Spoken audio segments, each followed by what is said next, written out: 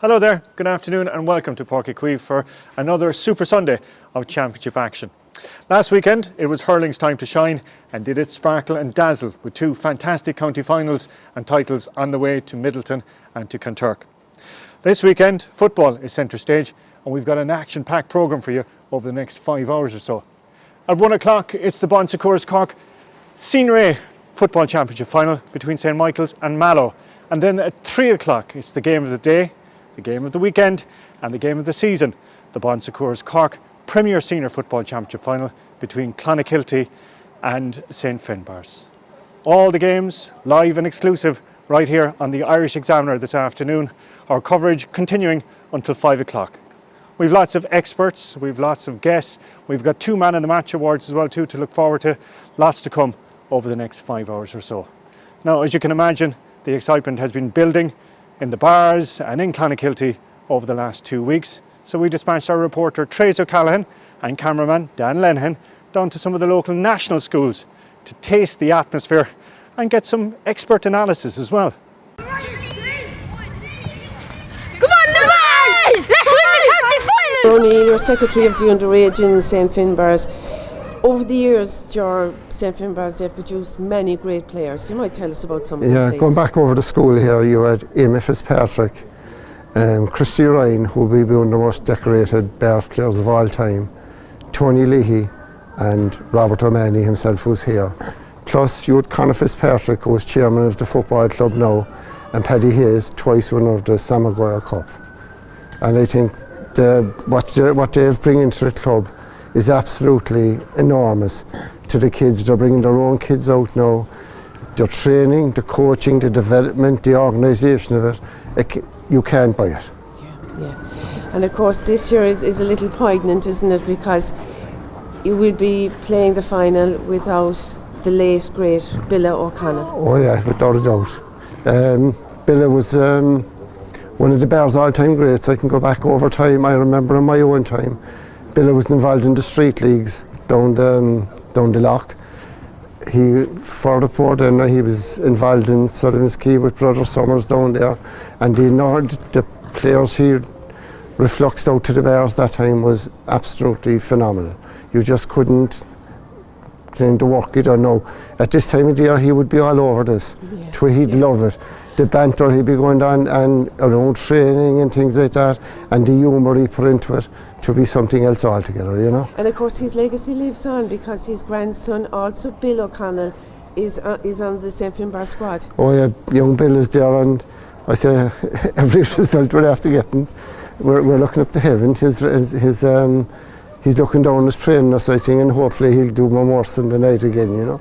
Lily Sexton, Lily, you're in 5th class and your uncle is Alan O'Connor, and Alan plays cornerback with St Finbarrs. How proud are you of your uncle Alan? I'm very proud of him because he got to the county final and he tried his best. And are you going to the match? Are you going to the final? Yeah, I'm going to the final with my godfather, and his name's Cian O'Connor. Okay, and what do you think will be the outcome? Who's going to win the final? I think the Bears will win by about a mile. They'll win a mile. Robert O'Mahony, Robert, you won your county senior medal with St Finbarrs in 2018. You've stepped away since. Yeah. Tell me, what was that day like for you? It was brilliant. I suppose we're going back, and we were in many finals before it. Many disappointments, unfortunately. Actually, we played Clon in 2009. We went into Meath in 2008 and got straight to the senior final in 2009. We were on a roll. But on that day, we just didn't perform. Yeah. It's just, you know yourself, these things happen. Wasn't to be our day. We were done with 8 points. We got it back to a draw, and we lost to a last-minute point, well taken 50-yard free. The following year then was 2010. We lost to Nemo. 17, got back to a final again. Drew with Nemo, lost to replay, and finally then 18, we got over the line. Yes. Thank God. Yeah, and I suppose it was 33 years since St Finbarrs had won that county title. Now, how do you compare that team, we'll say, with the team that's playing in this final? Probably different characters now, I suppose. There's a lot of leaders there. Actually, there's a good lot of leaders in this team. In fairness, they're after, I suppose they've been through experiences of 17, 18. You had Shieldsy, Dennis O'Brien, Colin Lyons, they all played 09, 10, 17, 18. So they bring a lot of experience. And then you have younger leaders like say Ian Maguire, Stephen Sherlock, Sam Ryan, all these fellas, Jamie Burns, these fellas are leaders and they're bringing it on to another level now. You mentioned Stephen Sherlock, he's having some He's having a great year, if you want your kids to develop and grow as a player, just bring him out and watch him. He's kicking off left, right, no bothers to him. His work rate has gone up sky high this year. There's probably one thing they were on about to him that he didn't have, but by God, he's after bringing it this year and bringing it in spades. Thomas Kiley, you coach with the under-6 street leagues in St Finbarrs. You're joined by your 3 sons here. You might first of all tell us who they are. This is Daniel, he plays with the under-6s. Marcus plays with the under-11s and Dylan plays with the under-12s. And they're all so excited this week. Yes. These boys are excited since the semi-final, even since the quarter-final. They are all the kids, even in the estate. The excitement around the place is unbelievable. Every day after school, they're all out in the street, kicking ball, naming players from goalkeepers to forwards, running around, and it's been freezing all week. And they're nearly down to t-shirts. They're loving it. Everyone, the whole estate, the whole community, the excitement that's building is unbelievable. They're all delighted to go training, so are they? Training every night. They're down there. First one's down. They're running in the gate. Can't wait to go. And even their matches, like they love training. They love playing with the bars. They love going out representing the bars, playing matches, which is great for them. And like as I said, the excitement around the place has been brilliant over the last week or so. We might just very quickly ask, who's your favourite player? John Kearns. Who's your favourite player? Stephen Sherlock. Personally, I'd say Ian Maguire. Oh, they're 3 great St Finbarrs Nice players. little range. Indeed, Yeah. And finally, I know you're all going down to the game and all your friends are going as well, because there's loads of buses going from St Finbarrs. There's loads of buses arranged from the club, heading off on Sunday. I think there's 4 or 5 buses. They'll all be there with their flags and their buntings and their scarves and their headbands, and they'll all be going down shouting on for the bars. Joining me now is Tom English. Tom, you're a coach here with the street leagues in St Finbarrs. You might tell us first a little bit about the up-and-coming players from the bars. Well, I would be one of many, a big team of coaches in the street leagues outside. On the under-8s particularly, where I would be involved in, we'd have over 35, 36 on football on a Friday, and we would have much the same for the hurling on a Saturday. So it's very strong out there. The street leagues in the Bars Football Club itself is very strong, and we get good attendance and good support from the parents out there as well. And of course, St Finbarrs won the Premier Minor Football title this year. That's correct, so yes. It's all going well out there. It's all going very well. It's great excitement for the kids, and they get a boost from that as well. You know, when they're seeing them players going training, and then they're going on to win medals and cups, and they're striving to do that as well. Even my own son Jack, now he's looking forward to the match the weekend, and hopefully they're the future of the club, like the under-8s. And Fia Nolan. Fia, who's going to win on Sunday? The Bars. Next we have Grace Goulding, and Grace, you're wearing a special jersey today. My mum won a county final with it on. And her name is? Claire Harrington. Lovely. And next we have Sean Nolan. Sean, what do you think the scoreline is going to be in the final? 2:15 to 2:18. In favour of? The Bars. Okay, and next here we have Harry Goulding. Harry, you're wearing a very special jersey. I'm wearing the last time the Bars were in the county final, Owen Finn's jersey. And that's a winning jersey. Up the Bars! I just want to ask you one question. In the semi-final that went to penalties, and I know it was vice versa last year. Castlehaven got the better of you in the penalties. This year, you got the better of them. John Kearns was the hero that day. Do you think it's the best way to decide the games? Personally, I don't think so. Yeah. Like a golden point or something like that should be really brought in, but it brings excitement to it. I brought my 2 small fellas to the game now last week, and it was like they were off the edge of their seats watching it and stuff like that. It's great to watch, but personally I don't agree with it. What do you think of the outcome? You've already played Clonakilty this year. Yeah, they played Clon. I watched Clon. Obviously the group game. Two teams were through anyway, so you can't really take much from that. No, and I watched them against Douglas. They're well organised. They're defensive, but they come in numbers then, where the Bears are out no old traditional kind of way, and it's two matchups that will meet, like. But hopefully we'll get over the line. I think it's 50-50, but hopefully if our fellas perform, they'll hopefully bring back the cups to the Bears. I'm here with Tom and all my first class pupils in Jubilee, and we're very excited for the match on Sunday. Michelle O'Neill, a teacher here in Jubilee, and Michelle is also the daughter of the Clonakilty football manager Michael Hawley O'Neill. Beautiful colour, Michelle, yourself all decked out, and the boys and girls here behind you as well. Great excitement building. Fierce excitement. They're all very excited. I suppose it builds, such a lovely occasion anytime that Clon are in a county final, and it's especially exciting this year, I suppose, because so many of them are kind of past pupils. I started here in Clonakilty myself maybe 12 or 13 years ago, and in my first class there was Sean, Ross, David, Mark and Liam, so it's just, well, it makes you feel old knowing that you've taught loads of them, but it's we're all very excited. Maybe that's normal, Michelle. You started in 08 and they won the county in 2009, so you'll be hoping for something similar this year? Hopefully, of course. We know we're up against it. The Bears are a very, very strong team, but on county final day you just never know what's going to happen, so we're all excited and hopeful and fingers crossed. So, can you tell us what it's like in the O'Neill household this week? Probably the same as it is any other week, to be honest. Dad's very, very calm. He's very level-headed. He's very passionate about Clon football. Our whole lives have been wrapped up in it, I suppose.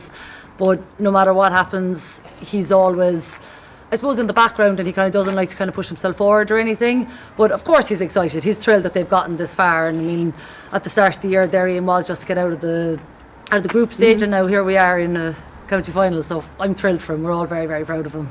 Having grown up in a house so sports mad, how important do you think it is for young boys and girls to be involved in sport? Hugely important. I'm a massive advocate of sport myself. We're very lucky. You'll probably see later on we've got a running track outside and we go out every single day. I just think it's so important for both boys and girls to be involved in all different kinds of sports. Play with under 12 in Clonakilty, and you're holding a very special trophy. Can you explain the significance of it to me, please? So this is the 7-a-side trophy that we do in our school every year. It's where we do a tournament, and the 5th and 6th class, they do a tournament, and then they make the team into 7 players, and then the winners get this plaque. And then here you have some of the past pupils who are on the senior team. There's David Lowney there, and there's Dan Pete, and a lot of other players have won it. Yeah. Okay, and I can see the match programme there, and you've highlighted some more names. What is this? So there's 11 out of the starting 15 that went to our school. This is the starting 15 this and is the final? Yeah. Wow. So there's Mark White, Maura Shanley, Thomas Clancy, Dan Pete, David Lowney, Liam O'Donovan, Sean White, Gerard Barry, Sean McBoy, Ross Mannix, Jack O'Mahony and Conor Daly. And then there's more on the panel, and that's just the starting 15. Yes, and you were saying earlier, and that's why you're really proud to be going to school here, and you look up to all those players. Brilliant role models. James O'Brien, James, you're a link back with the 2009 team that won the county final. You're involved in this county final. You're obviously enjoying your football. Yeah, it's great. Look, every year you're sort of getting older and you're sort of questioning, do you stay or don't you stay? And it's just brilliant. At the start of the year, you're like, will you or won't you? And just as the year goes on, it gets better and better, and you're like, this is the reason why you're hanging around. You beat the Bars in that final in 2009. Do you remember anything specific about it? Yeah, that was a huge time for us in Clan. We'd bridge a gap from 96, I suppose. We had 2003 where we lost, but 2009 was a great year. That team were building a long time. There was an added bonus. My brother-in-law Timmy Anglin was captain of the team, and I suppose he was giving a man of the match performance from midfield that day, getting the early goal for Clan to set the tone. Mm-hmm.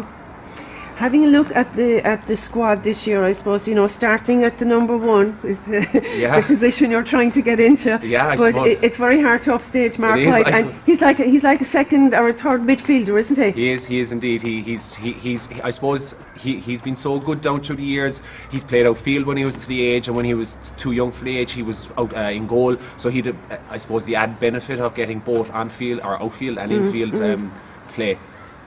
He's a huge asset to us, in fairness, and the sheer size of him, it's a massive asset to the team. And outside Mark, then we have the likes of Tom Clancy and Maura Shanlon, like very experienced defenders. Where else can you see the experience coming from, we'll say, in that rearguard?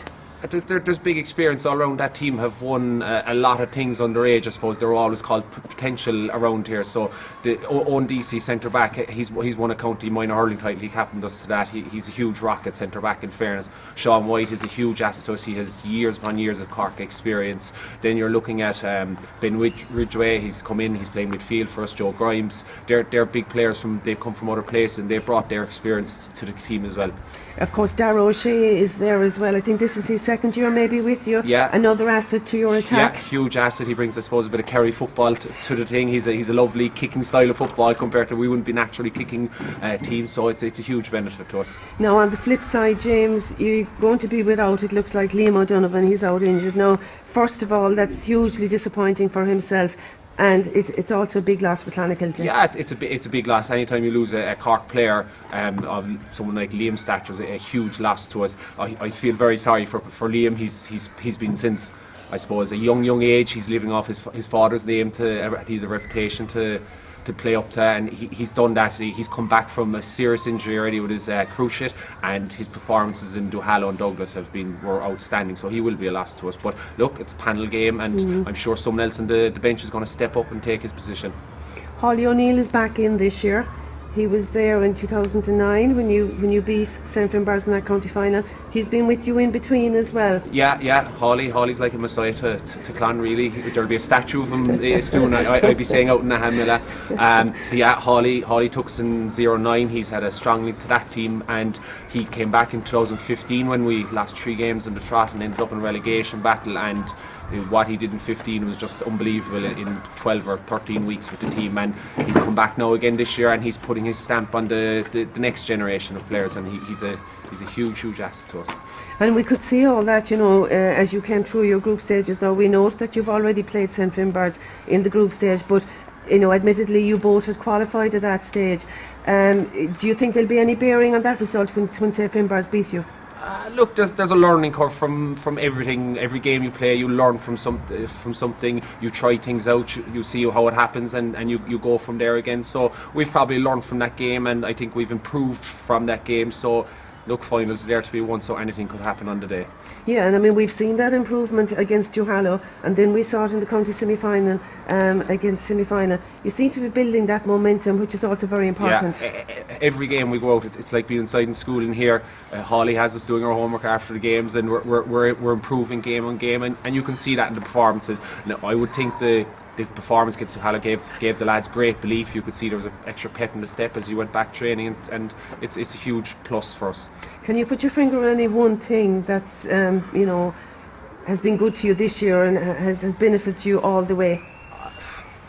I suppose we just set out our stalls at the start of the year, and we wanted to get out of the groups, and we got that. And Owen Ryan puts his finger on it every game. Every game's a bonus. We went from a bonus to a bonus, and fingers crossed now we'll come out on Sunday with a bonus. Yeah, so what would it take to get the bonus? What do you think you'll have to bring on the day to win this It's final? all about performing, and if we can perform to the best of our ability, then anything could happen. And if we perform, we will be thereabouts, and look, hopefully we do the business. Would bringing home the cup make Christmas come early in Clonakilty? Absolutely! It's Christmas time in Clonakilty now. Another year has come and gone. Don't know where else I'd rather be this time of year. Dreams come true, we're going home.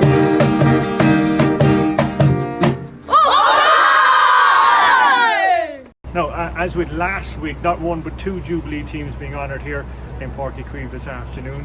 Because of COVID, the 1995 winners, Bantry, weren't obviously honoured last year, so they're here this afternoon.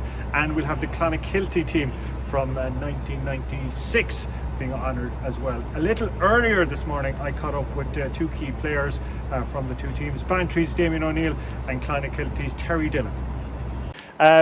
Terry, the fact that Clonakilty are in a county final today makes it all that much more special to be out here being honouring the team from 25 years ago. Oh, absolutely. Look, it's 25 years has gone in a blink, but it's brilliant to have our lads out here today, you know, challenging for the county final. So it's a great day. Okay, 25 years ago, you're still looking fit and trim yourself, I must say. Yeah, I'd say no. Probably we met there a couple of weeks back, and the lads were saying I'm fitter now than I was back then, like, you know. So.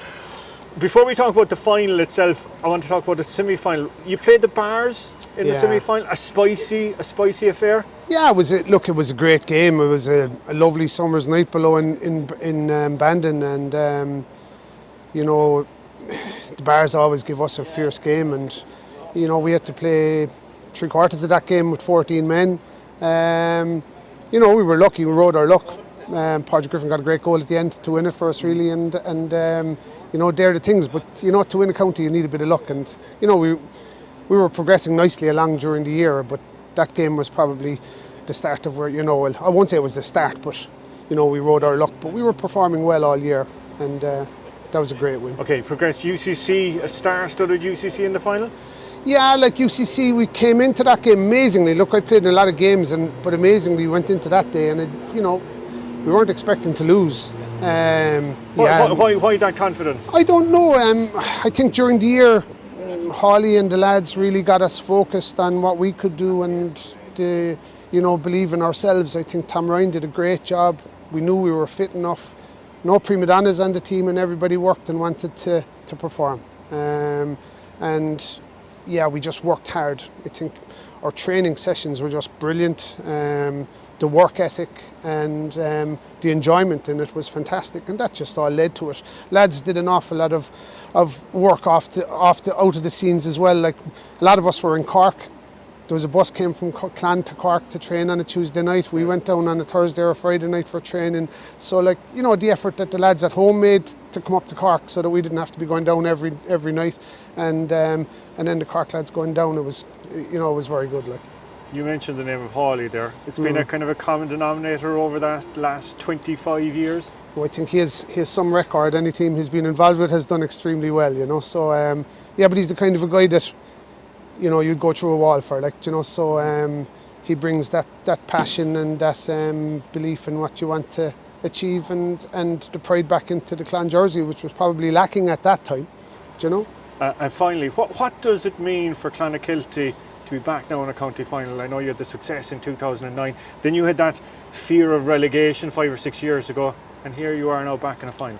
Yeah, but it's again down to hard work. It's again down to the lads that have put in the effort for them. I think, you know, there's a great bunch of lads here, and they probably haven't got the recognition they deserved. And look, a lot of it comes down to belief, and I think they started believing after, you know, after the Duhallow game. They sort of said, you know, like, we're able to compete up at the top level now, and you know, this is a big task today, but I don't think they should be overwhelmed or anything by it, and please God they come out on the right side, because I think they deserve it, you know. No, delighted to have Damien O'Neill, who was he captain or wasn't he captain of Bantry when they won the county title in 1995? But what's the answer, Damien? The answer is no. Liam O'Brien was captain, but Liam wasn't starting the same day, so I suppose captaincy didn't really register me or didn't bother me. We were going out to play a game, we were going out to win the game, and that was in the back of our minds. I suppose when we won the game, we went up, myself and Liam, I went up to lift the cup and Liam was with me, you know. Okay. So if we're out and you know, sometimes they said we think the captain should be paying for this round. So I said, lads, you're right, Liam O'Brien was the captain. So, and when it comes to presentations like this, you're the man in front of the camera. Yeah, Liam was a bit shy. Now, I want to talk to you about, we talk about preparation of teams now. Yeah. But I was reading, the preparation that she did in 1995 was absolutely out of this world. I suppose, Colin, we were very lucky. Sean McGrath, who specialised in that, he did I suppose, a course in physical education and physical fitness. So he was brought in with us. Most of our team were together from a young age up through underage, under 14, under 16, minor. So we were all together, but we had never really done anything physical. We'd say gym work, only maybe 2 years prior to that. So Dennis Cotter, the doctor, God rest him, who's after passing since, he was involved with us as well. So he was very into the sport side of it, and the physical side of it and the nutritional side of it. So we were very lucky. We used to go into the gym, I suppose, in maybe the end of October, and we used to stay in the gym for 6 weeks. That was it. Sean used to do with us. Wow. So we would then go out on the field, we'll say in the first or the second week of January, and we would train constant for another 6 weeks, no ball, all stamina. So after that, then by, we'll say, the middle of February, we were fit. We only just used to keep ticking along then. But we were very young, Colin, you know what I mean? We were a very young side. In 95, I was 22. Mick Moran, who was beside me, who has passed as well, God rest him, he was 21. Timmy Manny was 21. Kevin Harrington was 21. We were a very young team, so we were very physically fit.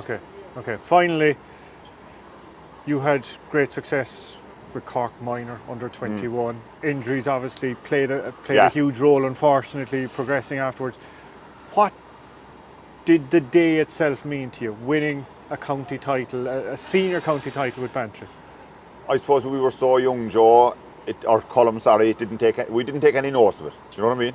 We had won, that was our fourth county in 3 years. Right. We'd won 2 under-21s and we won an intermediate. We won an under-21 and an intermediate in 93. We won an under-21 in 94, which was nearly the same nucleus of players, and we won a senior in 95. Not saying were we cocky or did we expect to win it? No, we didn't. Nemo were playing Musgrave in the semi-final. Everyone thought Nemo would beat Musgrave. I suppose it was a bonus to us that Musgrave beat Nemo, because we would have felt under a lot more pressure against Nemo. We were the underdogs. We were a very young team. We weren't expected to win. So we were focused. We had nothing in our heads, only go play our game. Whether it was a county final or the first round of the senior championship didn't matter to us. We were focused. We were going out to play a game, and we were going out to win it, and that was it. Okay, great to meet some old comrades today. We kind of always get together ourselves. It was 25 years last year since we won the county in 95, so we were going to get together and have a bit of a splash out, but we couldn't because of the COVID. So we got together this September, and we went into Whiddy Island. There's a pub inside in Whiddy Island. The Larry's on it. They'd be young because the Tyke Furlong, the rugby player, and they have a hostel inside there as well. So we went in there. I won't tell you what time we stopped drinking. We stayed inside there for the night. So we try and meet up every couple of years if we can, which is good. And there's a lot of mocking and a lot of blackguarding going on, but it's enjoyable.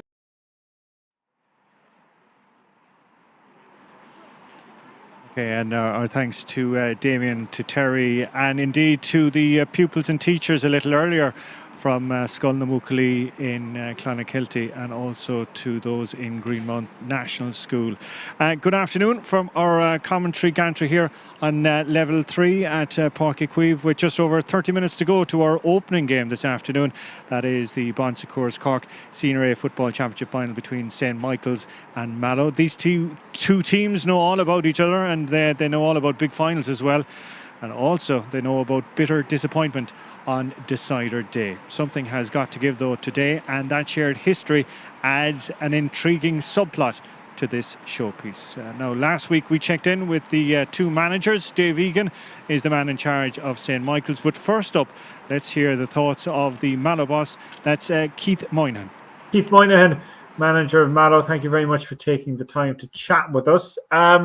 Before we talk about the 2021 county final, I want to go back to the 2020 county final. Not all that long ago, but hugely significant really in the context of what we're talking about this weekend. Let's go back to that evening back in June against Éire Óg, and how it all unfolded in front of your eyes. Yeah, look, definitely on reflection, and I suppose in the aftermath of the game, we'd have been very disappointed. We felt that on the night we didn't probably perform near to our potential.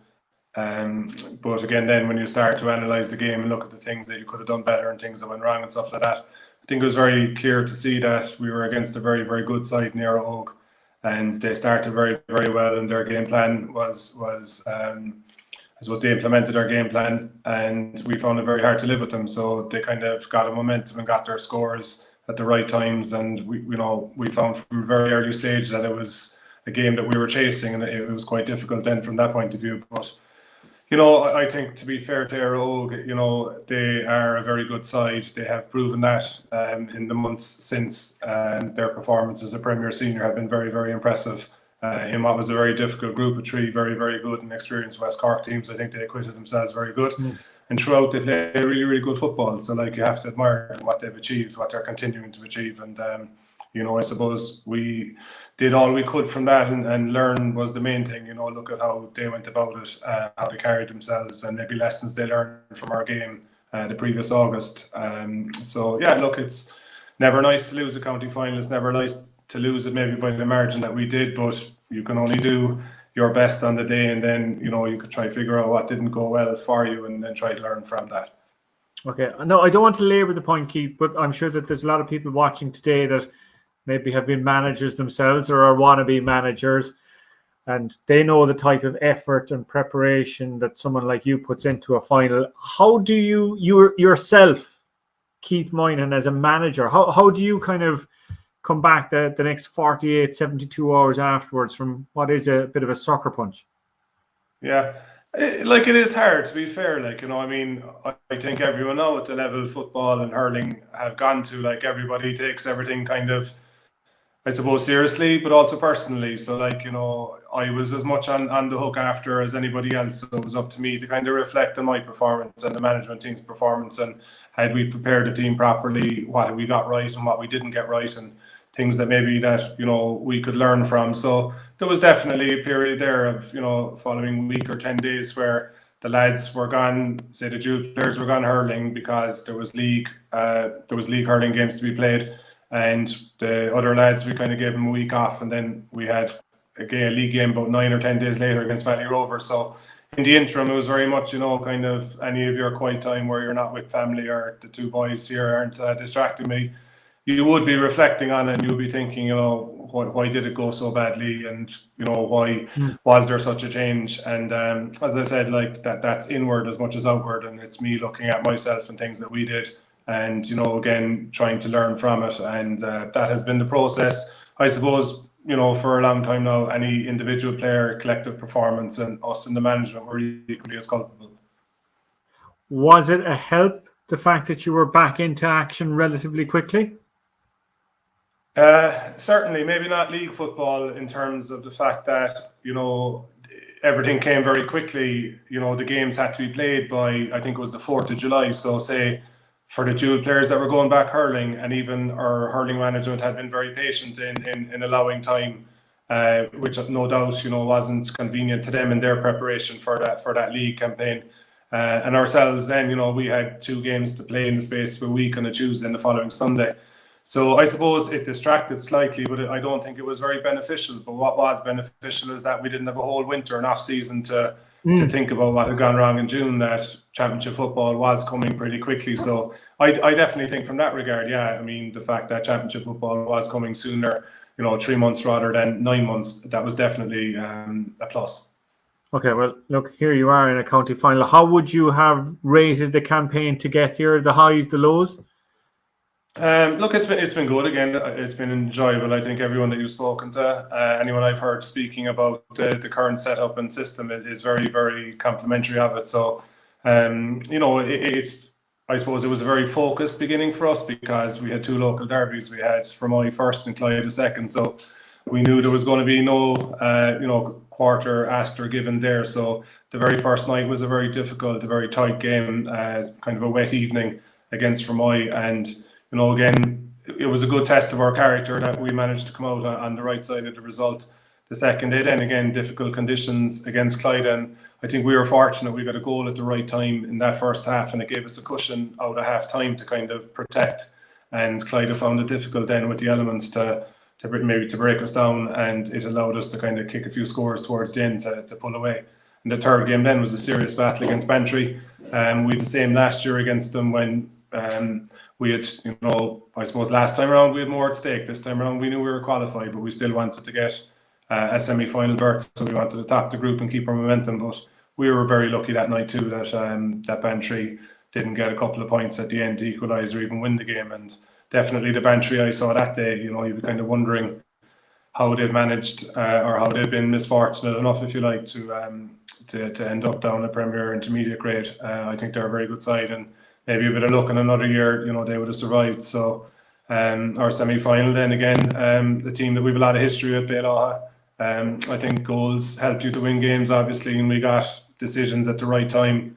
And again, I was speaking to the Bailoha management after. They were very magnanimous and they came up and we had a good chat. And, I just think we got scores at the right time. I think the score was very harsh on them and all that they've worked towards and achieved this year. So, it's been a good campaign in so much as we 4 wins from 4. But in terms of, as I said before, analysis and looking back at games, there's lots of bits and pieces that we pick apart and we want to do better. How important is it for a club, a town the size of Mallow, to be playing in top-level football in Cork? Yeah, I mean, again, I'm a country boy living in Mallow now with maybe 10 or 11 years, and it's definitely a powerhouse as far as I can see, or it's a powerhouse in the waiting, if you like. The amount of players that are here and the talent that's here, you certainly feel that we could be competing in county finals more regularly maybe than we have been. And again, at the grade that we're at the moment, definitely, it offers us that opportunity to do well and to get to the closing stages of competitions.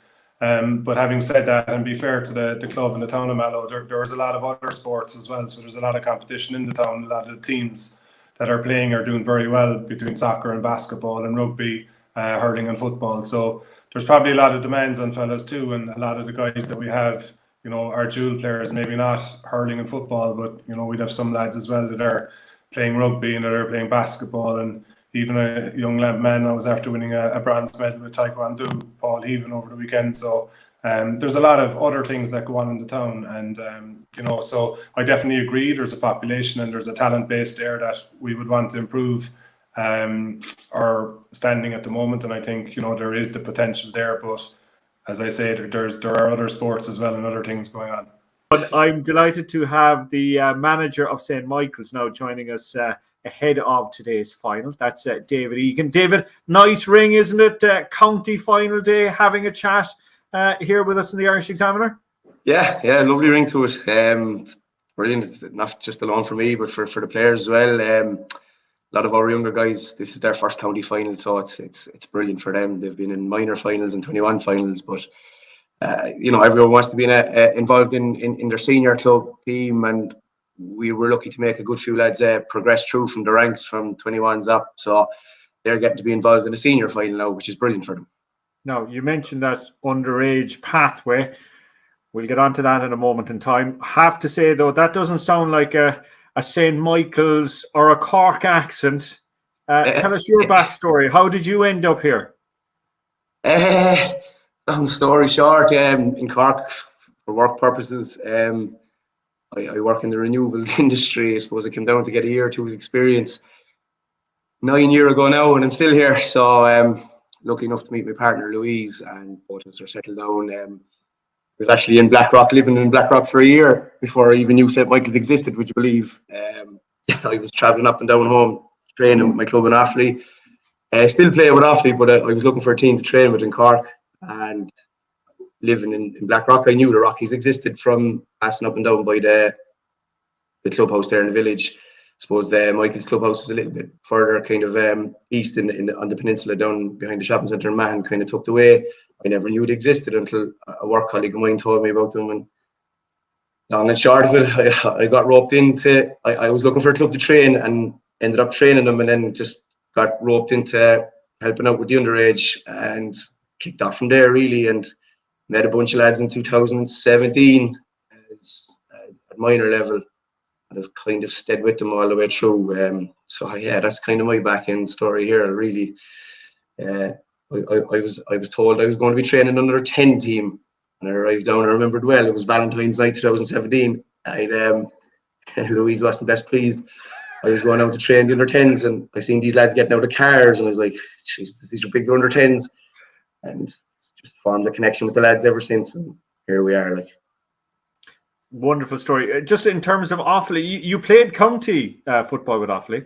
Yeah, I had a good few years with Offaly. I suppose I don't know what years, going back. But when I was 18, I basically played from 18 to 28. I moved down to Cork. Well, actually, Tralee when I was 28, and I stopped playing then.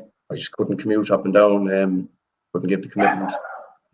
So yeah, it was good. Off-field football, probably when I started off, we were Division 1, and when I finished, we were in Division 4. So weren't the best years to be involved. But look, to play with your counties brings huge pride, and I had that pride. And look, to be honest, Colin, I'm not here to talk about me. I'm here to talk about Michael's and county finals for the weekend ahead. Like. Yeah, well, okay. Just on that, if you don't mind me asking, you know, you're looking very trim and you're a young man. How difficult was that transition from hanging up the football boots from a plane? They're not hung up. They're not hung up. I'm still going. I'm still going up and down. No, still involved with my club, Bridget's and Offaly.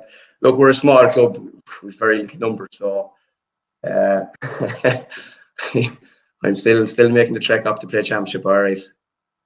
But how do you manage at your age, managing a team and dealing with fellas that there's only a few years of a difference? I think it works well, actually, to be honest. You know, being a player myself, I can, I suppose, relate. It's much easier when you relate to players. It's very easy to create that path of communication with them. You know, you tend to know what they're feeling and know what they're thinking. Look, it does help, in my opinion, that I'm still involved in the game. The game has changed dramatically, Colin, in the last 5 years even. Okay, tell me exactly what you mean by that, David. Right, I finished up playing my inter-county career with Offaly. I finished playing with Offaly when I was 28. So that's, jeez, what am I now? I'm 37 now, so that's 9 years ago. Club level is above county level where it was when I finished. I got involved last year. Let's say, look, the pandemic hit, and things were the way they were. Came in after coaching a team to win a minor, winning the 21. Fairly cocky in myself, to be honest, Colin. I won't say thought I could do it all myself. Thought me and 3 or 4 other lads would be plenty big enough squad to push the lads on at senior level. Not a hope. It's not good enough. Look, I never went to UCC to study fitness. I never went to UCC to study anything. You have to surround yourself with the right people to do the right jobs, because the game's gone to that level now where players, I won't say players demand it, but players will give you back more if you give a little bit more to them. Mm-hmm. And if I put it this way, we weren't doing it last year and Aero blew us away. And we sat down this year, or we didn't even sit down this year, we sat down a week after that last year. That's where are we going wrong here? And look, we surrounded ourselves with the right people in the right places.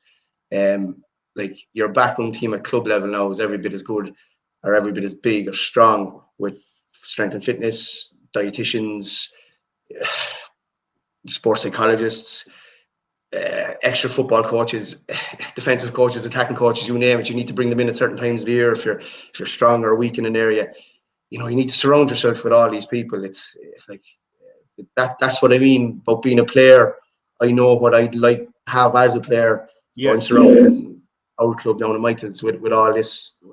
At times, all this, obviously, you can't have them there every day, but you know, you need to bring them in at certain stages of the year. Like. And listen, David, that's a very fair point, but ultimately the ball has to go over or under the bar as well too on the pitch. That's what it's all about. Correct and right. Yeah, that's what it's all about. And sure, look, the one thing our guys are good at, and look, they just love playing ball. And if you can assure them that you're looking after everything else, other than, let's say, putting the ball over the bar and say, look, lads, you concentrate on doing that, you know, players will respect you a little bit more. Okay. It's an easy script for us in the media then to write in terms of past final heartbreak. I can say the same for Mallow as well. How do you overcome that? How do you look? You keep going. You can't look back and you can't dwell in it. You look back, all right, to pick the learning points out. And you can't be naive to look back and say, look, we've lost A, B, and C finals and just skip over them. You do have to look back and you have to dig in and you have to see, right, what do we do right? What do we do wrong here? And regards myself coming into the scene, look, I've been hanging around since 2017. I won't say I was involved in them, but I've observed what's going on. Then you bring on the younger crew. I mean, our panel this year, I'd say it's irrelevant even to the last final, which the boys played in, which would have been Aero 2019. I'd say there's only 5 or 6 of that starting on our team this Sunday. So for the other 9 guys, it's I won't say it's irrelevant, but it almost is irrelevant. They don't have to feel that they've baggage attached to them. They're coming in after winning 21s and winning minors, and as I said to you earlier on, they're winners. So you keep plowing on, you keep looking ahead of you, and that's been my mantra since I came in. How would you describe this season? Yeah, this season, we kicked off the league as it wasn't really the Keller Shield as such. There was whatever you got 3 or 4 games. We threw the dice at that. We said there was a free roll of the dice. We can't get relegated. We can't get promoted. Let's try and develop players out of it. That's what we've done. As I said to you, we had 9 players, new players from 2019, which is only 2 years ago, really. Less if you count last season, because last season was 6 or 8 weeks, really. So we used that as a free roll of the dice to bring in youth and fetching things up. We done that, and then I remember Nemo played a challenge. We played Nemo in a challenge match about 4 weeks before Nemo played their 2020 county final, and myself and Michael Mulcahy-Mucky ended up having to tug out because we'd only 13 players going, and really and truly asking ourselves, where are we going here? But we went out with, now that wasn't players committed to work. We've a lot of lads working shift work and a lot of lads injured at that stage. But we went out and we played Nemo, and we gave them socks of it for 40 minutes. Obviously, they took off because they were way ahead of their training program with the county final coming. And we started to see a little spark developing at that point. And we just started to knuckle down, and we said, right, this is week 1 of our training week now for championship. And the inertia has been gathering slowly but surely. I've 24, 25 lads. I've 31 lads tugging out tomorrow or on Sunday. I can bring on 25, 26, and the other 4 or 5 lads we're developing for next year, the year after. That's what we have now. We're the ball is just taking, it's gathering motion. So that's how I would describe it. We started off very slow, looking to inert a bit of freshness. We've done that. They're most of our games, we've only won by a point. They're showing a little bit of bottle, a little bit of steel that maybe previous Michael's team haven't been showing. And it's gathering momentum. That's how I describe the year so far. And our thanks to Dave and to Keith for their time during the week ahead of this afternoon's Bon Secours Cork Senior A Football Championship final between St Michael's and Mallow. Delighted to have Brian Cuthbert and Noel O'Leary here alongside me up in the gantry. Gents, not as cold as our last trip here, but Brian Cuthbert taking no chances anyway. How many coats have you on? I'm going to say 4, but that's a lie.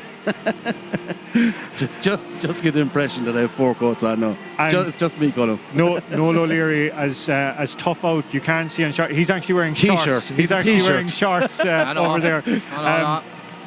No, lads, great. The mist and the fog that we had a little earlier today has lifted, and Páirc Uí Chaoimh looking fantastic this afternoon. Right, the clock is ticking, about 10 minutes to go to our opening game of a doubleheader here this afternoon. So we're going to kick off with the Mallow team, and we're going to have a quick read through that. So no stranger, of course, to big county finals for Mallow. This, would you believe, their 3rd county final in 5 years, but they'll be certainly hoping to emerge a little better than their game here against Aero just about 5 months ago. So team, no changes in the team from the match programme. In goals, it's Kevin Doyle. Full back line is Bill Myers, Owen Barry and Oisin Carroll. Then wearing number 5 at half-back is Stephen O'Callaghan. Shane Merritt is centre-back, and Cork star Matty Taylor on the left wing. Midfield then, it's Darragh Moynihan and captain Owen Stanton. Half-forward line, Michael O'Rourke, Ryan Harkin and Jack Dillon. And then the full forward line, it's Kevin Sheehan, Sean McDonnell and Kieran O'Sullivan. Yeah, absolutely looking forward to this column, and the fact, with Mallow, to be fair to them, I suppose they hold a psychological advantage here. I think it's only 2 years ago that they beat Michaels in the Premier Intermediate game, in the Premier Intermediate final. But looking at Mallow in the warm-up even, they strike me as being a very, very big side. Obviously a lot of very good footballers. And very, very, very excited to see, especially Sean McDonald up front. He was at the 20s there 2 years ago. He's a big prospect, and I'm looking forward to him again today. And included there as well as Ryan Harkin, who has been around the Cork senior setup for I'd say in 16 or 17. He certainly was around there. Despite the fact that Keane O'Riordan and James Locklear are gone, there's still plenty of experience here with the Mallow side. Matty Taylor obviously giving that huge energy from wing back. And looking to see how he plays today. But Cork, he gets the licence to go forward at will. But I think today he obviously will play as he normally does. But a couple of these Michael forwards are quite tricky, so he will be have to be on his toes defensively as well.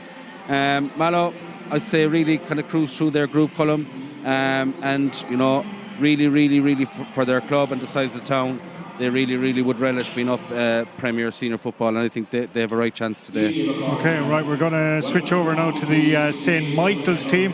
They're continuing their warm-up there. Well, they're just in for a little group huddle there in their green and gold this afternoon. I must say, having covered one of their minor matches, it's a bit of a commentator nightmare trying to keep track of some of these numbers from up here, and 2 changes to tell you about from the team in the match programme. Let's give a read through it. In goals is Martin Burke, the full pack line, Sean Keating, the captain Owen O'Sullivan, and Luke Carroll. Dylan Corkery will be wearing number 5. Joe Golden is centre back, and Peter Cunningham will be on the left wing. The midfield is a hurling star of note in Daniel Meany, and he's got Billy Kane alongside him. The half forward line is Liam Granger, Keith Hagerty and Emmett Sheehan. And then 2 changes in the full forward line. Number 13, Owen Buckley not starting. Pike Deasy wearing number 21, another hurler of note. Adam Hennessy is at full forward, and another change in the corner. Liam O'Sullivan, number 15, not starting. 24, Eric Hegarty is the man who's starting. Of course, kicked the crucial equaliser against Donnies in their semi-final. Brian Cuthbert was predicting some changes. He got them. No surprise on some of the talent that's after coming in?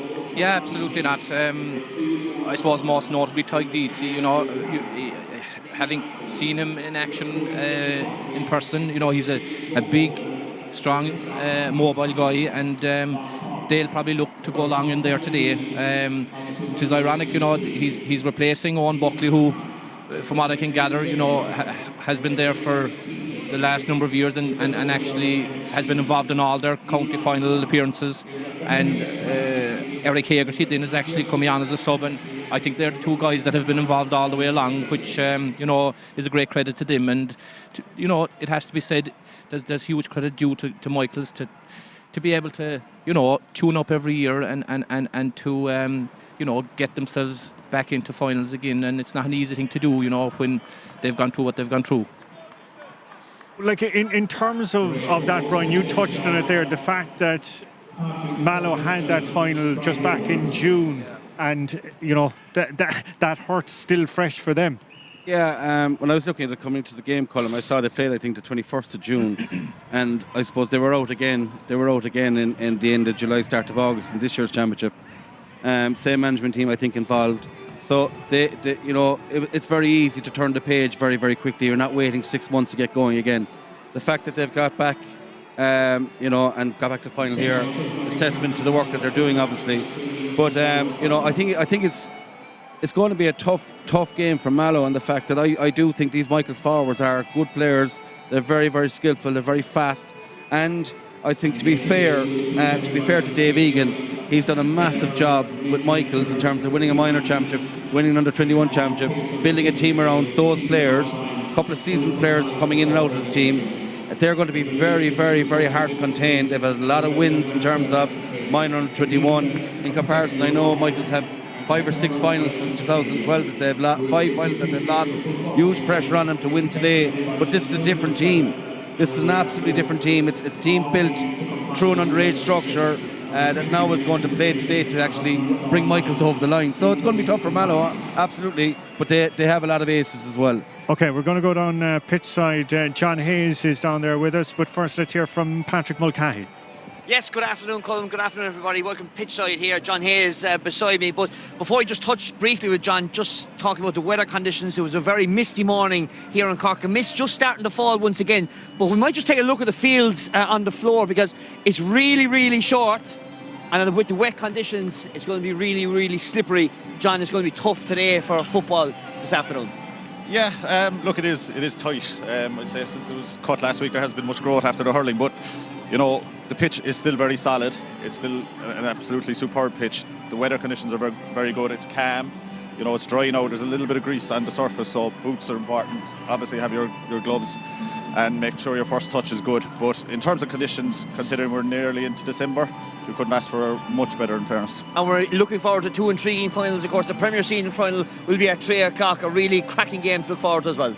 Yeah, it's a huge game, you know. Look, Clan, I live in Bars territory, and I drove through Clan this morning, and there's flags and buntings everywhere. You know, Clan especially is decked out in flags and signs all the way from the Pike way past all the road into Bandon as well. Like, so, you know, huge excitement in Clan, huge excitement out in Toker as well. So I'm really looking forward to that game. I'm really looking forward to this game. Hopefully we'll get as much entertainment and excitement as we did in the semi-final. Hopefully we will indeed. Of course, a 1 o'clock throw-in for Senior A as the mist starts to fall and a small breeze heading down to the city end. Let's hand it back upstairs to the commentary team led by Colm O'Connor. Okay, our thanks to John and to Patrick down there pitchside.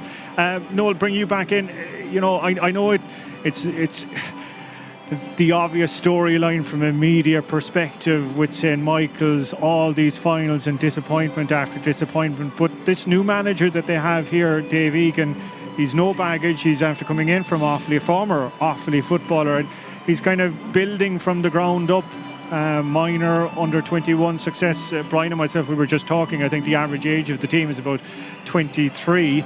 And I think the feeling that they have is it isn't the be-all and end-all if they don't win today. I know it's a kind of a strange mindset to have coming into a final, but they're kind of looking at the bigger picture. Yeah, I can totally see where he's going with that. You know, it's the one thing about today that's kind of exciting about this game. Both teams really are kind of in transition, shall we say. So in relation to Michael's, like, it's probably a great attitude to have coming in here. You know, it's funny. It's a funny thing to say, but they don't really have baggage because it's a new team that he's come up with, and they're going to just have a go off this. And I see very, very little in this today. I'm really looking forward. I think it'll be a very exciting kind of a brand of football, and that, you know, they're youthful, both teams, and I think they'll have a go off each other. But very, very hard one to call, and I think Michael's are in with as good a shout as they have been all along. In relation to the step up, we saw Éire Óg winning that final back in June. Accomplished themselves quite well, represented themselves quite well. Is the gap narrowing? I think the structure column is actually allowing you to get better quicker, if you know what I mean. Before, you'd have to go on a run the championship to when it was knockout to actually get a run of games. Now every team is guaranteed their 3 games. Obviously, when you win a Senior A county, you're after winning probably 6 games. You're coming, I suppose this year was different. You kind of came straight into a senior premier competition for Éire Óg, where they had that run. Now they have a pre-season to go through. It might be slightly different for them next year. But I think the point has to be made that the structure is working very, very well. If you ask the players, all of them are delighted with the fact that they know when they're going to be playing, and they know that they're going to be guaranteed 3 games, and they know that every one of those games means something, because you want to avoid, obviously, falling into the relegation trapdoor.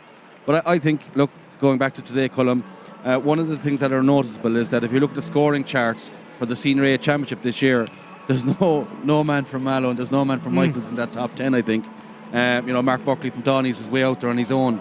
But that actually makes this game more intriguing, because there's nobody really that either management are going to say, we need to close this guy down to give us a chance to win the game. You know, obviously, as a group of forwards on both teams, you know, they're sharing the ball. There's no one that is dominating, as I say, the scoring chart. So it actually makes it even a bit more intriguing. Okay, from Keith Ricken's perspective, I'm sure he'll be here this afternoon. Any names that he should be circling, or you think he will be circling later, Noel? I suppose one guy I'm really looking forward to seeing in action today is the Mallow full forward. Brian touched on him there, Sean McDonald. You know, he's a guy, obviously, that his youth on his side. Again, he's a guy that I've seen playing a couple times this year, and the thing that impresses me about him he has great hands, good footballer, and has a turn of pace as well. Today now will be a good marker in relation to Keith. Have you look at him and the guy himself? But certainly to me, he is an exciting prospect. Michaels, I haven't seen an awful lot of them, but I guess Adam Hennessy there, full forward again. Adam has been we've had an eye on him with the last couple of years, and great movement and pacey, and again it's a great showcase now to see both of them in action today. Yeah, I think I was talking to one of the hurling fraternity involved with Cork teams, actually, Colm, and he told me they're getting very worried about the players that Keith Rickett is bringing in for trying out for Cork football at the moment. I think any fellow who's played hurling with Cork is getting a chance at the Cork footballers. But on a serious note, I think the beauty about a new management team for Cork is everybody's in the mix. So if you put your hand up today and you show that you can perform at this level for your club, I'm sure Keith would actually bring you in. Okay, well, we're just about to get underway here as we're edging up on 1 o'clock. Pao Driscoll of Bright Rovers is our match referee this afternoon. A couple of big men in there in and around the middle of the field. Daniel Meany and Billy Kane are the two men for St Michael's, and it's Darragh Moynihan and Owen Stanton for Mallow. Our referee Pa O'Driscoll getting us underway, and it's early blood there to St Michael's. They're working patiently. That's Peter Cunningham, one of the under 21 stars. Out is Liam Granger working at across the field, being held up there by the full forward Adam Hennessy. And it's a runner from Billy Kane, who's gone wide, forcing Granger to try and recapture it. Eventually it's gone in there towards Eric Hegarty, Hegarty forced to go backwards, and it's the wing back who's eventually trying to get a shot off towards Adam Hennessy. An awful lot of hard work here trying to recycle the ball before the shot is eventually taken off, and it's sailing high and through the air and has gone wide, but a lot of efforts being exerted there. Yeah, I'm not sure is it the fact that the Michaels wing half-back line attacked and the wing forwards went with them, but it looks to me early doors that Mallow are putting a few bodies behind the ball, which sometimes isn't ideal in terms of a spectacle, but we'll see. Okay, well, it's Jack Dillon there on the ball now. It's Shane Merritt, and he's gone back to bring in Owen Stanton to Merritt. Jack Dillon is the wing forward. He's going to go route in towards that full forward that we talked about, Sean MacDonald, with the full back there, Owen O'Sullivan, and the captain Sully doing very well to clear out the danger. And it's going to be a free. And quickly taken into the centre back, Golden. And now St Michael's on the attack with a bit of space opening up for them. A nice run there from Liam Granger. He's been on the ball quite a lot in the opening moments. That's Hegarty now on the ball. Eric Hegarty, the kick from Hegarty, the man who wasn't due to start, and he's after getting the opening score. Yeah, and as we spoke about before the game, Colm, like Michaels are very, very pacey. They're not the biggest of men, but they certainly are very, very quick. And if they're allowed any space at all, they will score. Like Eric Hegarty there, he's been doing it for a long time, and a very, very good score there for Michaels. Good kick out by the goalkeeper, but it's breaking down, and Michaels settling the quicker, it must be said. It's with their wing forward Emmett Sheehan. He's opting to go backwards. Eventually it's with Adam Hennessy into the corner. It's the centre forward Keith Hegarty, but he's held up there, but surprisingly a referee didn't deem it to be a foul. Yeah, I think physicality won the day there, really. I think it was a good enough call. He held his ground, and I think Adam Hennessy just didn't have the power there. It's noticeable there. Mallow are bringing Jack Dillon back in as a sweeper, but to me, he's not here nor there. He's kind of holding the middle, but yet they still have a lot of space inside. So it'll be interesting how that'll shape up in the next few minutes. A lot of ball going through the St Michael's hands here in these opening exchanges. With their wing back there, Dylan Corkery, going right across the field and now being taken up by Luke Carroll. Ball in there towards Hegarty. two defenders trying to hold him up and force him back. Oisin Carroll is one of those. And unfortunately the kick though had a bit too much pace on it and gone out over the sideline. First sideline of the afternoon with 3 minutes elapsed. You'd have to say, Colm, that any of the balls that Michaels have put in so far, there's probably only 4 or 5 gone in. It's early days, I know. But the Mallow defenders are a bit off their men. He's after stepping over the line here. It's the Mallow defenders are stepping off their men, and if you give these type of forwards that Michaels have space, they will hurt you. So certainly, if I was with Mallow, you'd be saying to your full back line, especially, just tighten up another bit. As Nolly alluded to, they have a sweeper, but ineffectual at the moment. But again, I suppose, look, we're only 4 minutes into the game, so let's give everybody a chance. Yeah, kind of a stop-start nature so far, Nolly, really? Yeah, big time, yeah. But again, look, it's early days, and to be fair, the game hasn't opened up yet, so, we'll give him a chance. Good interplay now, and Matty Taylor is certainly going to try and make something happen as he carries the ball about 20 yards, picking out Kevin Sheehan. Doing well. Nice play there to bring Matty Taylor back into it. Sean McDonald giving him the pass. Oh, great ball in towards the corner forward, Kieran O'Sullivan, but he can only flick it back to a Michaels defender, and they've plenty of scope to come back out there with Luke Carroll. Going right across from Joe Golden, the runner on the far side there, Peter Cunningham, and it's gone in towards full forward Anna Hennessy. Being shepherded out on that far side by the full-back Owen Barry. Still Barry holding it up, forcing the Michaels man to take a quick kick, but great intention, but overcooked it. And Kevin Doyle, the goalkeeper, taking a bit of a knock for his troubles. It was Keith Hegarty that might have connected with him. The goalkeeper down and will receive some treatment after that. Yeah, Colm Nolly alluded earlier on in terms of Jack Dillon's role as a sweeper. That time on that attack, he actually was standing between the 65 and the 45 with two forwards from Michaels basically inside the 21. So he's not covering anything really in terms of the space that's on the pitch here. So, if you are going to use that sweeper, I would suggest he'd have to drop back another small bit, because at the moment he's just been bypassed. And in that role, lads, to me as a sweeper, he has to see an opportune time to double up, and he doesn't look like he's going to do that in his role, and to me that's a problem. I feel that Michaels may open him up here a bit more, and again, look, early days, but we just have to wait and see.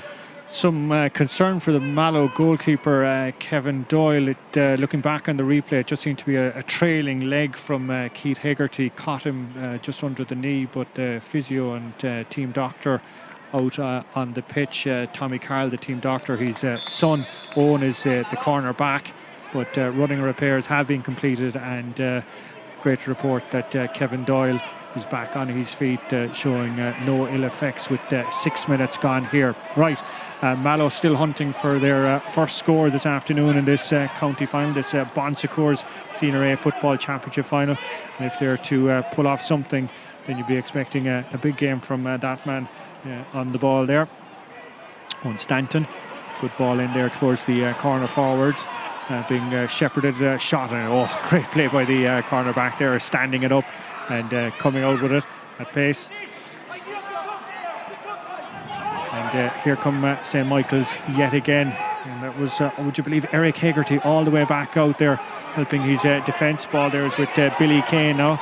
Kane opts to go, a lovely little kick pass, bringing in Tadhg Deasy. Deasy, of course, has struggled with injuries this year for the Blackrock hurlers as well, but did ever so well there. 3 men around him, eventually getting the free. Maybe a touch on the soft side, was it? A bit, I suppose. Once the hand went on the back and the jersey seemed to be tugged a tiny bit, you know that it was going to be a free. But again, there was 3 Mallow defenders there. They didn't need to do what they did. All they needed to do was stand them up. But look, it's very easy to say that from up here. But I would say there that there was a very good chance for Mallow, obviously, to score. And you need to be, the fact they've only got a couple of shots off, or that was their first shot off, really, you need to be a bit more clinical. Tadhg Deasy with the effort off his left leg, and That is a fantastic score from 45 yards. He just stroked it over, didn't he? He's a kind of a very lazy style. But DC, I would say, is a guy that if he hits form, then this is a guy that's capable of scoring, at will. So, I mean, Mallow will have to be careful with him, but a fine cut of a man, and Michaels would look to him today, definitely. Yeah, another man that Mallow will be looking to is that man, Matty Taylor. A little hand pass there to Kieran O'Sullivan. O'Sullivan needed to get 2 grabs before he eventually got it up. He's picked out Kevin Sheehan, the other corner forward, and Sheehan off the left. Has he nailed it? Yes, he has. The opening score of the afternoon for Mallow. 9 minutes gone, and it now reads Mallow 1 point and St Michael's 2 points. Yeah, to be fair, Kevin Sheehan, Matty Taylor did the initial work, but Kevin Sheehan did the finishing. A very, very good minor in 2010 with Cork, and kind of picked up a lot of injuries after that, so his career really never took off. But at this stage, in terms of intercounty I'm talking about. Liam Granger to Billy Kane. Billy Kane looked to give the pass, opted to go himself. Oh, what a save by the goalkeeper, Kevin Doyle. What a save. There didn't seem to be a shot on. Somehow Billy Kane decided he was going to have a pop, and the big right hand of the goalkeeper, Kevin Doyle, flung to his right. That was destined for the top corner. What a save. Brilliant save. Top class. Great attack. And you had goal written all over it, I'd say. But, I think he just clawed his fingertips around the ball to just push it away. Sometimes when you see keepers making those saves, they just don't have the strength in their arm to actually stop the ball, but to actually push it around, for 45, outstanding. Outstanding save, wonderful reflexes. It didn't look that there was anything on for Kane. It just opened up then for him, and he decided that he was going to have a pop. And Kevin Doyle, well, Mallow salutes you, sir, after that effort. Tyke DC from the resultant 45. Tyke DC, 2 from 2 from 45 yards out. Yeah, and again, very, very lazy kind of language style by him, but great score. And just touching on that last move, Mallow are playing a sweeper, but you think they were going man for man there. To me, they look slightly confused with what they're going with there, but again, they might get themselves into it. But I'm not sure if Jack Dillon is the man for that role. But again, now we'll see. Ryan Harkin taking the pass from Matty Taylor. Harkin, of course, experienced campaigner across the grades with Cork. That's Jack Dillon now on the ball. Does very well to shimmy and shake his way inside to bring in Dara Moynihan. A bit of a Gary Owen effort hanging in the air, but it's after finding its way to a Mallow man, but there was a push in the back, and it's going to be a free out. Probably the pop pass to Kevin Sheehan was on their column, I'd say. And I know I was alluding to Kevin earlier on. As I said, his career at intercounty level really never took off for him, but he certainly is a player of promise. And I think Mallow, if they can get the ball to him enough, he will cause Michaels plenty of trouble. Okay, it's another free, but this time it's going to be a free in. The Mallow man, the wing back there, deemed to have overcarried the ball as he was coming out, and it's going to be a quickly taken free in towards the corner forward to Sheehan. Nice little pass back by Sheehan to bring in Kieran O'Sullivan, and O'Sullivan off the right. Has he got the angles right? Brian Cuthbert says yes. Does the umpire concur? Indeed he does. 3 points to 2. Yeah, great move. And as I say, I think Kevin Sheehan will be central to a lot of the good stuff Mallow will do. His hands were very, very quick there, but a great finish. No, Mallow starting to get a bit of ascendancy here. It's Ryan Harkin on the ball going in towards Sean MacDonald. We were mentioning him beforehand. Spills away though from him, and it's taken out there by Luke Carroll. Yeah, I suppose their column, I know I picked him out, but he should be winning that type of ball. He would one-handed on it, and on a day like today, you need to be grabbing those ones. Great ball in towards Eric Hegarty in the corner, going left, going right. Is he going to go himself? Still Hegarty, giving the defender, as the famous George Best line of twisted blood on that one. The pass eventually going all the way back out, and it's gone all the way over the bar. That's a fantastic score. Looked to be the corner forward. I think that in the end it eventually got it off. Was it Adam Hennessy? Great score, but if you were, I think it was Billy Kane. He was right there all on his own, and it was a tap over score. But no, great score, great confidence score for us. We'll give it to Billy. But yeah, Wonderful play though by Hegarty to do all the hard work before eventually popping it back out as far as Billy, and Michaels really have their gander up now with Hegarty. Still Hegarty, and over-carrying the ball on that occasion, but you get the impression that Hegarty's confidence is certainly up there. Liam Granger, by the way, was the man that got that last score. Challenging, as I said, to see the jersey numbers from up here. Kevin Sheehan. He's got a runner inside him. It's Michael O'Rourke. O'Rourke, though, sandwiched by two defenders, and the referee is going to be issuing the first card of the afternoon after 14 minutes. But it was a great insight by Sheehan to see the run of O'Rourke coming like a steam train. And really the defender at that range had no chance but to incur the yellow card first of the afternoon. Mallow, and it's going to Joe Golden. Mallow really seemed to have upped ante a bit here, in the last 5 minutes. Certainly in comparing the two, they seem to be coming at Michaels very direct, whereas Michaels are a bit more ponderous in their build-up, but definitely they're after upping the ante here in the last 5 minutes. Yeah, just on that point, I was actually thinking the same myself, in the fact that Michaels have similar type of inside players who want to get on the ball because they're so quick, but then they want to beat you and then beat you again as well, and they all coming back onto their favourite leg.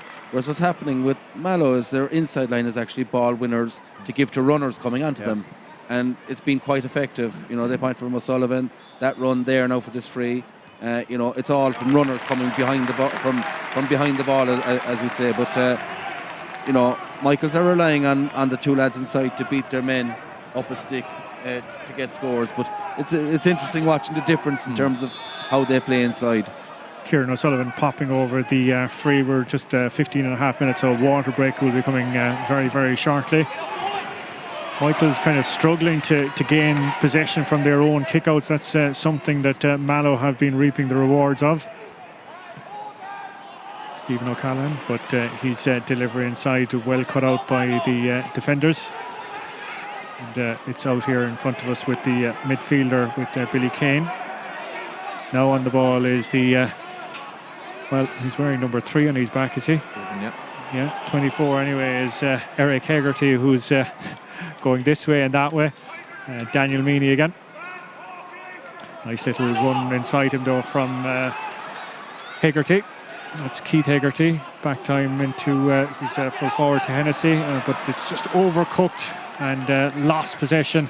And Matty Taylor coming out with it here. It's a bit messy there. Eventually they're going to restructure it. And it's out there on that far wing.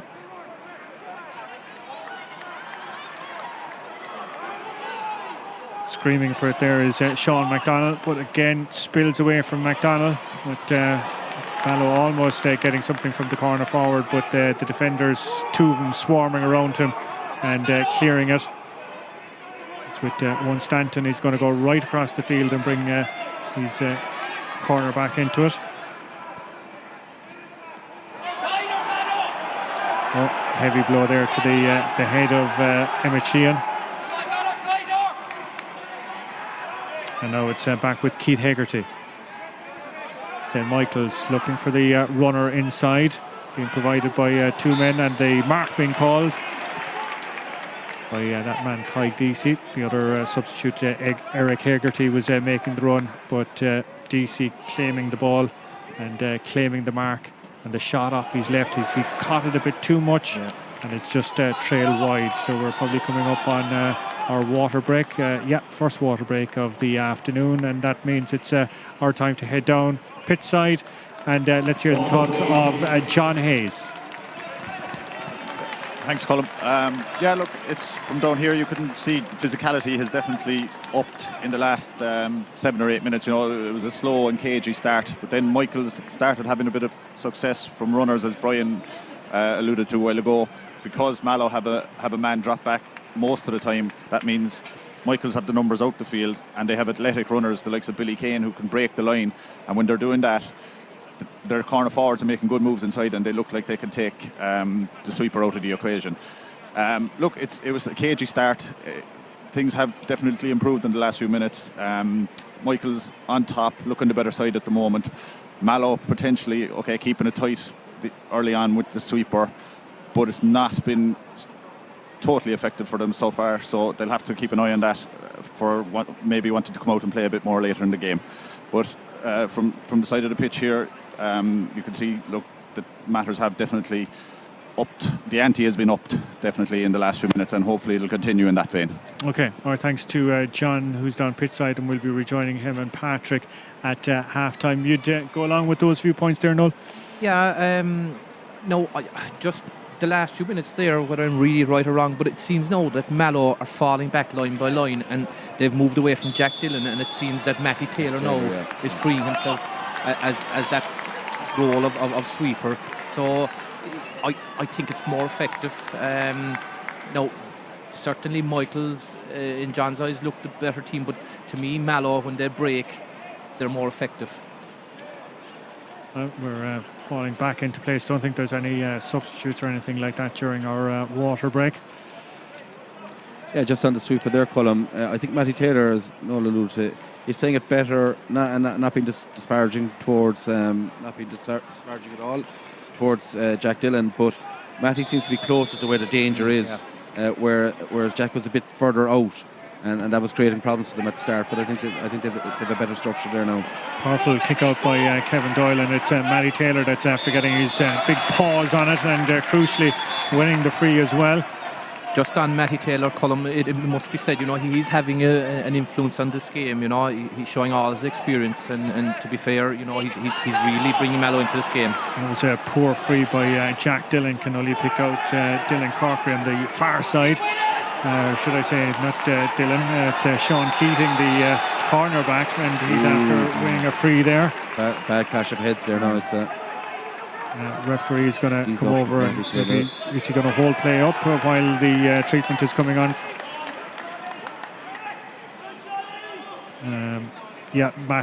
Matty Taylor is the man who's after getting a blow, and this would be a blow to Mallow if he's forced to leave the pitch. It was purely accidental. I think Sean Keating was kind of half bent down, and Matty Taylor went in to challenge him, and both of them clashed heads. But I think it's after hitting a part of Matty's head that is, he actually went down straight away. You could see that he was in trouble, but hopefully he's fine. Oh, he's bleeding. Blood sub recorded. So it's going to be a blood sub. Matty Taylor is being forced off, but if that's the extent of it, I don't think that there'll be any concerns from a Mallow perspective. If it's a quick changeover. And it looks to be number 22, Aaron Cahill, is going to be the man that's going to come in for the few minutes while the repairs are applied to Matty Taylor. Let's go back with the resultant free anyway down there. It looks to be Ty Deasy that's standing over that one off that lovely left leg again. And this time the accuracy has returned, and this time it's Ty Deasy pushing St Michael's out into a 5-3 lead. Yeah, we can see there just off screen there that the running repair is being applied to Matty, and thankfully he should be back in action in the next couple of minutes. A bit crowded around the midfield there. Eventually Kieran O'Sullivan getting his hands on it, forced to come long in an effort to get on the ball. Still O'Sullivan onto his left, but a great block down, tracking back. It's gone out for a 45 though, but that was wonderful defending there by St Michael's to come back, because that looked to be on its way over the bar. Yeah, it looked as if he was in trouble, and then he got himself free of trouble. But that's the third block down Michael's fullback and have had now in the 17 or 18 minutes. So you just want a small bit more composure in the Mallow attack, in terms of if you are there at this level, you shouldn't really be getting blocked down. But to be fair to Michael's, at the same time, they're very, very committed to the tackle. But that was an opportunity. On that, Brian, though, he had no option at all. No. It was an ideal situation for a loop there, but there was nothing on, to be fair. Shane Merritt, the centre-back, is the man tasked with the resultant 45. As we've said, Matty Taylor thankfully back out onto the field. The repairs completed. UCC engineering student Shane. I think this is the first 45 that Mallow have had this afternoon. Here comes the kick. Judged it to perfection. A bit of a breeze as well too, that's after blowing up here, so he had to take that into account as well. It was a powerful drive from him, and it's just a point between the sides. And making sure that the notes are stapled down anyway. We don't want a repeat of one of the games here a few weeks ago when I nearly ended up in Passage looking for my match notes. Ball in there towards, that's a wonderful flick there to bring in the midfielder, and the shot eventually coming off, but looked to be a leg block. But it was a wonderful speed of thought by Eric Hegarty to flick the ball to the runner, and free resultant, and it'll be Tadhg Deasy yet again. One thing that's kind of noticeable there, lads, for both teams is the kickouts. They're going fairly traditional. They're going long. You know, they don't seem to be looking for the short run, which is in one way nice to see. Like Deasy, chance to put the St Michael's lead out to 2 points, 5 points to 4 as things stand. And you can scrub that now, and you can push it 6-4 with 22 minutes elapsed. You're watching the Bon Secours Cork Senior A Football Championship final between St Michael's and Mallow, right here, live and exclusive on the Irish Examiner live stream. First of a doubleheader this afternoon. What a game coming up at 3 o'clock, that being the Premier Senior final between Clonakilty and the Bars. Live exclusive coverage of that as well too to come, and plenty of more expert analysis from the lads here alongside me on that and other matters as well. Eric Hegarty is the man on the ball, being held up by 2 defenders and forced to walk it all the way backwards. Tadhg Deasy is calling for it.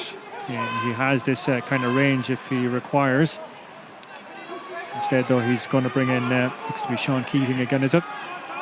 Nice ball delivered in towards the 21-yard line and towards Keith Hegarty. Hegarty building up ahead of steam, and Hegarty over-carrying the ball, and another soft free out there from a Mallow perspective that Kevin Doyle is going to take, as the mist has returned here to Páirc Uí Chaoimh. Poor kick out by the goalkeeper, being taken by the cornerback Sean Keating. Pitch is opening up, and the shot eventually being taken off, and the point converted by Tadhg Deasy yet again. That was a bad mistake by Doyle. Very, very poor mistake, Colm. Brilliant to see. Correct if I'm wrong, but the Tadhg Deasy kicked that home with his right leg, and all the other scores he has with his left. So, you know, sometimes in opportunities like that, you see teams going for the juggler, but taking the point was absolutely the right thing to do, but it was a poor mistake. Notice there, Noel, as a defender, Sean Keating getting on quite a lot of ball there. He was the man that delivered the pass as well. He's venturing far up the field. Absolutely, and you know, in the modern game, you know, you need that type of player, and he's certainly have a big influence for Michaels. Jack Dillon with an interchange to Shane Merritt. Shane Merritt, the centre back, had the 45 a few moments ago. Is he showing his forwards how it should be done? Absolutely, great score. And he actually looked very, very confident as soon as he got the ball. You know, a very difficult kick, but a brilliant, brilliant score, and absolutely Mallow needed that one. Badly needed. 7 points to 5 with 25 minutes elapsed. Another poor kick out by the other goalkeeper on this occasion, and it's with Kieran O'Sullivan. Ball in to him, and the shot eventually being taken up off the left-hand side. Has it gone? It has gone wide. You'd have to be critical of the ball in there, you know. I mean, he was inside on the zone. It was a simple pass into the chest, and he kicked it on the ground, and it held everything up. And that was a bad one for Mallow there. Okay, we won't blame Kevin Sheehan too much on that one. We'll blame the pass that was in. And down below us, I see Daniel Meany, who was in splendid isolation. He was calling for it. Eventually, though, it's going to work its way to Daniel Meany. He's got a runner inside him if he wants, but he's going to go all on his own. Still Daniel Meany on to the right-hand side. And it's dropped in, but good hands by the goalkeeper. And a good shoulder on his way out. Wasn't going to be caught for a second time after his little bump a little earlier. Owen Barry is the full-back. Eventually it's gone out as far as Owen Stanton, captain of the team. He's got Matty Taylor looking for it. Taylor, it's got a nice little jink of a ball in by Taylor towards his full forward to MacDonald, who's after giving it off to Kieran O'Sullivan. O'Sullivan bringing Sheehan into it. A better pass this time around, but there was an arm around the neck there. That certainly is a free. I'm not sure why the Michael's defender is even arguing the toss there with the referee on that one. Yeah, well worked free, to be fair. Matty Taylor gave in a good diagonal ball. You can see the Mallow inside line. If there's two of them in there, if there's three of them in there, they line up in a straight line. What happened that time is two of them actually broke the same way, which is normally what doesn't happen when you're in a straight line. But you could see that Kevin was talking. Noel referred to that loop earlier on. Kevin Sheehan straight away knew there was a loop ball on here. He took it. He didn't want to get blocked down this time, so he took it into contact and drew a good, very, very good foul. Result is free just about 21 yards out, dead straight in front of the post and off the left-hand side.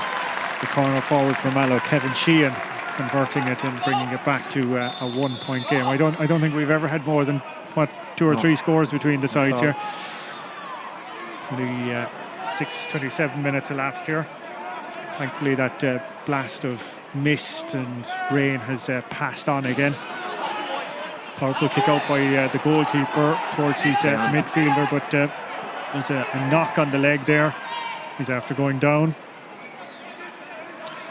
I think the Mallow players are a bit upset there. I'd say the referee thought it was a mark, but I'm not sure was it a mark. It was he kind of dropped the ball as soon as he had it. And you have to hold it for a designated amount of time, or what's the? I'm not 100% certain of the wording of the rule, but you certainly have to win possession. So winning possession means you actually keep the ball for a period for the ref to see that you have it. Okay. Anyway, the end result is that it's Billy Kane that was on the mark, had the shot there. It's been recycled back eventually to Keith Hegarty, who's opted to go backwards. And the call there is Daniel Meany going crossfield towards Liam Granger. Scored a point a few moments ago. Back as far as Meany, I think. Hegarty. Eric, that is. But on this occasion loses it. Mallow eventually flowing the numbers back. And would you believe it's Kieran O'Sullivan, the nominal corner forward, who's down there collecting it. And we've seen a cornerback having a hugely influential role at this end of the field, so maybe no surprise to see Kieran O'Sullivan down this end. Eric is just taking that bit too much out of it, just that bit in. I mean, he's showing very well, but as a cornerback, he's really playing into your hand, really. Yeah, taking the third solo when two would do type thing. Absolutely, yeah. Okay. But still, he's showing well. He's having a good game. It's Keith Hegarty there. Hegarty still going through. Hegarty onto the left, and it's gone over the bar. I don't know, did the goalkeeper get a touch on that one in the end? Don't think so, but it's gone over for a score anyway. And again, Colm, I suppose Mallow gave away a score earlier on from the keeper, giving the ball away from the free. That time they just took, turned over, coming out with the ball, and on those occasions they were wide open on both occasions. But just on Noel's point there, the Michaels inside line, I know we've said this a few times, their absolute intent is to take on their men all the time, which is very valiant and all that, but at the same time you'd like to think that there's support coming behind them, that you can just, once you win the ball inside, you're closer to the goal, just somebody coming behind and you play the way you face to give the ball back out. But the cornerbacks at Mallow seem to have the better, I would say, of Eric and maybe Adam Hennessy as well at the same time. They seem to be able to hold them out at the moment. Okay, 29 minutes gone. It's St Michael's 8 points, Mallow 6 points. Treatment down there, by the way, is for the cornerback Bill Myers, the teacher in St Pat's Primary School. He's back on his feet. I'm sure there'll be a few homework vouchers being passed around if Mallow are victorious. He might be in school at all, maybe. So a victory in Tipperary last week, Brian, you'll be delighted to hear, resulted in a week's worth of homework vouchers being dispatched. Homework vouchers could be like gold dust for both parents and children. Kevin Sheehan did well to win the ball there, and that's Sheehan back on it again.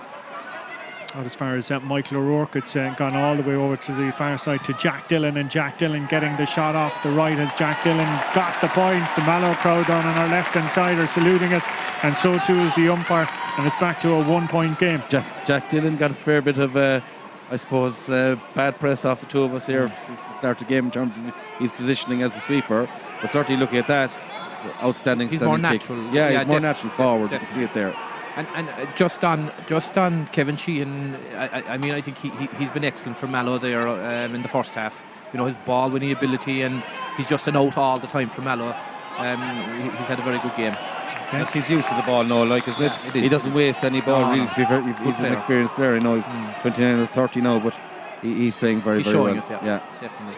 Keith Hegarty losing the race to the sideline there with the pass, which was somewhat overcooked. Don Stanton taking it from the sideline. A bit of a hit no hope effort by Stanton. And it's gone through 3 or 4 sets of hands. And it's back with Daniel Meany. Meany's a man inside him. It's the centre forward, Eric Hegarty, or Keith Hegarty, excuse me. It's gone in there towards Dylan Corcoran. Meany continued his run, but he's up to go back out to Tadhg Deasy. He's up to go right across the field, and it looks like they're going to come tracking back again here. I can see Sean Keating down below us looking for the ball. Keating receiving, the cornerback who's spent a good chunk of his afternoon nearly in the opposition half. And St Michael's just happy nearly to go through the hands. They're a point up. It's like playing down the clock to half time. They're just going to open back the field.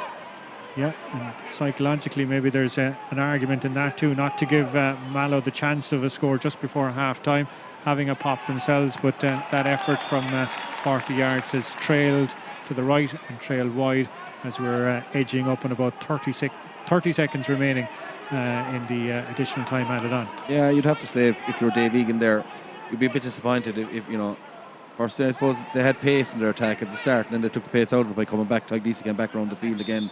You'd say that shot that they took in the end could have been taken at any stage of that play. So if they were doing this over and back, they should have been a bit more patient maybe and wait until the proper opportunity came. But if I was Michaels, I'd be happy enough with the half.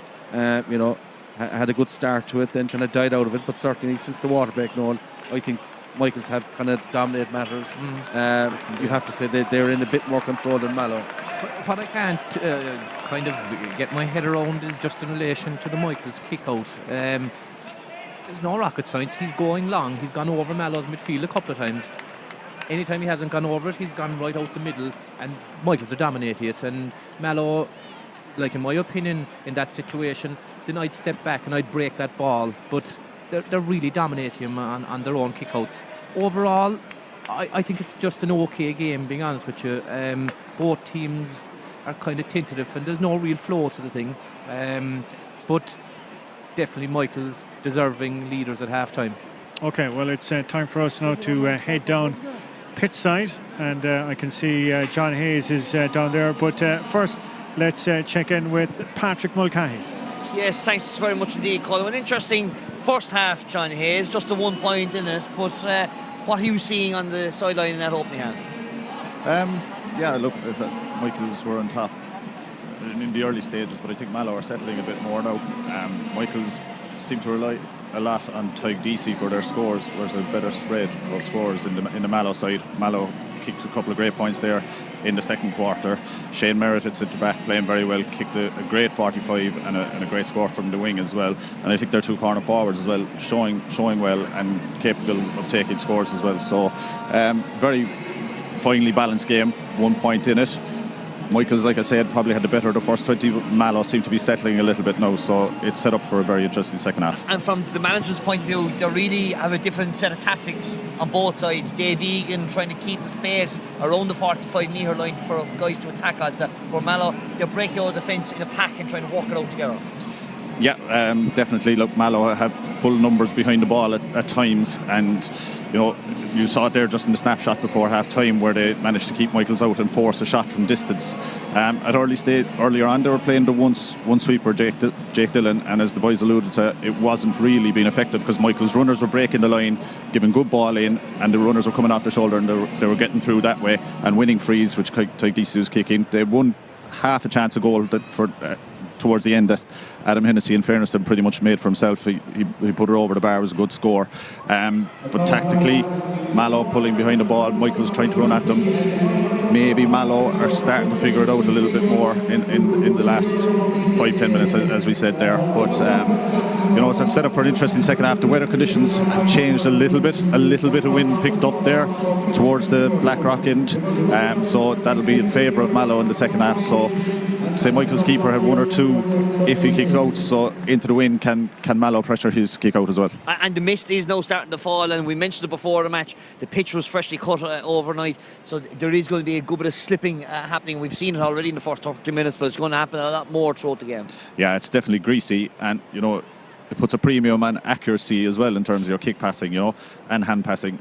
In these conditions, a hand pass can be very effective because it can go one hop and it could go 20-25 yards. And if you are going to kick it, you have to be spot on in terms of trying to play the long ball. Michaels have used it to decent effect at times. Mallow maybe a little bit more deliberate in their play as well. But,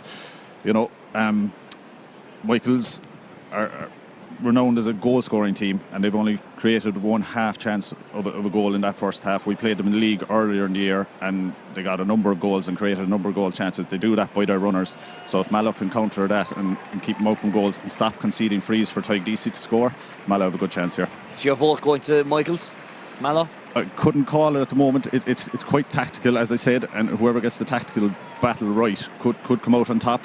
I did think Michaels had the better of it in the first 20 minutes. I think Mallow have settled a little bit. I will give a tentative vote to Michaels if they can get a goal or 2 in the second half. OK, let's hand it back upstairs to Colin. OK, well, thanks to John and to Patrick. Well, a tentative vote from John Hayes towards Michaels. Brian Cuthbert?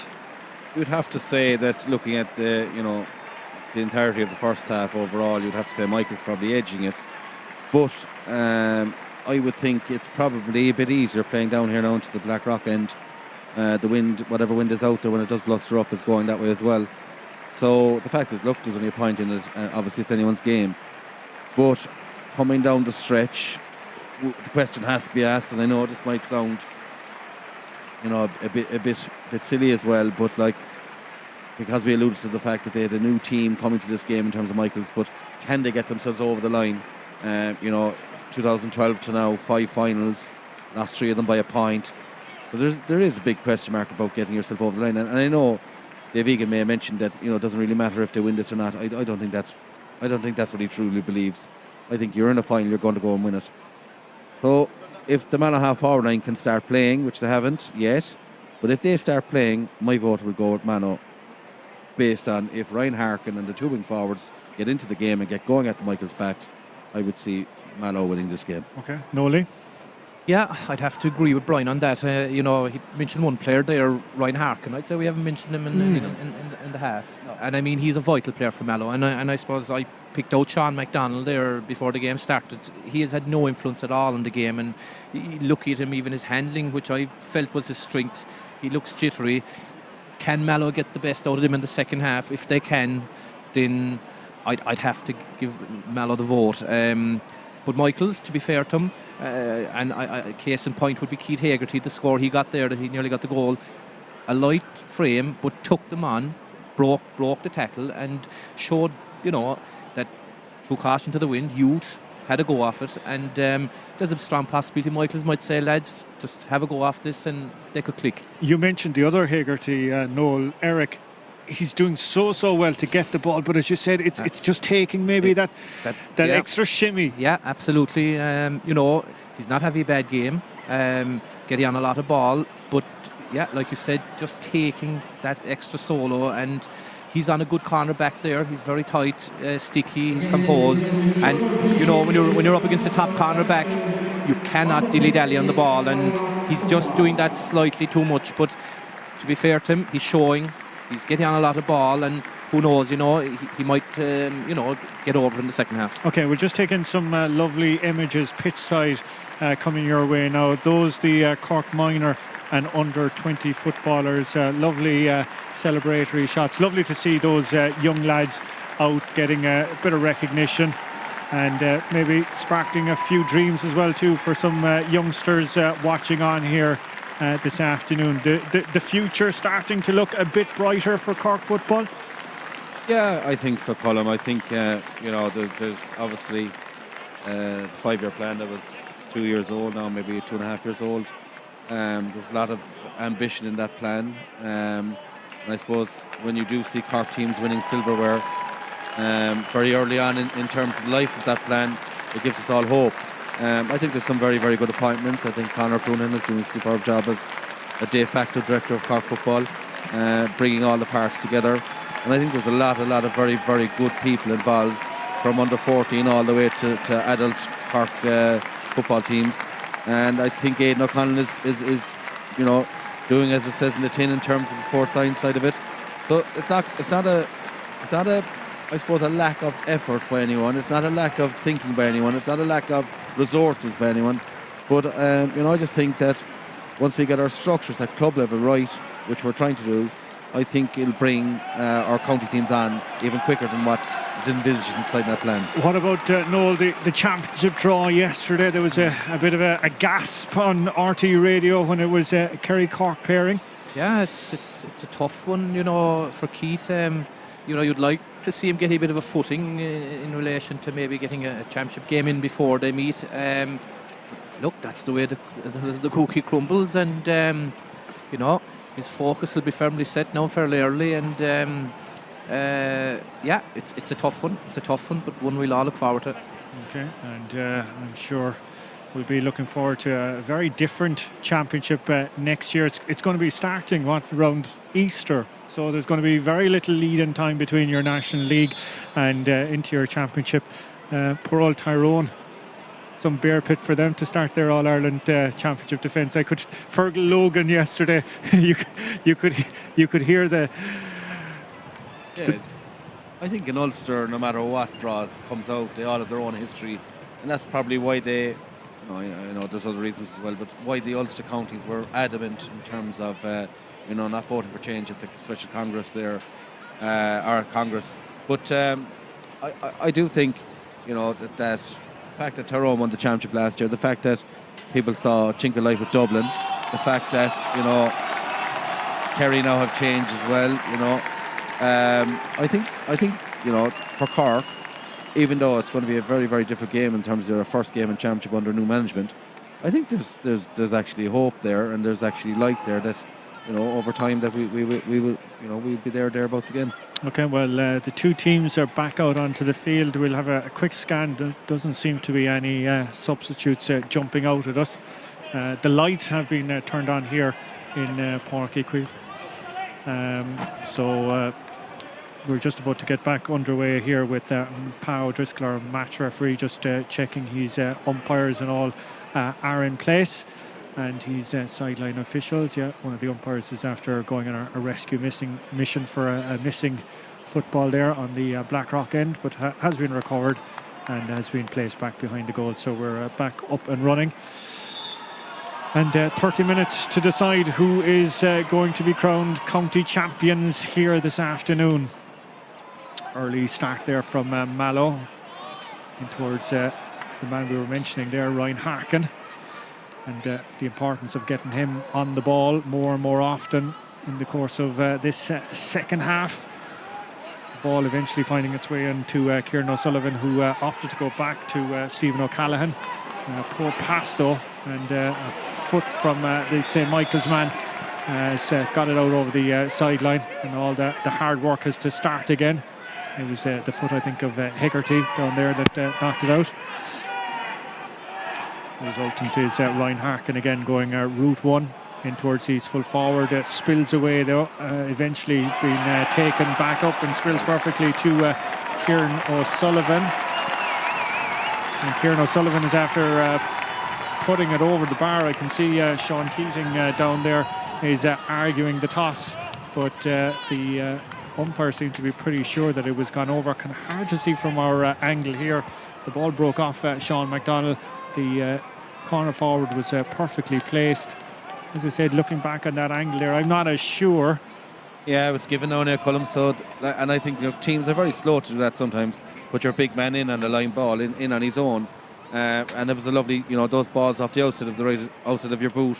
into the, they float in the air a bit longer, and it gave Mallow every opportunity of winning it. But a score like that is the exact same as a score from a sideline ball, Mars Fitzgerald style, in terms of its value. So it's simple football. Put a big man in, ball goes in, win the break, ball over the bar. So whether it went over or not, we're not sure, but it's on the board. And interesting, Noel, we've probably seen more of Ryan Harkin in the opening 2 minutes than we saw in that first half. Yeah. Anyway, it's spilling down, and it's Mallow, all importantly, on the ball. And we mentioned Harkin. There he is again. Owen Stanton now on the 45-yard line, going in there towards Kieran O'Sullivan. Scored that point a few moments ago. Kind of spills away from O'Sullivan, but gets a second bite at the cherry. Has spotted a runner inside him, and that runner was Stanton, and Stanton being unceremoniously brought to ground, and it's going to be a free end 21 yards out. Mallow starting at pace. Yeah, I suppose the difference here to the first half is they're dominating these kick-outs, right? So once you start dominating the kick-out the way Mallow set up, it actually pushes their half-forward line up the field because they're not gone back behind the ball. What they're doing then is they're winning these breaks, and they're hand-passing the ball over five yards to a half-forward, and it's bringing them into the game. And then you can actually kick the ball to the full forward end if you want to, from 20 or 30 metres, instead of trying to run it all the way up the field. And it's suiting Mallow down to ground, but the key thing is the kick out. And they have the strength to dominate around the middle here as well. They have probably the physical ability here, to break that ball and win the breaks, and they showed it here in the last kick out. Michael O'Rourke is the man that took the free, and Michael O'Rourke converting the free. And it now means that Mallow have gone ahead 9 points to 8 with 33 and a bit minutes gone in this Bon Secours Cork Senior A Football Championship final. Goalkeeper having to wait until the extra ball is removed from the pitch before he can take the kick out. You can see, like Mallow, same the first half, it wasn't zonal, but they're very zonal on the kick out as well. And once their bigger guys get under it, they seem to be in control. Martin Burke with the kick out, and a couple of big men underneath. Breaking everything now. Yep. It was Dara Moynihan that broke that one away. It's Kieran O'Sullivan who's after getting through a mountain of work in the opening few minutes. But spills off him, and it's going to be a sideline. Daniel Meany standing over it, looking for an option, looking for a runner. He opts to take it short to bring in Liam Granger. Scored a fine point there, but he's been dispossessed there by Sean McDonnell, and Mallow have it, and they've won the free as well. Granger getting himself into all sorts of knots. Owen Stanton screaming for the ball, so too is Jack Dillon. Jack Dillon being pulled back, but Mallow still have. Coming out there again with Stanton, a powerful man. Stanton with the kick, just didn't curl it enough. The intent was good, but the execution not matching it. Yeah, it's all Mallow now, Colum, sorry. It's all Mallow now. And again, I suppose base dominating this kick out. The last trick, they've gone short here now. They should have been pushing up. Yeah, Daniel Meany taking the kick out. I don't think Michaels have managed to get outside their half in the opening 5 minutes of this second half. And that's as much to Mallow's credit as anything else. They've really tightened the screw on it. Off over there towards the cornerback, Sean Keating. Looked so dangerous in the opening half. Adam Hennessy. Keating looking for it again. Going to come inwards. Oh, he's turned back out. And be interesting to see there, can Hennessy make anything happening over there. Back with Sean Keating again. On that far side. And Michael's just met with a wall of Mallow players. Really 2 players. We'll make that 1 player now from Mallow inside the St Michael's half of the field. They've just sucked everyone back. Liam Granger. Nice little dink pass there to bring in Meany. Still Meany trying to get past Stanton. Still Meany going on, being pulled back, and surely that is a free. But Meany definitely standing up when the need was greatest, and bought that free off Stanton. Mallow will be frustrated with that, they had plenty of bodies back, and he just got inside them and took them on. Frustrating for Mallow there, with all their bodies back. But again, fair play to Michaels. They're taking him on, you know, in tough situations, and certainly they're keeping themselves in the game. Eric Hegarty popping that one over. But yeah, Daniel Meany, it was just a kind of a wave of people. Eventually, substitution there for St Michael's. Number 18, Tom Lenihan, on for Dylan Corkery. Tom was an injured out before today. But, Dylan Corkery is the man making way. Back with the action and back with Granger. In there towards the corner forward towards Hegarty. Being pulled back, and the referee spotting the indiscretion and awarding a free. St Michael's definitely needing to re-establish a foothold after that early storm from Mallow in the opening few moments. You two Mallow men jumping for the ball there, you know. The shot coming and the shot going wide. I think it was a Ty Deasy in the end that popped that one off. But it's gone wide. Good chance though. Good chance, yeah. Should have picked that one. 9 points apiece. 38 minutes elapsed. This is the Bon Secours Cork Senior A Football Championship Final, live and exclusive here on the Irish Examiner live stream this afternoon. Curtain raiser to the Premier Senior Final, which is getting underway at 3 o'clock. Another game you can watch right here on the Irish Examiner. We hope to have your company right throughout the afternoon for that one. Big hit and hope ball. Goalkeeper coming all the way out, and the goalkeeper has lost it. And the ball is in the back of the net. A goal for Mallow. Was it the full forward, I think, that got the crucial touch on it? Say Sean McDonald. Yeah, Sean McDonald. No.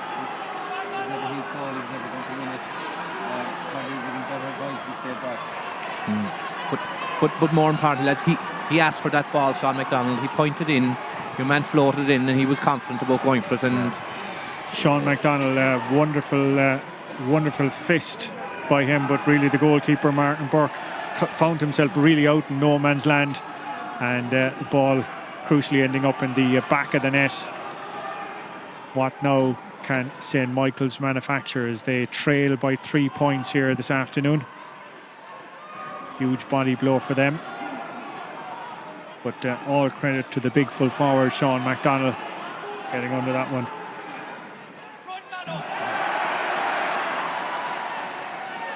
Got to be touched on the ground, and it was. It's going to be a free in. Bill Myers, the cornerback down there. Small but unlucky there, Colm. He did very well to win the ball. Bill Myers, he just lost his footing. Ball slipped out of his hands. He just touched it and let it go again. But look, going back to that goal, again, it was a shot to nothing. I'm not sure, you know, was it just a lob into the box or not? He called for it. He called for it. He did. And you know, a great, you know, piece of ingenuity in terms of touching it home. But I would have seen from our angle here, again, we're not on the line as the goalie. Martin may have been better advised if he just stayed in the line. There was a defender against an attacker, one-on-one. Anything could have happened to the ball. Yeah, big distance to cover as well too. Anyway, we're back at the other end of the field, and it's a free for St Michael's, and it's a miss for St Michael's, and that really is a momentum killer, isn't it? Yeah, like after, you know, conceding the goal, coming back down the field, if you got a point straight away, you were kind of back in the game again. But if Mallow score next, it's going to be a bit difficult in terms of Michael's getting a foothold in the game. We're not talking about winning or losing, we're talking just about footholds. Mentally now, it's you know, this is it for Michael's really, you know, this is the position, I suppose, where it's, you know, it's crunch time. Loads of time left, and it's just, you know, mentally now you just have to wonder, you know, can they cope with this? No need to panic. That was a great play a little earlier there by Keith Hegarty, the centre forward, to actually win that breaking ball and set up this passage of play, which has resulted in the free. Again, a big wall of Mallow players in front of him. It's St Michael's on the attack on that far side. There's a runner to the centre. But the shot is eventually coming off the left-hand side, and that one has gone over Ty Deasy, I think. Yeah, in fairness to him, you could see from a good bit out that he had only one thing on his mind, that was to put the ball over the bar. Very, very important score for Michaels.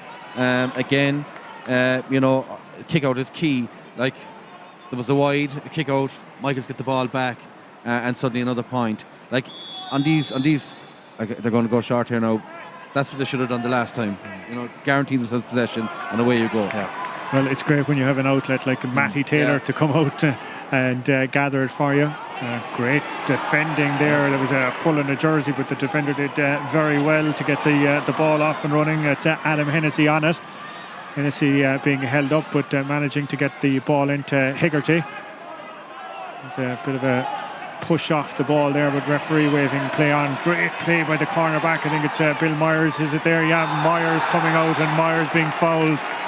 As Brian pointed out a few moments ago, did ever so well, but was desperately unlucky to touch the ball off the ground, but bursting out there, and the only way he was going to be stopped was an arm around the neck. Excellent cornerback play, and Myers is the guy that we've been talking about that's on Eric Hegarty, and very natural cornerback. Have a great game. Yeah, so too is this man, Owen Stanton. He's hopped in there on a couple of crucial turnovers. That's him there, bringing in his full forward, the goal scorer, Sean McDonald. We talked about him before the game, and he's come up trumps, and that's Matty Taylor. Taylor getting the shot off the left. Oh, what a save! What a save by the goalkeeper. How did Matty Taylor connect with that one? And how did the goalkeeper get his hands onto it, Kevin Doyle? That's Matty Taylor at his best. Martin Burke, should I say. Matty Taylor at his best, Colm. He timed that run brilliantly, and the pop was only over half a metre. He was being fouled. I think he had the free. There was an advantage to him. And get off a great shot off his left. Great score. 15, Liam Sullivan is on the way. Eric Hegarty is on the way off. There were the changes, I think, before the game. I think it's Eric that's making way, is it? Or is it his brother, Keith, I think. Sorry, there we're struggling with some of the numbers. You just can't see them.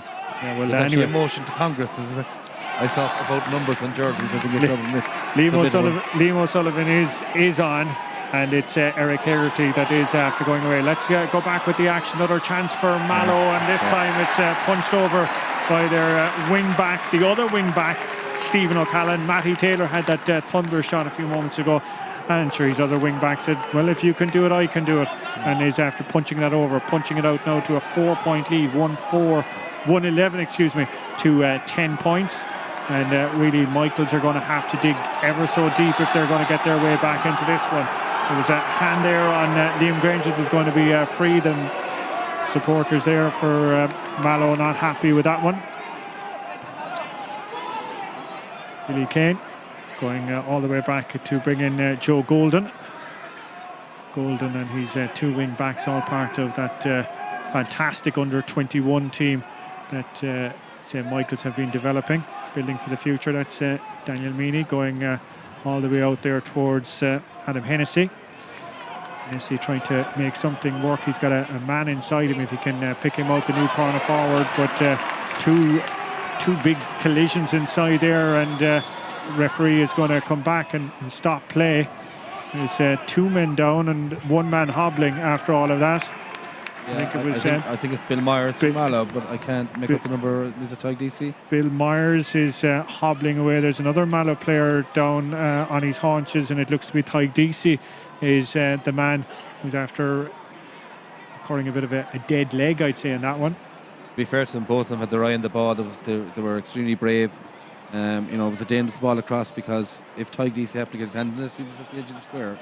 But very well defended. But certainly it wasn't anyway lacking in bravery in terms of their endeavours there around the square. Jack Dillon is the other man that's receiving treatment. The magic spray, I don't know what's in those cans, but it's working a little miracle on Bill Myers. And Jack is back on his feet as well.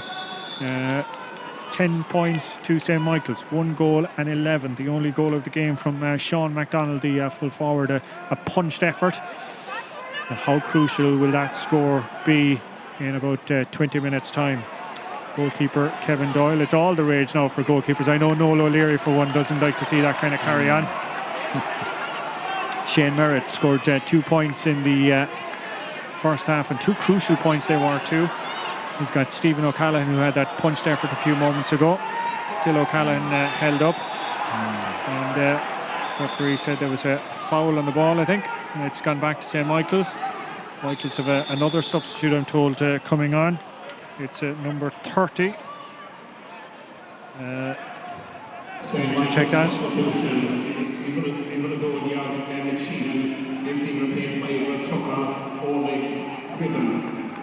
Yeah, we've another substitute there coming in. Olin Gribben is the man that's on, and Emmett Sheehan is the man that's going off the wing forward.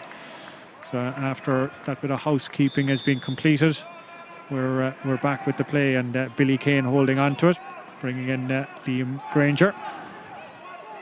Had the run from Daniel Meany. He's got a runner outside him, and that's Keith Hegarty. Hegarty trying to make something happening on the in-line. Gone back out as far as Hegarty. Gone back out as far as Daniel Meany now. But Mallow looking very structured and very cool and composed. Sean Keating.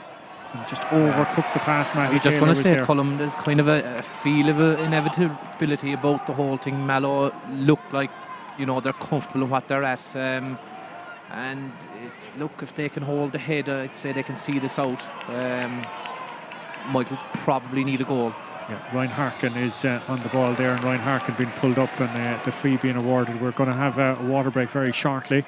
Harkin is going to go right across the field here to Stephen O'Callaghan. Wonderful pass to pick him out, about 40 yards. O'Callaghan, the wing back, scored a fisted point a few moments ago. That's Jack Dillon, recovered from his earlier knock. It's Shane Merritt, and back into Harkin. He's going to go route one in towards Sean MacDonald, the goal scorer. I don't know, we've a substitute. Sean Hayes, apologies. Similar frame. This time it's the full forward Sean MacDonald. MacDonald there from a distance has driven that one wide. And with that we have our second water break, and it's time for us to go back down pit side to John Hayes.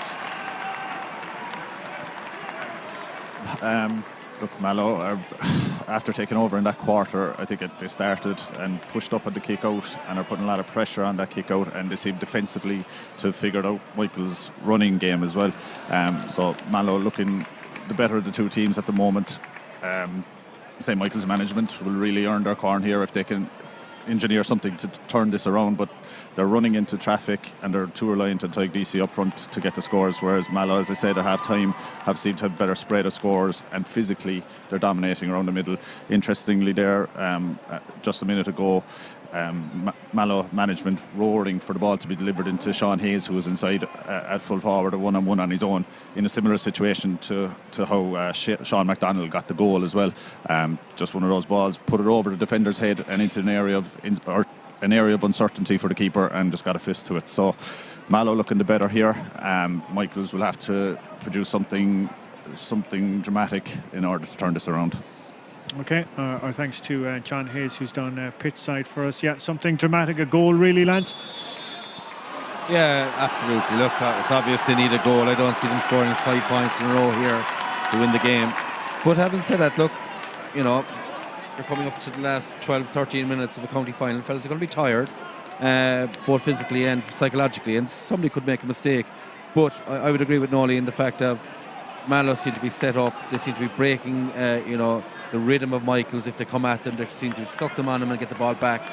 And I do think that there's even more in Mallow yet. If they decide to push on, I actually think they could win this game by even more than what the gap is at the moment, more than the 4 points. But look, I still will go with Mallow, but mistakes can happen. Okay, we've a substitute, by the way, to mention for St Michael's. Owen de Burke is on for Keith Hegarty. And we've another substitute as well. We're going to try and keep track of all of those. Last throw of the dice territory now for St Michael's. All those finals, all that heartbreak. Can they manage to manufacture something coming down the stretch here? Well, they've got a mountain to climb, but they've got a free. There was a late tackle there, and referee Pow Driscoll awarding a free about 40 yards out. It's the only thing that I would say, when you've so many numbers back, there is a possibility someone could switch off and think, we're covered here, and someone could slip in behind. That's the only way I could see Michaels pulling this one out of the fire, that Mallow may switch off, but they look comfortable enough in what they're at. It's Ty Vesey is the man on the free taking duties. Owen de Burke, the man that's after coming in, number 20, is quite a tall young man. It'll be interesting to see, is he going to be a target man as Tig puts that one over. That's a brilliant strike of the ball, Colm. Like, you know, up here it looks as if it feels as if there's a bit of a wind against Michaels. He was on the 45 and, you know, really backed himself, and you know, a great score for them. But as I say, I find it hard to see them scoring 4 with Mallow not getting anything. A goal is necessary, really, if Michaels are to win the game. Kevin Doyle going long and hard with the kick out. It's all gone up for it, but it's Granger for St Michael's, who's after winning the ball and winning the free as well. That's kind of 2 silly frees in quick succession that Mallow have conceded. But I presume they're happy enough to be conceding him that far out. Sean Keating, the cornerback. Still Keating. Pitch opening up. Will he have a pop himself? The cornerback is impressed us hugely this afternoon. And he's after nailing a fine score. Yeah. It's a great score, but just interestingly, Mallow have put Taylor on Clyde DC now, looking to shut up shop.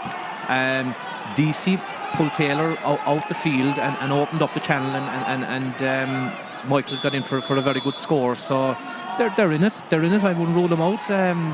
You know, there's plenty time left. 11 to 12 points, and Mallow desperately trying to get their hands back on the ball and slow things down. Eventually, Owen Stanton breaking it away, and one of their substitutes there, Aaron Cahill, in the midst of it as well. And it's gone all the way out there to Cahill. Is he going to keep it in? No, he isn't. It was a bit of a challenging pass for him, but Mallow look a slight bit of rattle, do they, lads?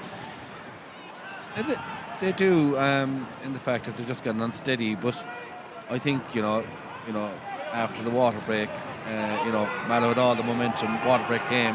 Michaels get their 2 points. They're back in the game. But I think if Mallow go down and get a score, they actually will pull away again. But getting that score is crucial. Okay, Sean Keating's ball was a bit of a hit and hope effort. The forward down there though did ever so well to get his hands on it, and Michaels have it yet again. It's gone back out to one of their substitutes there. It's Owen de Burke, I think. And it's going to be another free in. Apologies on the identification. The jersey numbers here for St Michael's incredibly hard to make out. Shot eventually coming in. Is it going to find the legs? It's going to find the legs. It's a great score. We're back down to about 2 points. One point. Point? Yeah. Yes. Point game, I think Michaels are making us eat our words here from the water break. Absolutely. Which is fine. Absolutely brilliant to see them coming back into the game. But I do still believe that if Mallow just move, get on the ball. They've got no ball yet. They will score. Liam O'Sullivan was our point scorer there, by the way. Aaron Cahill. Desperately unlucky trying to keep that ball in the passage of play that led to that score. Ryan Harkin, he's been dispossessed at midfield. And I'll tell you, St Michael's, they're going to die in their shields here anyway this afternoon. Sean Keating. Across the field here.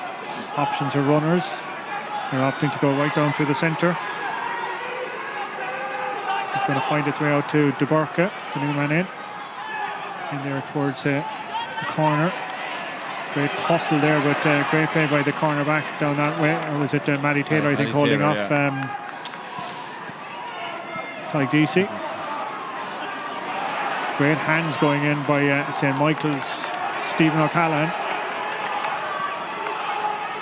Shane Merritt, and eventually it's that man Bill Myers that's cleaning up with a bit of help from Jack Dillon. Owen Stanton opting to go back towards Sean McDonald, the new man in. That's gone all the way there to Kevin Sheehan.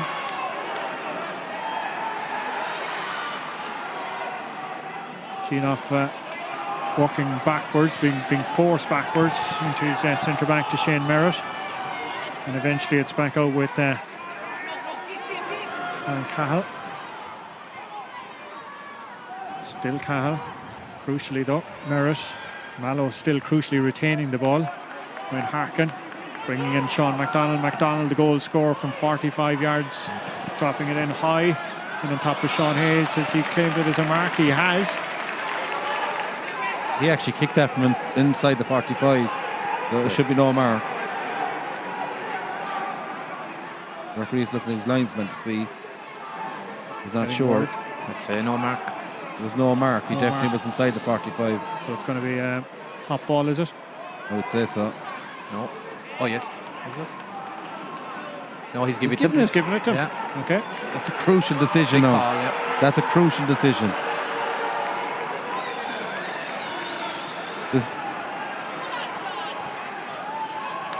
For a second there, it looked like it had tailed off Sean Hayes, though.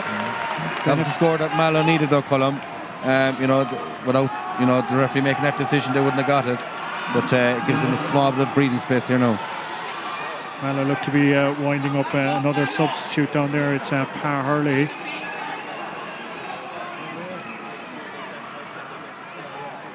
Anyway, St Michael's have the ball. Have won the free. Sean Keating is holding on to it, looking around for options, opting to go backwards. Out with the other cornerback there, Oisin Carroll. Trying to find some bit of an opening here. And Amini to Granger. Centre back is Joe Golden. They're gone right across here towards Granger again. Held up, eventually trying to get the shot off. It looked like it had overcarried Noel, but anyway. There was a tug of a jersey, but Tom Linnan has made a huge difference to Michael since he's come on. You know, he's a guy that has huge experience, and Michael seemed to have settled since he has come on. And great break there from him, broke the line and got a tug of a jersey and fully deserved. Pa Hurley is coming on, as we said. Looks to be Jack Dillon, I think, that's making way. As we're at 57 minutes elapsed in this Bon Secours Cork Senior A Football Championship final. Crucially though, it's a score for St Michael's. And we're at nervous times now. It's really have to open me up now to a good game of football. I have to say, up until the last 10 minutes, it's been very so-so, and it's really getting exciting now. And great credit due to Michaels. They've got themselves back into it and showing great heart here. And just refusing to die. All those final heartbreaks of the past driving them on as they're coming down the stretch. But that's going to be a free for a loose leg there from Billy Kane. And the man Sean McDonald gone down theatrically, but it's still a free, and Ryan Harkin standing over it, and I think there's going to be a booking here for Kane. McDonald's going to take his time there down the ground. He's indicated to the line column that he doesn't seem to be able to play on, but we'll see here now. But it was a vital win for them. After killing the momentum that Michael's had, and he's going off. He's going to come off.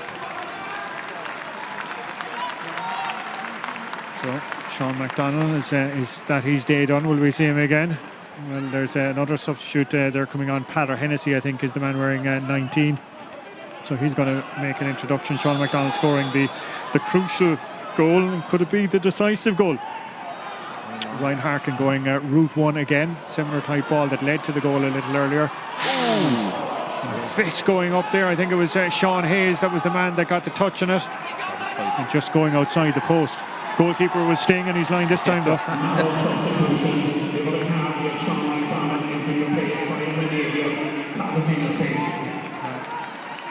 Would wonder, was that the right option, guys, there in regards, should Mallow have gone for a different option there? Is it giving Michael's possession here now to build? But anyway, we'll wait and see.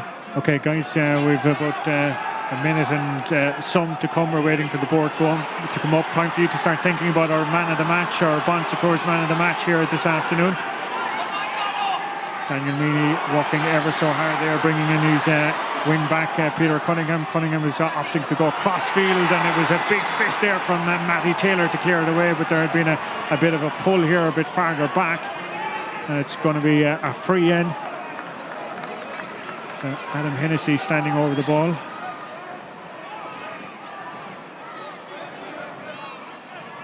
You have to say that Mallow, despite their dominance in that start of the second half and all that quarter, they're hanging on by the skin of their teeth there now. It's like, they're on the ropes, and every inch of experience that they have, they need to use it to get out of jail here. 3 minutes on the board, and the referee spotting an indiscretion there and has called the free back in again, and has moved the free in. It's a bit of a let-off there for St Michael's after the original shot sailed high up into the air. I'm sure that Tyke Deasy will be a bit more clinical from this kind of range. 3 minutes remaining. 1-12 to Mallow, 14 points to St Michael's. The left leg of Tyke Deasy has been unerring this afternoon. It is again, and now it's 1-12 to 15 points. The sides are level. Mallow, another substitution. 18, Paul Lyons is after coming in. Kevin Sheehan is their top scorer coming into this game, has been replaced. If the sides, by the way, are level this afternoon, it will be a replay. We don't have extra time or anything like that this afternoon, or penalty dramas or anything like that. 1-12 to 15 points, 61 and a half minutes elapsed. This is the Bon Secours Cork Senior A Football Championship Final. Being brought to you live and exclusive on the Irish Examiner live stream. We will have the Premier Senior between Clon and the Bars a little later. Matty Taylor on the ball. Can he be the hero? No, but Sean Hayes has the ball. Hayes the shot. What a goal! Oh, what a ball from Matty Taylor. What a goal by Sean Hayes. But what about the pass from Matty Taylor? Yeah. Come at the hour, come at the man. Yeah. He's been given different jobs today. When you mentioned earlier on about man of the match, to me it was between Tyke Deasy and Matty Taylor on both sides. But what a pass. Brilliant ball. And, Mallow have got themselves out of jail here if they can hang on. 60 seconds remaining. Can St Michael's rescue the it? same man again, Matty Taylor. Not when Matty Taylor is on the ball. Owen Stanton. What a wonderful, wonderful pass by Matty Taylor to pick out the substitute Hayes. A heavy hit coming in there from the wing back. Peter Cunningham in on top of Kieran O'Sullivan. He'll know all about that in the morning. I'd agree with Brian there. When you said about man of the match, I was, trying to think of who was up there, and certainly the two that stood out for me was Tyke Deasy and Matty Taylor. And Matty all through really has been extremely influential for Mallow, and I think that's the icing on the cake. That's as good a pass as you'll see in any field in all of Ireland. And what a way to win a game as well. What a way to win a game, and you have to credit as well the goal scorer Sean Hayes. Cool finish as well from him. He knew exactly what he wanted to do, where he was going to put the ball, and that was into the top of the net. No chance for Martin Burke, and what a goal, and what a way potentially to win a county final. We're into the dregs of time now, and really it looks like it's going to be another year of heartbreak, another decider of heartbreak for St Michael's. Want to mention their former president Eddie Collins, who passed away last month. It was a month's mind for him on Friday night. He would have been a proud man to see the team in action here this afternoon. But it looks like it'll be more heartbreak, more tears, more what-ifs for St Michael's. And Mallow, their third final in 5 years. Well, is it going to be a victorious one after the heartbreak that they suffered back in June against Éire Óg in the county final?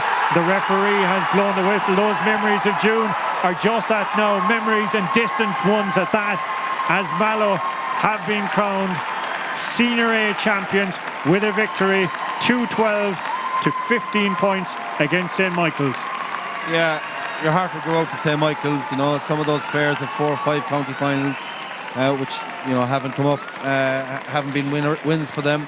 But they did everything they possibly could to get themselves back in the game. I was looking at the water break. What could Michaels say to their players? And to be fair, Dave Egan did a superb job. John Hayes referred to it in terms of what article is he going to work. The team came out, a different team. They went at Mallow. They got those 4 or 5 points. I never thought they would actually look like scoring, but they did it. And it took an absolute piece of brilliance, and it was brilliance from Matty Taylor to actually get that ball between two defenders right into the hands of was it Sean Hayes, is it? Yeah. And to bury it. Great finish, and that was the difference really between the two teams in the end. Okay, Noel, we're going to come back to you in a few moments' time, because we're going to go down pitch side. Patrick Mulcahy is down along the sideline, and all importantly alongside him is our man of the match, Matty Taylor. Yes, our man of the match for the Bon Secure Senior A Football Championship Final is Matty Taylor. And Matty, what can I say? What a finish, what a ball into Sean Hayes, and no better man to finish it off. Oh, absolutely. Look, come here. It just so happened to be Sean, but look, he kind of did it for us as well. I think the semi-final, when he came off the bench, he got 1-1. So look, he was right man, right place, and look, that's what you want in county final day. Delighted. The game was so tight. It was nip and tuck all the way, and really hard physical contest. Absolutely. Look, we knew coming into this that Michaels would bring us a massive challenge, and we're just happy on the day, to get over the line, because it was end-to-end stuff, and it could have went either way, Would have been no surprise if it ended in a draw, but what were you thinking going down the byline? Was it the thought just to get the ball in across the square, to get an opportunity, or just even get a point? Look, yeah, I suppose you try, create a score if you can, but put the ball dead, so look, it's hard to process it, just off the field, but it's been fantastic, What does it mean to the whole panel? Come here, it's fantastic, and if I could just mention one man, Owen Stanton, had a first baby earlier on in the week, and what an occasion for him and for the rest of the team, and what a journey, it's been a great championship, and we're delighted. Congratulations, you are the Bon Secure Senior A Football Man of the Match. Congratulations. Thanks very much, Patrick. Cheers. Okay, our thanks to Patrick down pitch side. We'll be heading up to the presentation in a few moments' time. Owen Stanton, the captain, as Matty pointed out, an emotional week for Owen, captaining his side in the county final, and the birth earlier in the week of baby Sadie. And I'm sure that birthday will be easily remembered given the highlights of this week. Fair result, Noel? Yeah, I think in the overall consensus, you'd have to say that Mallow probably were the better team. Physically as well, I thought that they had the edge. But you have to go to St Michael's. I mean, we can't go away from here today without mentioning the heart that they showed. Myself and Brian, with 5-0 to go, we're ruling them out, and I'd hold my hand up there and say that we got it wrong. They showed huge heart, and it's just heartbreaking. Another defeat from, but they can hold their heads high tonight in relation to Mallow. They kept grinding away, and like Brian said, we felt that if they could settle again towards the end, they'd see it out. And special mention to Matty Taylor there. I thought he was superb all day. On the big day, you got to look to your big players, and he certainly stood up there today. And I suppose before I finish, I have a good friend from Mallow in Chicago, PJ O'Connor. He's probably lucky this year today, and he'll drink a few beers, I'd say, over in Chicago and celebrate this big style, I'd imagine. Okay, we're going to head back down pitch side, and let's take in some of the presentation. Owen Stanton, the captain of Mallow, ready to accept the trophy. Was certainly decisive, and I know that you will celebrate, particularly in the context of your defeat in the 2020 campaign, and I'm sure that atones for that this very much. Also to St Michael's, who have been valiant warriors, and I know you're very disappointed, and I compliment you on the way you've played. You're obviously very, very disappointed, and we share your disappointment, but no doubt that you will be back again. I think we can both all agree that both Mallow and St Michael's have shown great resilience over the years, and from coming back from disappointments, and hopefully St Michael's time won't be too long in the making. On behalf of the County Board, I wish to acknowledge the presence of Harry Canning, Chief Executive of the Bon Secure Hospital, who are our football championship sponsors, and we greatly appreciate their very generous support of the football competitions, and indeed the Man of the Match awards as well. I want to thank, on behalf of the board, Pat O'Driscoll, and his team of officials who refereed the game, Pa who refereed the game, and his officials from the Bright Rovers Club. We thank them very much. Also to our voluntary stewards and all who help in the organisation of matches here in this stadium. They've done tremendous work and continue to do so. And we very much appreciate their voluntary effort, and there's a huge amount of organisation in these games. To both teams and to the winning teams today, I would appeal to you, I suppose, to be very conscious of the COVID times that we live in, and also to celebrate safely in the public interest and in everyone's interest, to ensure that the COVID-19 can be suppressed in as much as we possibly can at this time. Today belongs to Mallow, and I know that it is a very important victory for a large town in our county and indeed in the Avondhu division. I'm reliably told that this gentleman here, Matty Taylor, is a deserving man of the match. Is the man of the match sponsored by the Bon Secours Hospital, and we will make a presentation to him in a few moments at pitch side. But this now moment belongs to the Mallow captain, Owen Staunton, and I'm delighted to ask him to now take this cup in memory of the late Kevin McTiernan of the Bars Club, which is a new trophy. It's a second outing now in memory of the late Kevin from the Bars Club, and we present it now to Owen Staunton, the captain of the Mallow team. Off you go.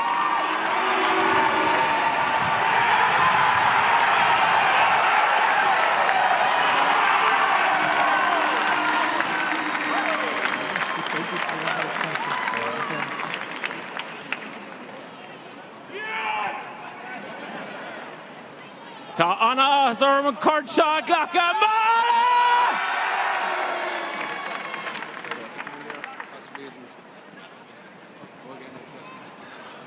I'd say everybody probably heard me anyway, but Tá Anna Zorman Cornshaw Glocka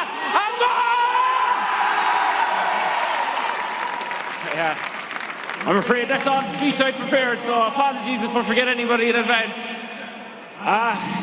It was a proud moment for me, for my family, just to represent this bunch of players, this management team, this town, this club.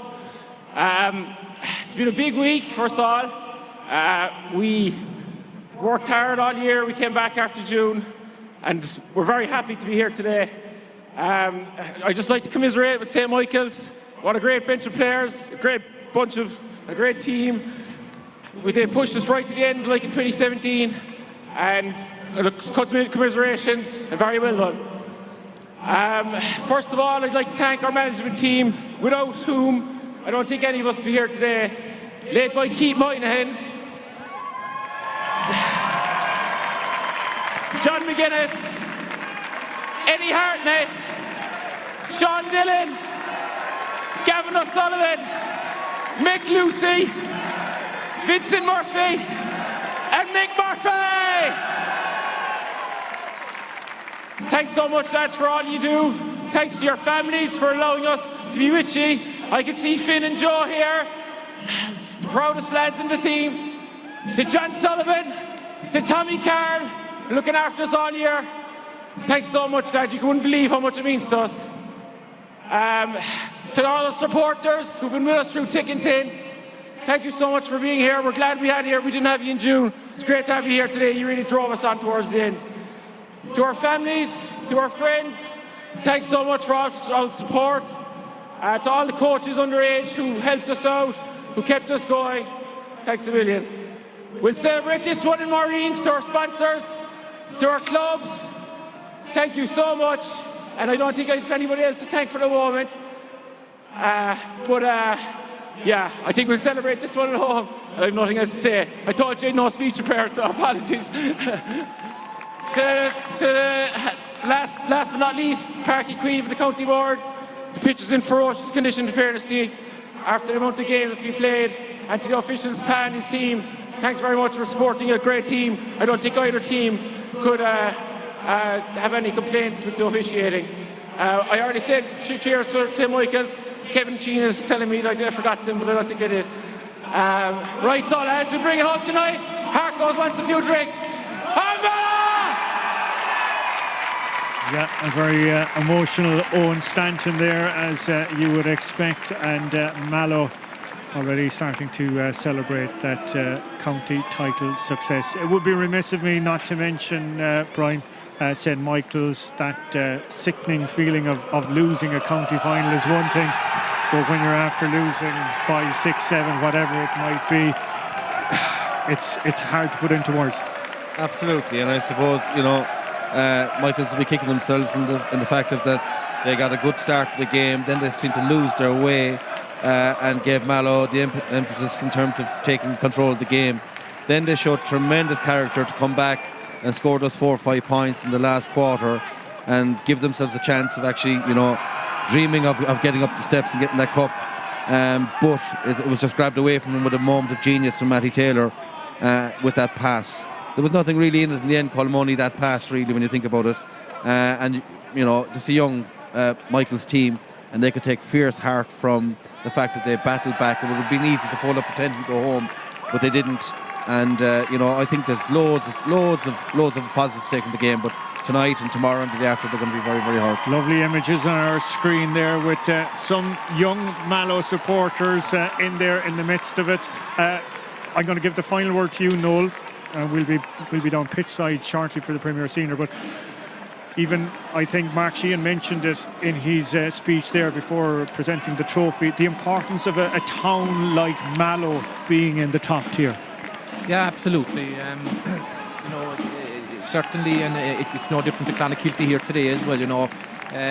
Traditionally, they were the teams we looked up to as smaller clubs, and it's a huge occasion for Mallow today. And I've spoken about Michael's deserving credit. Mallow deserve huge credit as well. They were beaten only a few months ago in this final, and to come back and show the belief to get back here again, they deserve huge credit on that, and certainly, they're deserving winners there today.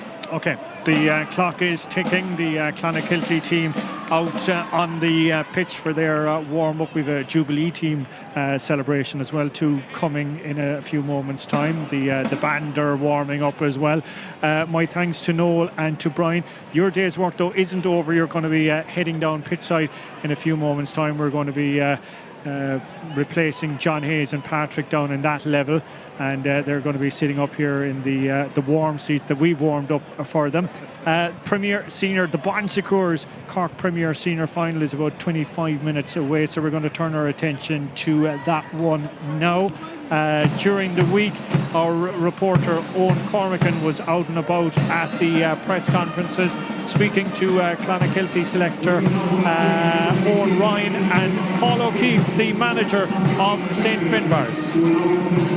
Owen Ryan, Clonakilty selector. Liam O'Donovan has been ruled out for this weekend. Desperate hard luck on Liam. He's been really unfortunate with injuries. Yeah, it's really tough on Liam.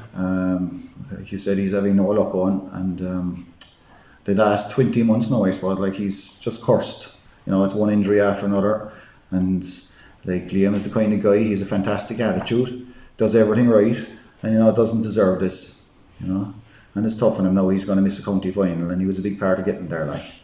Obviously it's a huge blow to us, but we have to deal with that, and I suppose in fairness, in games throughout the year the lads have shown resilience, and they have to show it again now, There was no chance of having Liam available. This is a serious injury. He's going to be no chance at all. No. He's out of the country at the moment, actually. That's for surgery. So he's there's no hope. Does it force management into a reshuffle or a reshape? Liam is one of the first names on the team sheet. Well, obviously somebody has to come in, and we'll deal with it. And it's not the end of the world. As good as a player Liam is, then one man never won a match, and we have to get on without him. And hopefully the lads will stand up and perform even better again for him as well. This is the third time you're playing the Bars this season. 2 defeats to league final in the third and final group game. What have you learned from those 2 games, or what are the obvious points you're taking to those 2 games that you feel Clon have to do better this weekend? Look, I suppose we've lost 2 competitive games all year, and they're both to the Bars. So that, obviously they're the best team, that we've met all year. And I suppose to get the day inside in Bandon, although some people have said that we were defensive in the league, I heard, but we weren't defensive at all in the league. I know what game they were looking at. That was 4-15 to 3-10 inside there, right? But the game up in Coachford, we didn't perform, and we were too defensive, I'd say. So look, we'll have to go in between to see can we get it right. Gradually improving in every game, so I imagine management are hoping that graph continues on. We need it to happen. We have to improve. We need to get up there another 10%. If we want to compete with the Bars. I mean, the Bars have good footballers all over the field. I mean, any one of them they're all able to play, and they have a good bench as well. They have strength and depth, and they're there the last number of years. Knocking on the door. They won it in 2018. So look, they'll be mad favourites going in. That's okay too.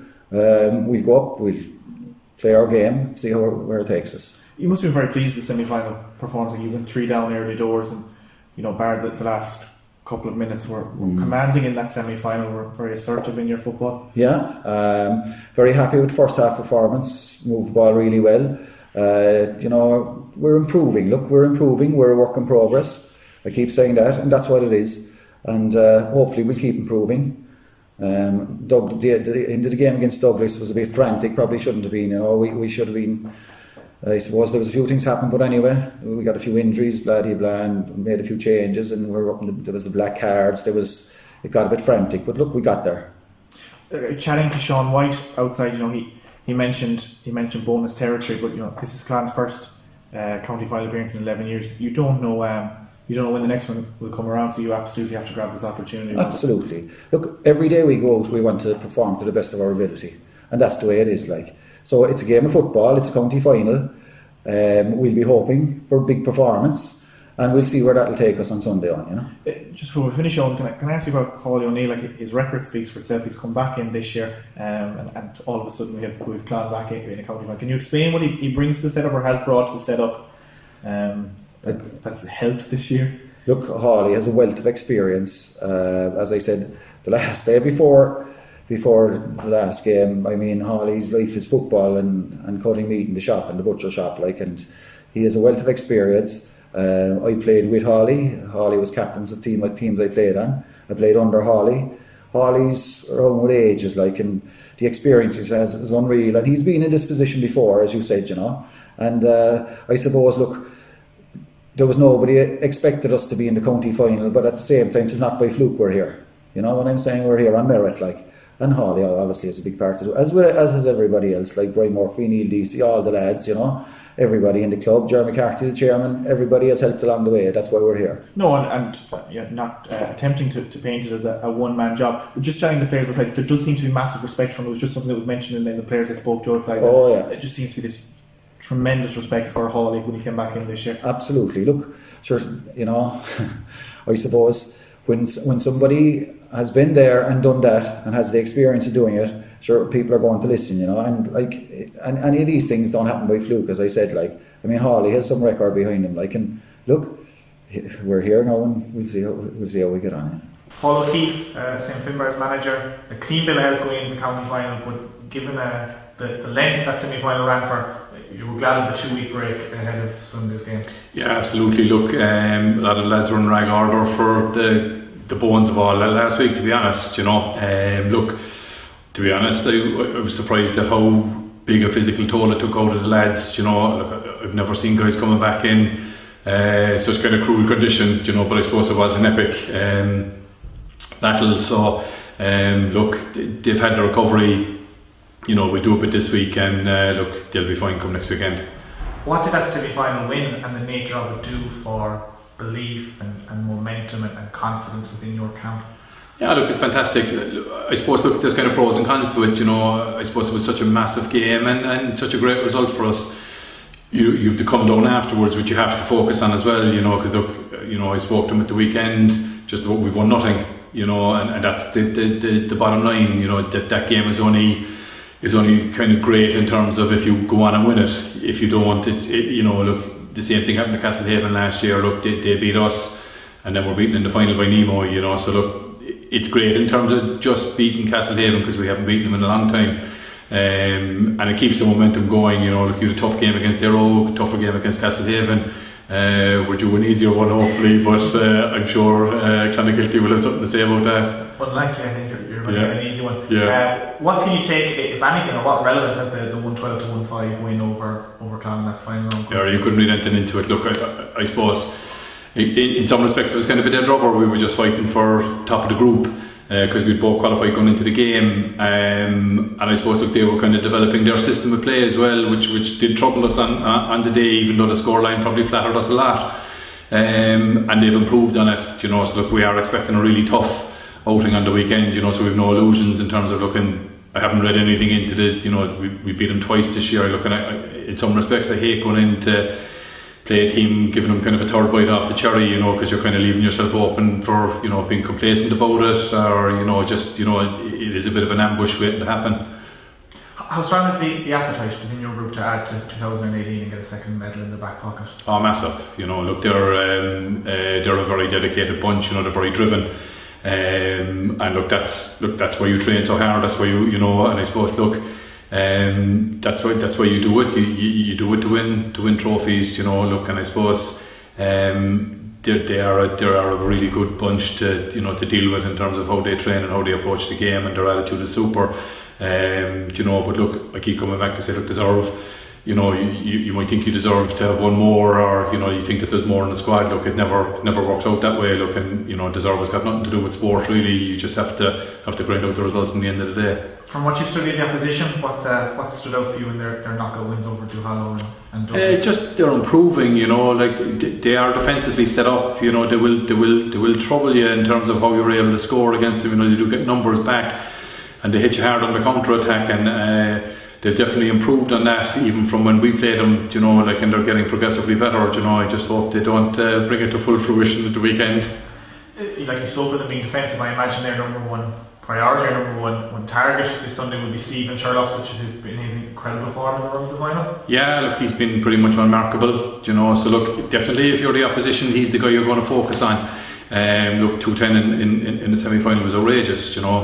Look, I kind of said it in other interviews, maybe I'd settle for half it on the weekend if he could produce it. But yeah, look, he's been in great form. But look, it's not just down to Stephen either, you know. Look, there's 14 other guys around him and more on the bench as well. So look, hopefully we'll have other players to step up on the weekend to help Stephen out if he's under pressure. Yeah, like, have you been pleased with your attacking spread? Because look, Stephen has been grabbing the headlines, and rightly so, but others have been contributing. You know, Conor McCricker, Myers Murray, Brian Hayes has been getting forward from midfield. You will need all of them contributing to get the job done on Sunday. Absolutely, yeah. Look, I think we've definitely had a better spread of scorers this year, you know, and it was something that we were cognizant of after last year.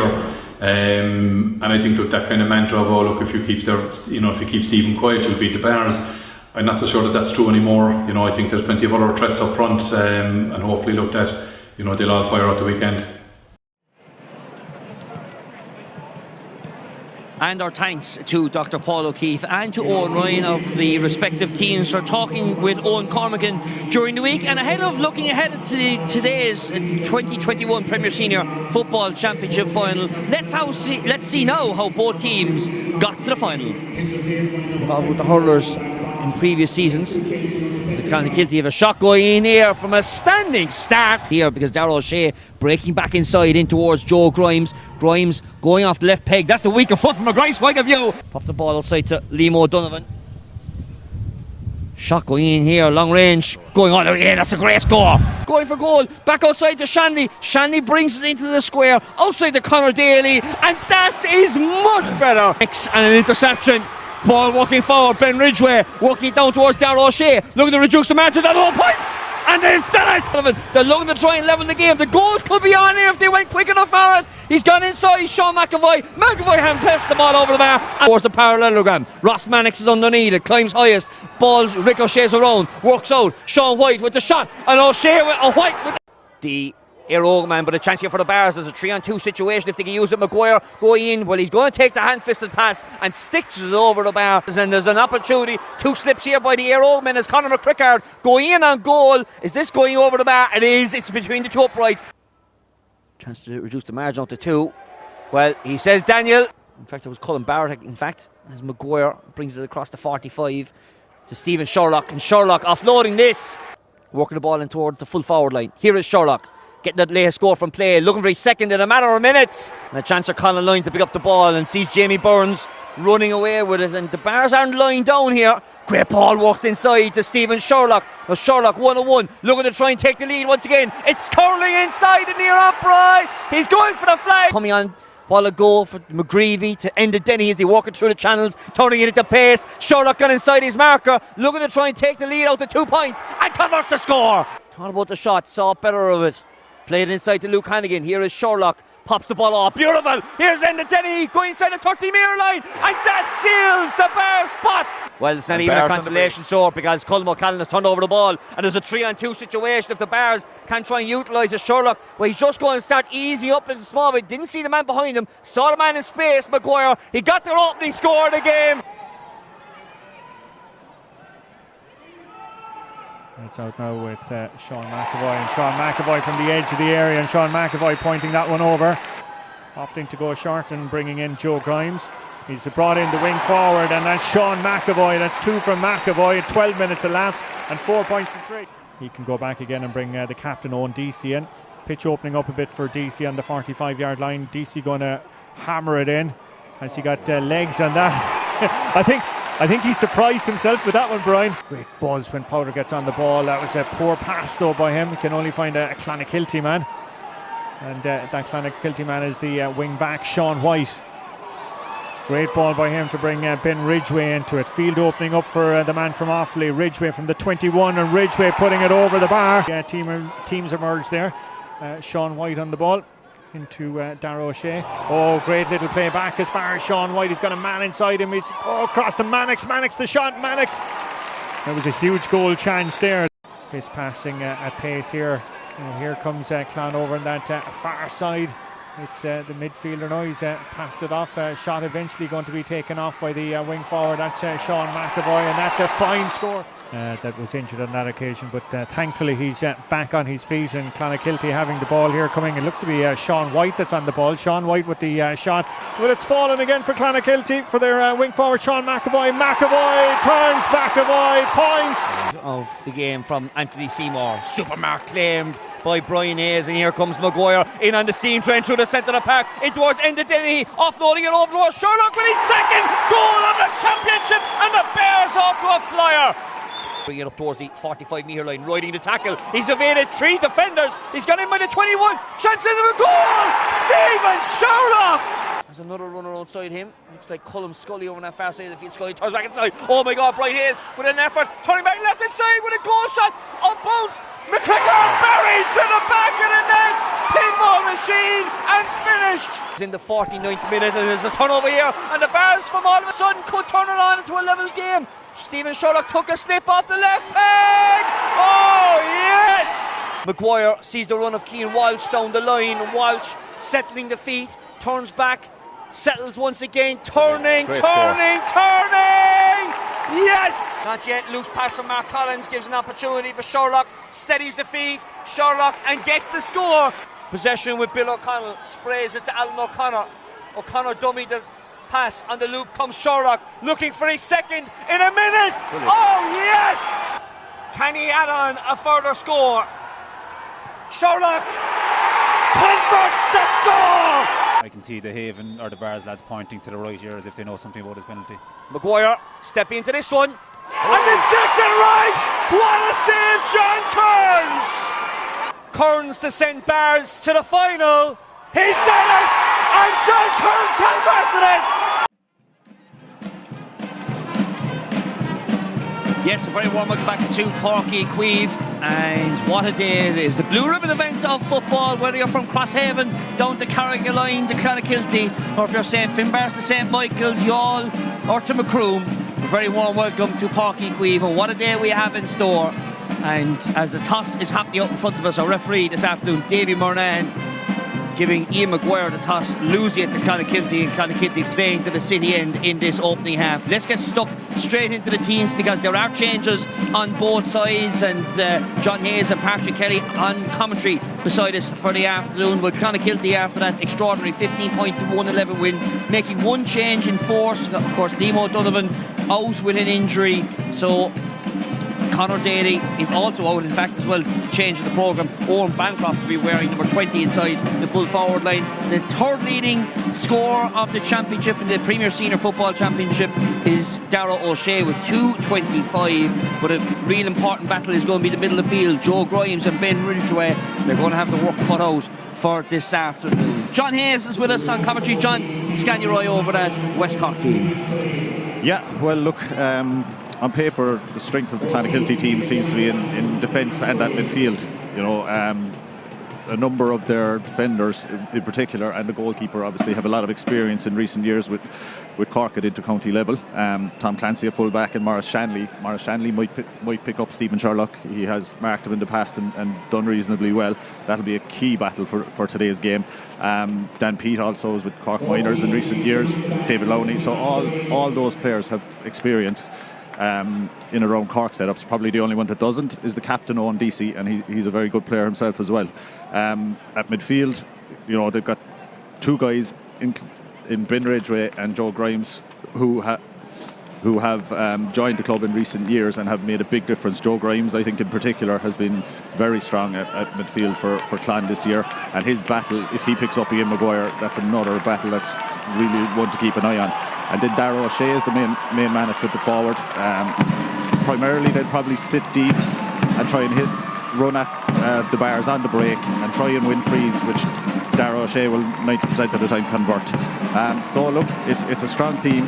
I expect them to try and sit back and hold the Bars running game as much as possible and try and hit on the break and then hit Ross Mannix inside.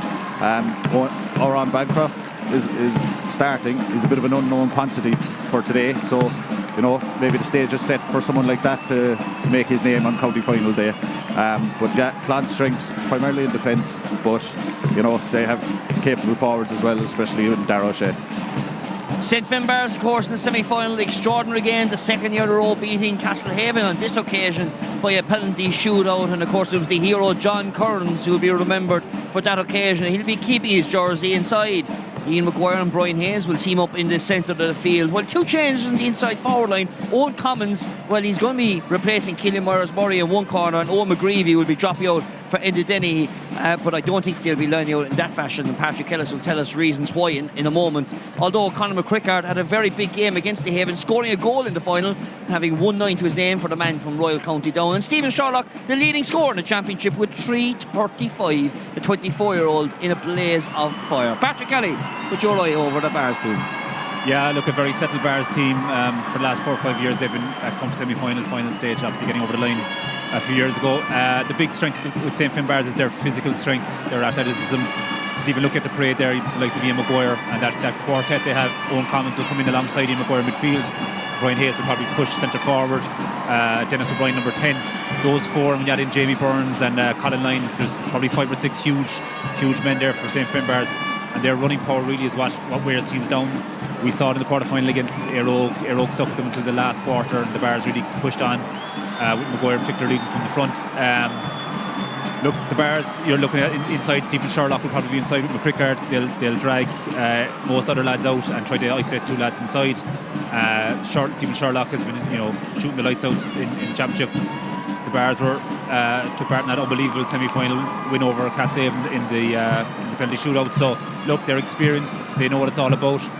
It'll be very interesting how they go tactically. I can't imagine they'll change much. I think they'll go toe-to-toe and try to push right up on Clonakilty, whereas Clonakilty will probably sit off them. But look, it's a very experienced Bars team. I think the Bars will be comfortable regardless if they go ahead early on or if they're behind. But for Clonakilty, I think they need to be ahead with the system they play and given the lack of experience. So look, the start will be crucial.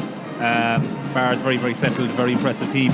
Backs physically very strong and aggressive. So looking forward to a very good game. Conditions have cleared up here nicely now, so it should be a good game. Of course, the Bars do have small issues of their own. Stephen Sherlock has been sick for the last couple of days, so hasn't trained much during the week. Ian Maguire picked up a leg injury, of course a hamstring injury, in that semi-final win. His teams break away from the parade in front of quite a decent sized crowd here on Páirc Uí Chaoimh, with over 13,000 at the hurling final. I think there's expectations of over 7,000 to 8,000 for this football decider, as the Barrack Street Band take their position in front of the south stand here in a soft cut Páirc Uí Chaoimh. And what a opening game we had this afternoon.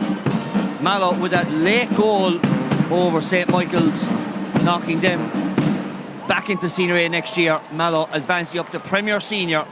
Who will be the champions for 2022? But now we're going to stand for a minute's silence before today's final, and we remember the man Joe O'Keefe of Kishcame, who was part of the 1960 All-Ireland minor football winning team that won 61 years ago. We remember him today. He died recently. Arieste Goreva Alam.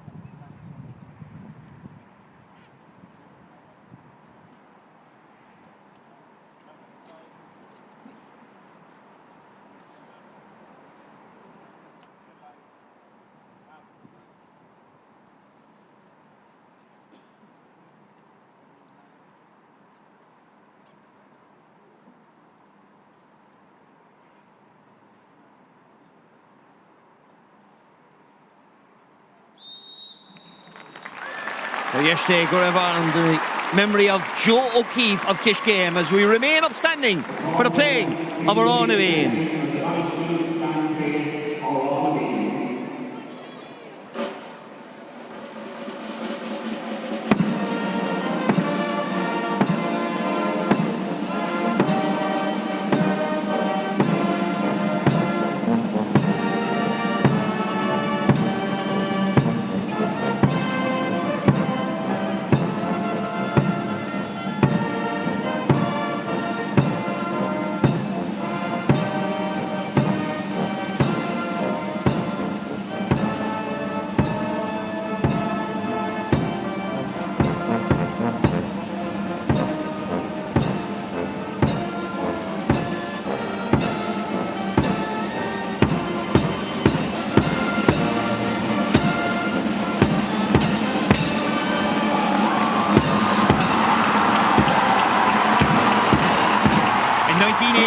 When these teams met in the final, Clonakilty winning on that occasion. Both times were going to the game as 7-time champions. In 2009, when they met in the final, they were going to the side as 8-time champions. Today, they both go into the side as 9 times champions in this 2021 final. Gents, time for predictions.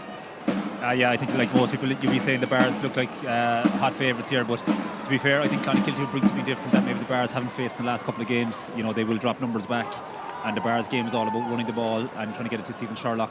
I can't imagine Sherlock will get a huge amount of space, or I can imagine he'll be double marked, if not triple marked, so it'll be interesting to see how the Bars cope with that. But look, it's hard to look past the experience and the physical prowess of the Bars.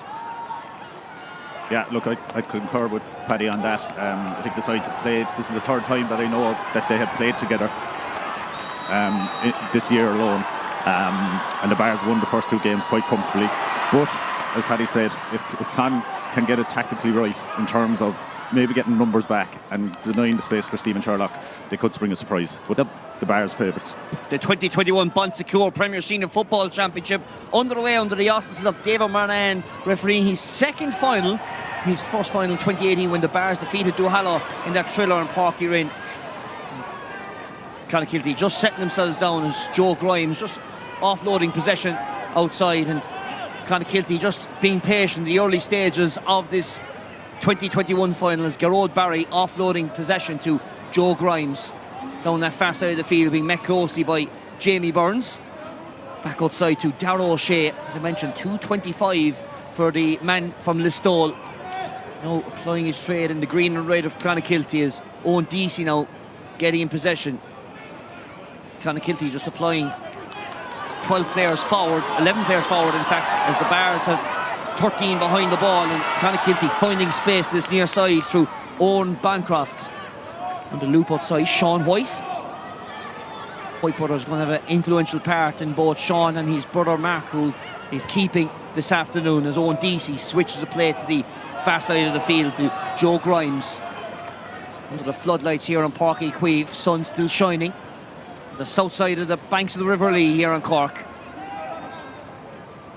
What looked like such a misty, dirty morning turning into a beautiful afternoon and a perfect day for a game of Gaelic football on the last Sunday of November. Clonakilty all the while still with possession as Bancroft back outside again. This is good patient football, just trying to tease the Bars out of the fence, and Dan Peace now in possession and over to Owen Deasy. And the first time we see Mark White, and here we go, the sweeper keeper in action after 2 minutes of this game. What can Mark White do from here? Well, he's taken on Brian Hayes and taken him for good measure as well. Hand pass over the top, well found into Sean McAvoy. Back outside to Mark White. Ridgway with the shot, goes short in the hands of John Kearns. 2.25 minutes, no score. Yeah, there was a long pass to play there where Clonakilty preferred to settle themselves down in possession, but they've dropped a huge amount of numbers back now. The Bars only have Stephen Sherlock inside, and there's 7-8 Clonakilty lads facing the Bars play here now, Del O'Brien. But I think this will be the pattern of the game. I think you will see Clon stepping off. You can see the line across the 45. The Bars will be well used to this, though. They will be patient. They'll just go slow and then just look to inject a bit of pace with the likes of Maguire and Hayes and that. But that was a decent opening from Clon. You can see again they're leaving Mannix and McAvoy inside as the only two, and the rest will pretty much be dropping out. The Cricket offloading to Owen Commons. Outside to the cornerback, Colm Scully. Bringing himself in towards the exclusion zone. There's in the Dennehy. Back to Commons and Dennehy once again. Going inside the D again. Shot, snap around the body, going in. Going to the right hand side and wide. Good opening start to this game. Yeah, well, I think both sides, a little bit cautious in possession so far. Both teams working it quite slowly up the field, just making sure that they retain it. And Clan dropping fellas behind the ball, and the Bars had numbers out the pitch. A good break on here now. As Joe Grimes breaking away forward, Sean White was met with a decent shoulder by Sherlock, or by Maguire I should say. Here is Sean McAvoy down by the byline, looking for the opening score of the game. Snap around the body from Ross Mannix, and it's the West Cork side who get the opening score. Yeah, great stuff there from Clon, right from the kick-off there. Again, this one of the big difference to two teams. The Bars tend to go long, whereas Clon look to pick the pockets. Good play there coming forward. Again, McAvoy and Mannix combining, great score, snapshot. The Clon have actually set off this kick out. There's two men sitting free for Clon, and they're just inviting the Bars out.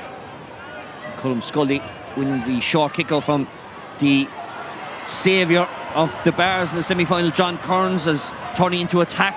Here's Enda Dennehy on the loop, Colin Lyons I should say, but the ball short into the hands, and a safe pair of hands indeed of Mark White as he sets off with Tom Clancy in possession, man who was dropped off the Cork 2020 panel last year by Ronan McCarthy.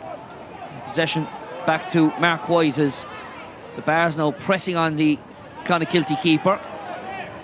Clonakilty playing safe in the opening stages as ball through the hands of Dan Pease. Here is Joe Grimes. Grimes working his way out towards Lowney, former Cork senior hurler. Great ball across the park to Ross Mannix. Mannix, who's got 1-5 in this championship, but the ball's gone out over the line. The line being signalled over on that far side by Macroom's John Ryan. Yeah, quite a tentative start by St Finbarrs in particular. A couple of chances they've had to work the ball up the pitch have been quite sluggish and laboured, and two poor choices of shots, firstly from Enda Dennehy and then from Colin Lyons. It's quite apparent that there's a little bit of a lack of confidence among the other players for the St Finbarrs in terms of shooting. They really do want to get Sherlock on it every time. There's some confusion with the line ball. Looked like it was going to be a Clonakilty line ball, but John Ryan now saying it's actually come off the Clonakilty man. It's going to be a Bars line ball for their captain, Ian Maguire. Yeah, and as John mentioned, I thought interesting the Castlehaven game. I don't think enough of the other Bars forward stepped up when they were under pressure. I think it fell back to Sherlock and he delivered again massively. But that'll be interesting, watching. It's Tom Clancy's marking Stephen Sherlock, but he'll have plenty of protection there. Garrod Barry, number 10, has gone back as expected. So it'll be just interesting to see, can the Bars get enough scores from other sources besides Stephen Sherlock. Free for Brian Hayes on that far side of the field. Bring in one of the wing backs on that occasion, Billy Hennessy, it looks of it. Scully breaking inside the 45 metre line, but foul there on that occasion by Joe Grimes, and it's going to be a free and a chance for the Bears to level up the game after 6 minutes. Yeah, an important kick for Stephen now. The first kick for a free taker is always important. It's a good distance out. It'll be a great kick to get it, and you know, if he kicks it, his confidence will soar after it. Up here on level 3, the wind seems to be getting a bit stronger, a bit more cooler than what it was earlier on this afternoon. The tricolour definitely blowing in favour of the Bears as Sherlock, the 24-year-old, stepping into this for his first shot of the afternoon, creeping in, but going left and wide. Yeah, tough kick to start there for Stephen Sherlock. Again, it'll be interesting here off the kickouts. Mark White is always looking for the pockets, and surprisingly, so far the Bears have conceded or let him get out with 2 short kickouts. You know, the Bears will be renowned for squeezing up on your kickout, so you know, that could give Clonakilty a huge platform to get into the game. Tom Clancy looking across the 45-metre line to Shawnee White, breaking forward, trying to evade a tackle of Stephen Sherlock, evading the shackles as well of Dennis O'Brien as Grimes under pressure now from Maguire. Maguire fouls on that occasion, stopping Grimes in his path as Grimes takes the quick one, looking for, trying to be cute inside, but ball didn't work out, and Alan O'Connor intercepted it there. Yeah, to be fair to Grimes, Ridgewell was kind of suggesting he was going to make a run over the top, and he just checked back, and it looked like a terrible ball, but that was actually a goal opportunity on if they'd looked for a bit of cross wires. Jamie Burns breaking inside the 45 to the far side of the field. Cullum Scully now on the loop as Cullum Barrett finding space to the far side. McCrickard back outside to Barrett once again. Shot going in, but short again, and Mark White now starting to advance, and the big long strides of the Clonakilty keeper is going to have a big play here, John Hayes. Yeah, look, he hasn't stopped either. He doesn't just stop and admire the pass, he keeps going. You know, it's a tactic that Clon have employed to good effect throughout the season. So, you know, he's a big influential figure, and to be fair, his brother Sean as well, I thought had an excellent semi-final, and has grown into the campaign as it's gone on, and is one of the key men, especially in the absence of Liam O'Donovan. Oh, well, you can see what the tactic here from Clonakilty is. They're trying to get in behind as Mannix tried to play the inch-perfect pass into Sean McAvoy. They're trying to exploit the lack of height in the Bears' defence. Yeah, look, this game has probably started very well for Clon in the pattern of the game is exactly how they wanted it, because they're sitting off the Bears and just putting pressure on around the D, around the 45. Bears have probably had three shots gone astray, and these kind of interceptions, although that was maybe he dragged the hand back there, I'd say, but you know, Clonakilty will be very encouraged from the start. 9 minutes gone, this will be the Bears' first score, more likely from Stephen Sherlock. The Bears are not applying a huge amount of pressure, which is surprising enough, and as you said there was a couple of chances for Clon for balls over the top, just overhit twice, so you know, very encouraging start for Clonakilty. Stephen Sherlock stepping up to this one just off camera there. David Moran having a word with Dennis O'Brien not to be obstructing the runner. That card could be awarded, he was telling him. Sherlock looking to open the Bears account in the 10th minute of this Premier Senior Football final in Cork, and again he's put it left and wide for the third wide for the Bears. Yeah, and that was a long way out as well, you know, and I was just watching the rest of the Bears forwards while Stephen was out there, and he was out there for 10, 11, 12 seconds and no one moved. It was just an assumption that Stephen will do it and kick it on his own. Here is Mark White once again after being brought in by Dan Peat, offloading to Thomas Clancy. Clancy showing a good pair of heels of getting away from Enda Dennehy. Would have been good enough for any gold medal in the Olympics. As the ball is offloaded outside to Darragh O'Shea. Tom Clancy once again. O'Shea is on the loop. Works it around, long fisted pass, dangerous though. 2 men fighting for it, the Bears man and Dennis O'Brien winning it on that occasion, but the breaking ball out towards Jack O'Mahony, being fouled there by Jamie Burns as the quick free is taken. On goes Sean White in towards the 45-metre line. White settling the feet, sees the runner outside him. It's a great ball inside, chance for a goal, going in, great save, John Kearns. Oh, what a moment that was, it could have been the deal breaker from a Clonakilty point of view. Ball still inside the 13-metre line. Clonakilty fighting hard for it. Touch on the ground. No, says the referee. Jamie Burns under pressure. Back to John Kearns, and they evade away out of pressure. Ben Ridgway with the man with the shot saved by John Kearns. Yeah, look, we'd already suggested there was 2 chances where Connor tried to play the ball over top. That time it was Sean White. It was a fist pass, but again, the Bars are defending aggressively, and there is space in behind. And that time, excellent opportunity was Joe Grimes, good save, and a big let off there for the Bars, because if Clonakilty get a goal, go 4 points up, system suits them perfectly to defend the lead. And there's a better opportunity of a goal here, possibly on, but Maguire off the left peg and captain leadership after 11.5 minutes, levelling up the game. Yeah, and look, it's no surprise that it's Ian that brings the Bars into the game with a great run and a great score, because they've looked very sluggish in this opening 11.5 minutes. They need to realise, the semi-final is done with. The final has to be won yet. Nothing was handed out the last day, and Clan are not here to make up the numbers. Joe Grimes selling. Dennis O'Brien with a dummy, was fouled there. Quick free taken inside the full forward line. Great win there by Alan O'Connor. That'll boost his confidence for the afternoon, but as Colin Lyons was bottled up in the tackle, Dr. Paul O'Keefe quite animated on the line underneath us. There's Owen Commons now in possession. Colin Barrett, Burns, Barrett outside towards the cornerback, and Sam Ryan. Dennis O'Brien now.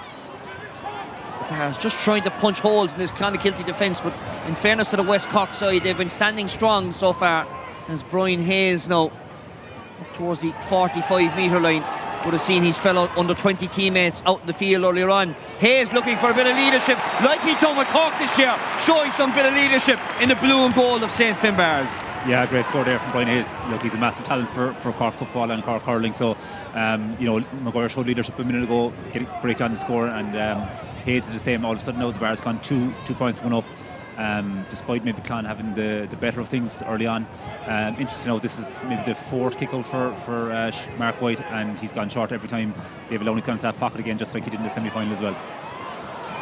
5th kick-out, and he's won on the long statistic on this occasion as Gerard Barry rocking the ball over the top towards Maurice Shanley. And Shanley breaking forward inside the 45-metre line. Chance for Shanley, settles the feet, looking to try and level the game. Ball going in, umpires consult, level game here in Cork. Yeah, and that was very easy for Maurice Shanley to get up. All it was a run off the ball and a little hand pass, which took out, I think, about 3 or 4 Bars players.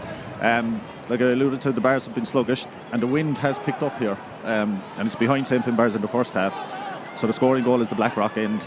I think that the water break should be coming up soon. I think Paul O'Keefe will be having a few stern words. Maguire, the centre of the park, looking for the runners, trying to bring Dennis O'Brien to the game, but O'Brien shouted to the captain, send it to the far side. He does that. But there's Owen Commons, 2-man full forward line. One of those is McCrickard. Poor touch of McCrickard though. Unlike the down man, and got out for a sideline ball. Yeah, look, Clonakilty look very, very comfortable. You can see off the ball there, they're the man marking McCrickard and Sherlock, and they've also got an extra maybe 2 or 3 bodies, and just the Bars are a bit sloppy, a bit slow, kind of attacking them with the ball. But Con on the other side, you look, they're keeping McAvoy and Mannix up top, and the Bars are marking them with, it's actually Billy Hennessy and Alan O'Connor doing the man marking back there. So just a few interesting matchups starting to develop. Then Pete was fouled on that occasion. It's Gerard Barry, who has got a point to his name in the Championship 2021. Back outside to Sean White. Not too many options, so they're forced backwards to Thomas Clancy. There's Mark White thinking about coming out, but he stays inside his 20-metre line as Maurice Shanley now. Break it to this near side to Dan Pease. Clonakilty happy enough just to play possession inside their own 65-metre line. On DC. Over towards Shanley. Brewery town men just trying to punch holes in this St Finbarrs side. Back outside to Darragh O'Shea. The ball taken out of the tackle, out of contact, and Gerard Barry swinging it to Maurice Shanley. All the while, Clonakilty in possession for a good 60 seconds at this stage as Jack O'Manning with a cute ball inside. Runner off the shoulder is Joe Grimes. Off from David Lowney. Grimes going down by the byline. Kept it inside the 13-metre line. Play continues on.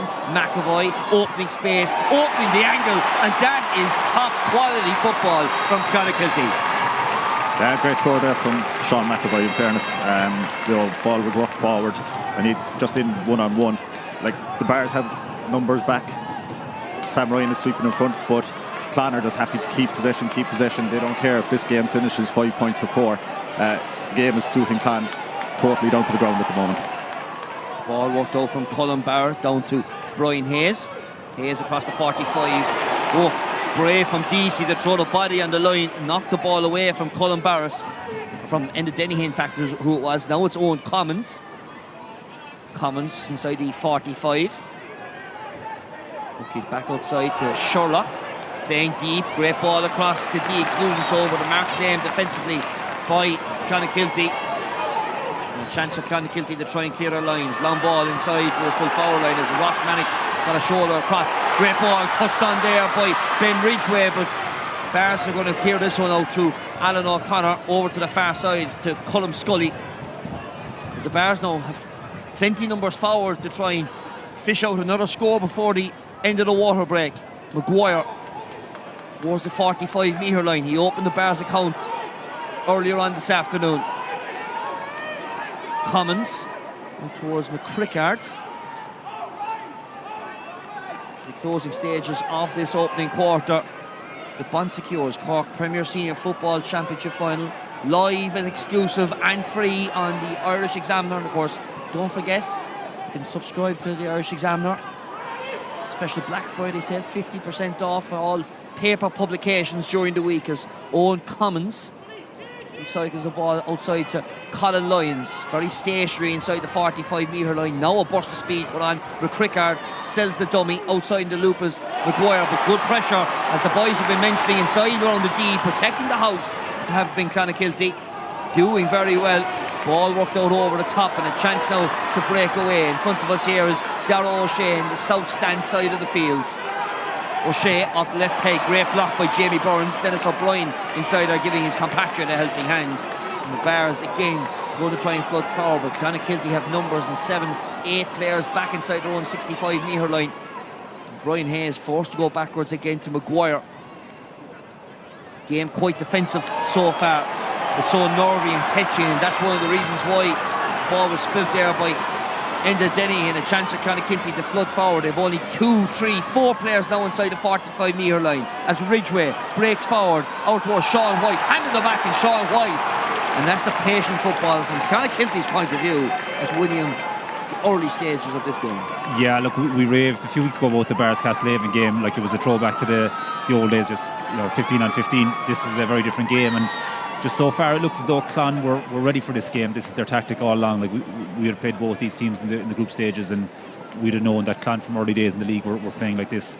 The Bars, however, are facing this. Maybe they definitely haven't faced in the last 2 games, and they're looking a bit out of ideas so far. They're I suppose for Clonakilty though, the last attack there, the previous attack to that Darragh O'Shea score. With Darragh O'Shea going for the shot, and Darragh O'Shea getting the score, extending the lead out to 2 points. And Clonakilty leading 4 points to 2 at the water break. Let's go downstairs to the pitch side and let's hear from Brian Cuthbert. Thanks, Patrick. Absolutely what Holly O'Neill would have been looking for from his charges come to the game. Clonakilty, as the lads are saying, are very well set up. They're very, very patient. They don't foul. They're directing the Bars into pockets where they have more numbers than them, and then the man gets isolated and they're taking the ball back off them. I think looking at Clonakilty here, they're much buoyed by that, coming to a county final and you're planning of what you want to do.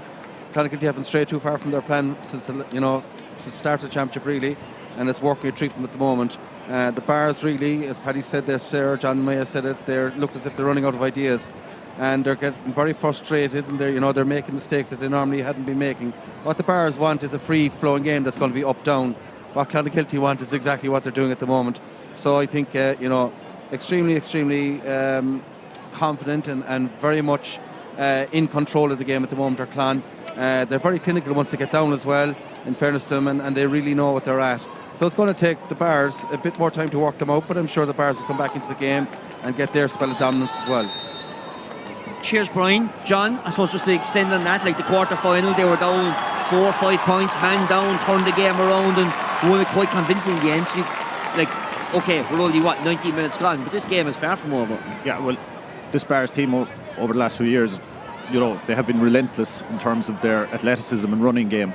But pointed out to Paddy there at one stage, you know, they turned the ball over. They had 4 or 5 men around the middle who weren't really being marked. And I don't know if anyone watched PSG and Man City and saw Messi, Neymar and Mbappe walking around, but there was a lot of Bars guys doing an impression of that as well. They're not going, they're not making the runs, they're waiting for it to happen, they're not going to make it happen. Clonakilty having the better of this.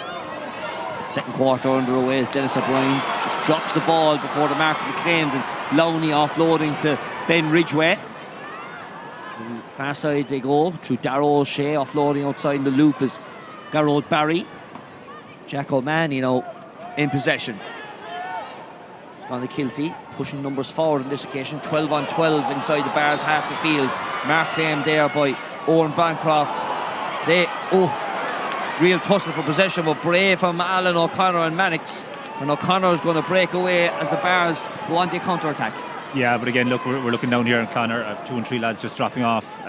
Look, the pattern of the game is emerging. The Bars are just lacking a bit of energy maybe going forward, but a bit of patience here now to work it, because as John mentioned earlier, they have the wind. It's these kind of attacks they normally break through, but Clon have the extra men back there just meeting them and forcing them to turn back, and that's a cheap free. Not just a cheap free, it was a late tackle there. Close-handed fist by Maurice Shanley on Brian Hayes, and Hayes is feeling the effects of that one. Shanley definitely going to be spoken to here by our Macroom official, as Dr. Paul O'Keefe has to go out himself. By the looks of it, he's hoping that Brian Hayes is okay. Yellow card for Maurice Shanley. Yeah, that'll be, look, Morris will have to be careful now for the rest of the game, and he's a physical player, so the yellow card isn't ideal for him.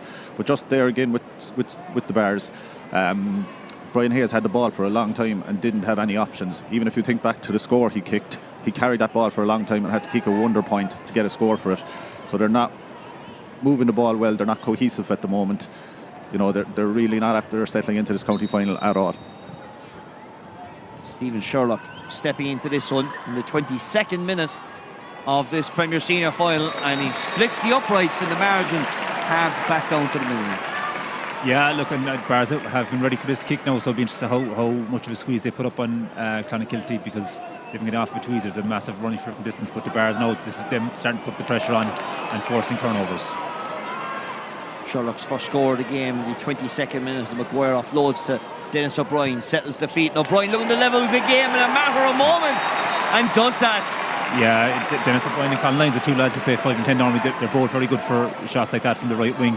He took his time to settle it, but again, that all came from the Bars. They were pushed up on the kick out. They forced Sean White to go long, and he slightly skewed it. So this is the Bars game. It's all about putting pressure on, but again, they've tried to go zonal, and they've been caught here again with Sean White. 8 scores, 4 points apiece, 8 different scorers, 2 points coming the way of place ball. An entertaining opening 23 minutes of this Premier Senior final, as Maurice Shanley into the tackle on the floor possession, and he's deemed for overcarrying the ball, been pinned forward as the ball's been kicked away. A bit of scuffle in the centre of the park between Scully and Shanley, but the referee bringing it forward for dissent. Yeah, interesting as well, Sam Ryan's actually marking Darrow O'Shea. Sam Ryan normally would pick up the danger man, but he'd normally operate in the full back line. He marked Daniel Goulding, and he would have marked Brian Hurley. The last 2 games he's been pushed out to mark Darrow O'Shea. Interesting, Darrow O'Shea would have trained with the Bars, I think, before he joined Clon for a session or 2. We got him down for a session as well when he was living around the city, but he's with Clon now the last 2 years.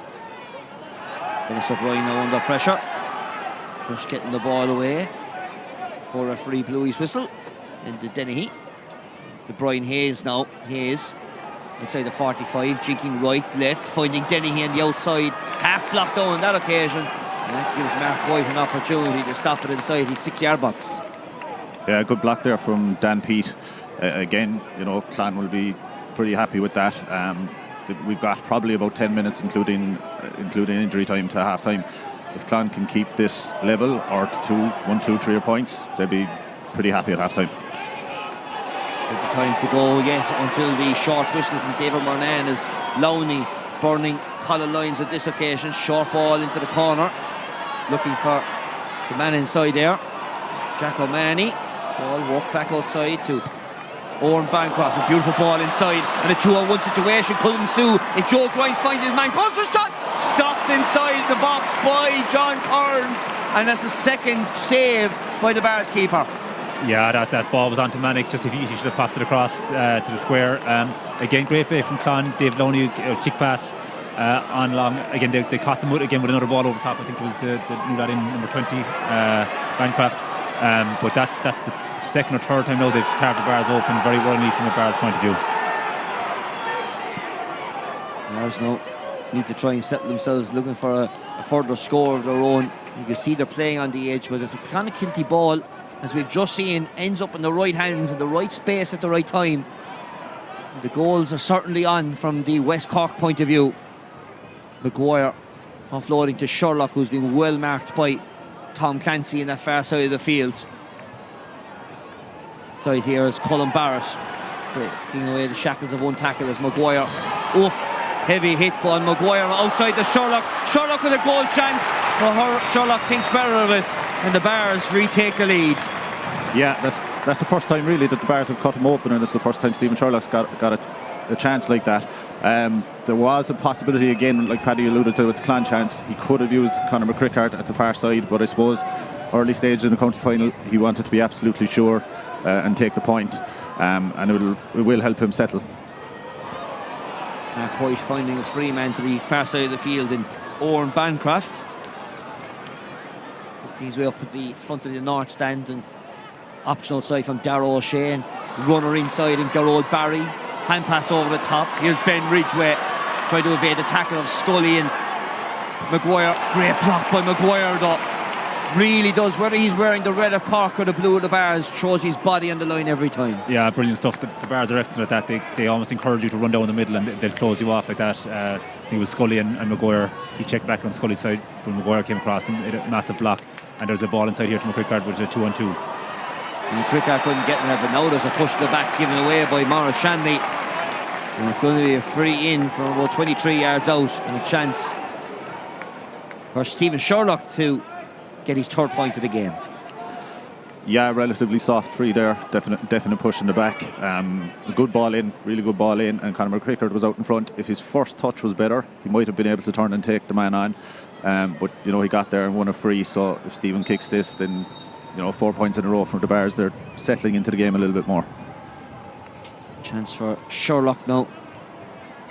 Look at the W's tally from place balls in this County Premier Senior Football final, and converts the score, and the first time in the game the Bars will take a 2-point lead.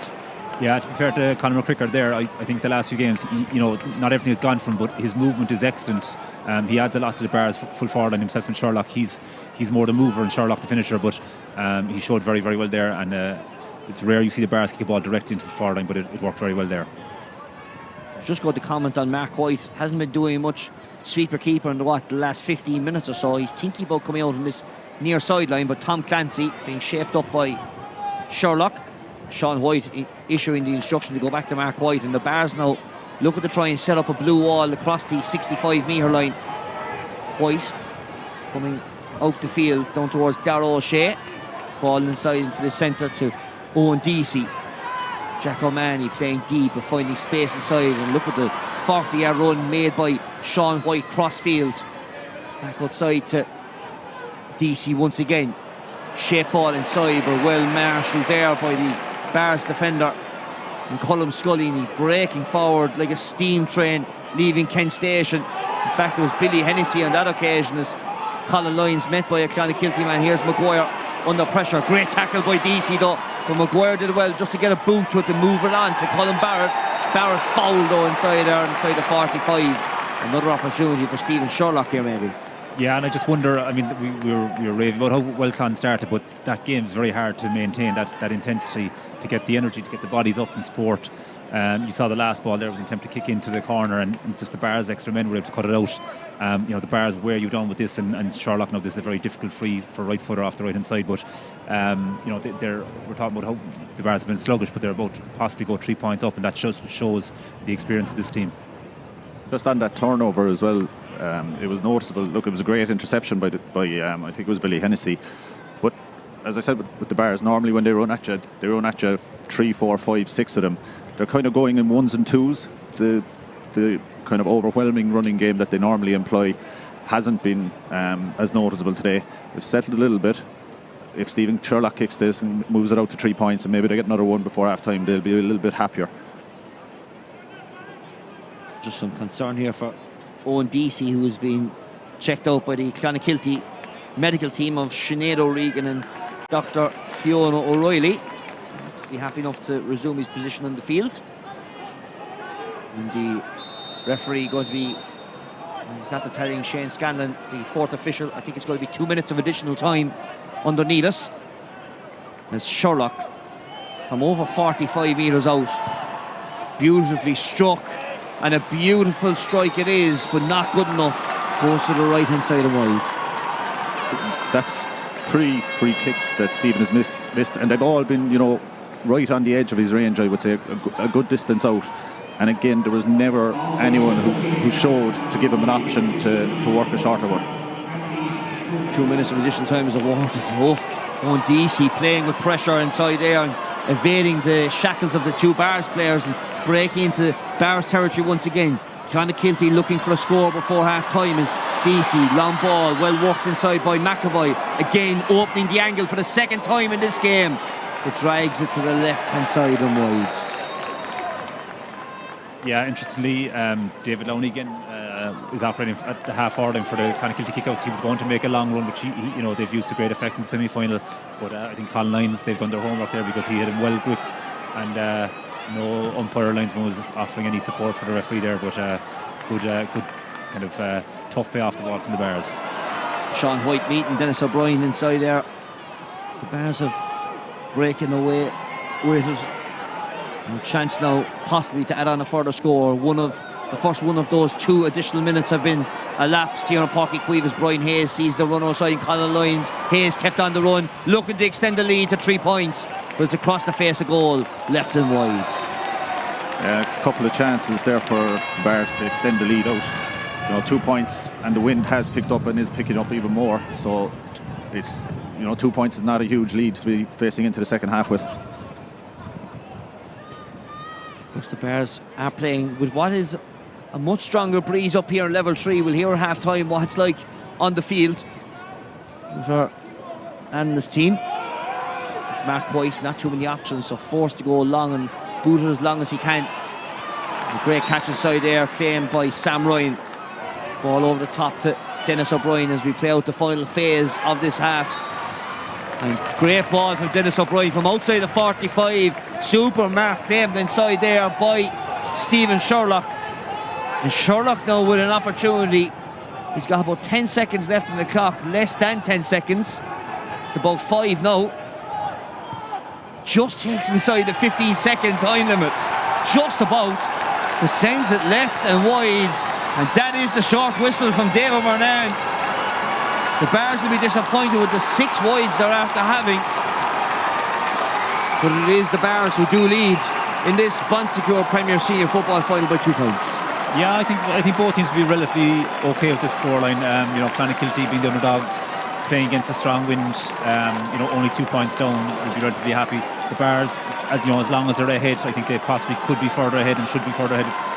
That was very scorable free from Stephen Sherlock's point of view, but I suppose look from the Bars' point of view, coming in as favourites, it can be difficult when things don't click straight away. But look, we've said before, they're an experienced team. They're not panicking.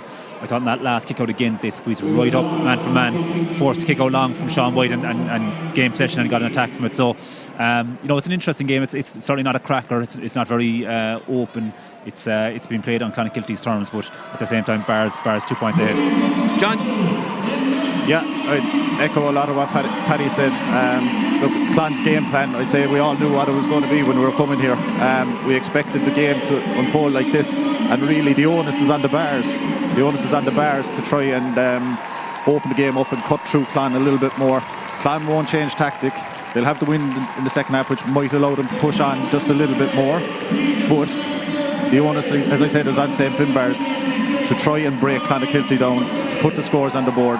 They're the favourites here and the hot favourites for a good reason. But Clon, for a team who until this year didn't get past the semi-final for since 2011, have coped perfectly well with the county final day. Maybe the Bars' defence has settled a little bit in the last few minutes, and they look like they have a hold in terms of what the Clon forwards are trying to do. But having said that, this is Clon management team. Paulie O'Neill will be, pretty happy that his game plan is working. Okay, as the Clonakilty team in front of us on screen from 1996 are being presented to the crowd. Let's go downstairs to our pitch side and to our analyst team of Conor McConnor, Brian Cuthbert and Noel O'Leary. Thank you very much, Patrick. Very noisy down here on the sideline as the presentation of the 1996 Clonakilty County Champions. Noel and Brian are alongside me. Noel, a kind of a, how would you describe that first half? It was kind of a cagey feeling out, a blistering start by Clonakilty, but as the lad said, Finbarrs never panicked, starting to get the foothold after the water break. Yeah, absolutely. Clon certainly started to set the pace. The Bars have settled in. You'd wonder in relation to the Bars and Haven game, it was a very free-flowing game. Clonakilty hit him now with a very negative style of football, playing the system very well. I saw them against Ohala a few weeks ago. They didn't seem comfortable playing that type of game. Today, every man knows their job. And the one thing that's very notable about Clonakilty in my eyes is their physical condition.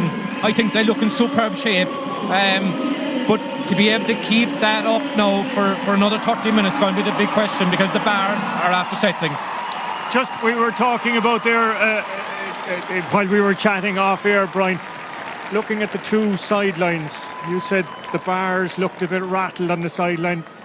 Hawley was like a statue here alongside us. Yeah, I think that's Hawley's nature anyway. He never gets too high or too low. But when Clon got in for that second goal chance, I felt, Colm, that the Bars sideline were getting a bit concerned that these, they were getting nowhere at this end, and at the other end they were being opened up. But you'd have to hand it to the Bars. The last 10 minutes, they really controlled the game. When you're down at the sideline, you see how big they are. They're very, very big and strong around the middle. They'll punch holes in the end, and they get the opportunity of getting the ball to Stephen Sherlock, which is starting to happen now, and he's become more influential. So, there's nothing in it. I think also there's a fair breeze blowing down here into the Blackrock end, and I think Clonakilty would be happy enough to a point.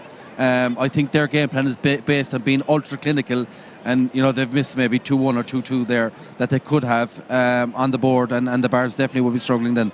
Okay, just in that point there, Noel, I'll bring you in. That bit of a wind, is that going to be a factor in the second half? Yeah, I would think so. It's picking up here, it can only be an advantage to Clon. But, again, it's very visible to us that the Bars have settled.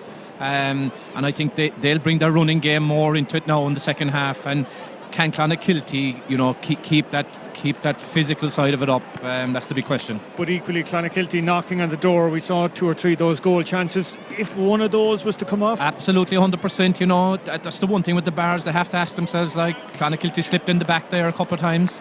Will Clon rue those chances? That's the big question. But they're getting in there for them. Call it so. Look, I won't change my mind in it. I think the Bars, as this will go on, I think they'll settle, and I'd have to pick the Bars. Okay, and Brian? My near neighbours, the Bars, I think will have another county under their belt. To be fair to them, I think definitely are in control here. It's going to take something special from Clon to wrest the game back off them.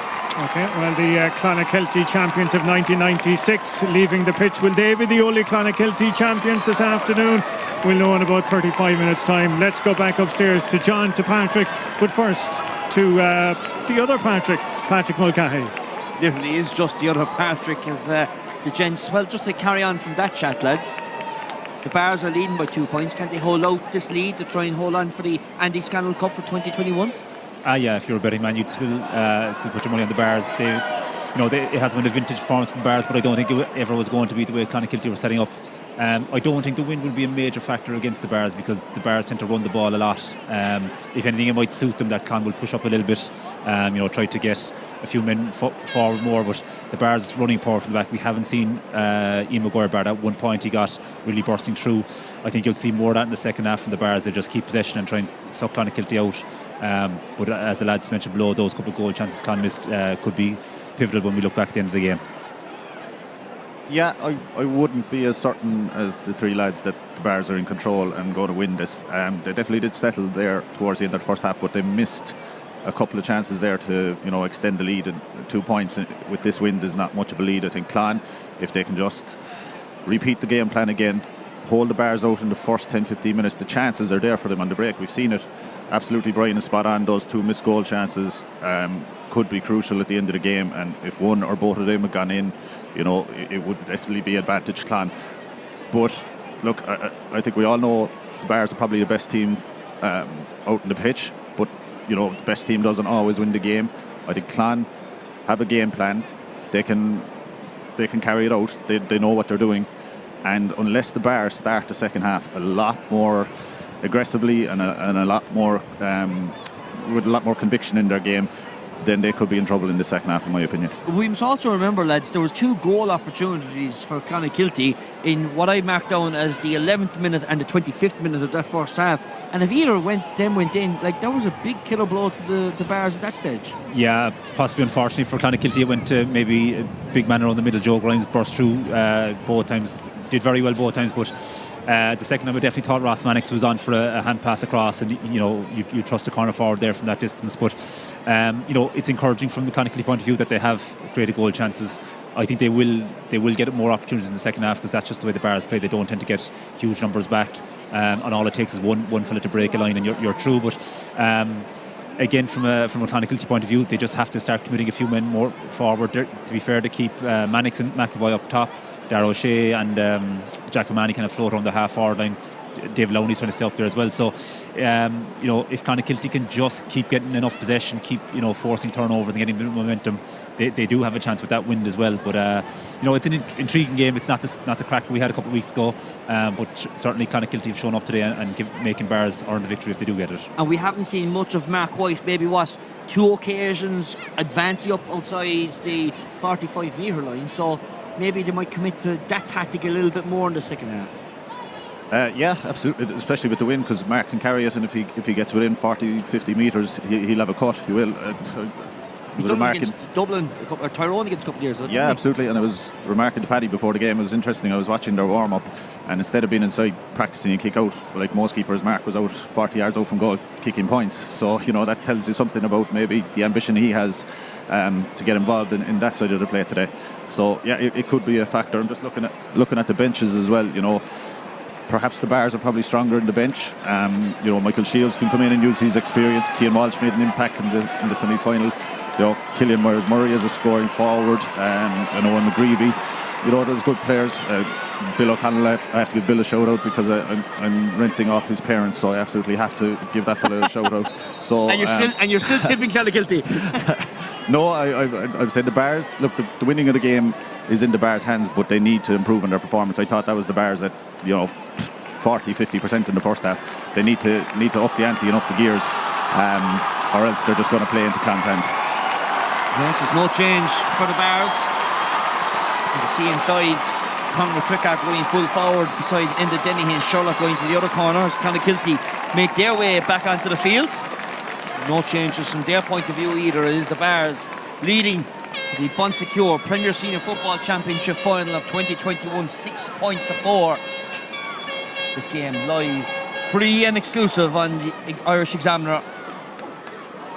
Hope you've enjoyed the coverage throughout the year since we got going back in August with the 2020 finals. We're not done just yet, as David Monahan gets the second half underway here on Páirc Uí Chaoimh. The 2 number 9s and Brian Hayes and Grimes leaving that bounce. The ball walked in behind. It's Clonakilty now through David Lowney. Pass not to Grace from Lowney, but Sean White did very well. Keep it in. Ball walked inside to Grimes. And a chance now for Owen Deasy.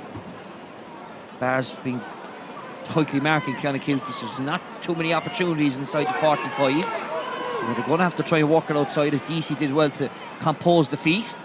Ball to the corner to Darragh O'Shea. Got 1 point in this game so far. O'Shea, the third leading scorer of this championship.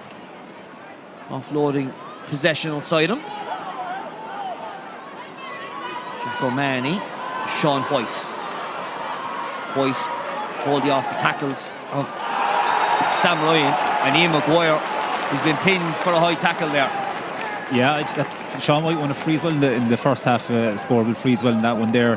Maguire probably a bit overzealous, came in with the hand around the shoulder, around the neck. It was a free, I think. Again, just the contrast in styles there. You see when Clon were attacking, the Bars were very much man for man in the back line. Again, the two lads, Alan O'Connor and Billy Hennessy, are doing a man marking job in the full back line. But they put such pressure on the ball, it's very hard to get a pass inside. This would really bring Clon back into now a good early score in the second half. Chance for Darragh O'Shea to kick this one, and O'Shea gets the score and the margin reduced to a point.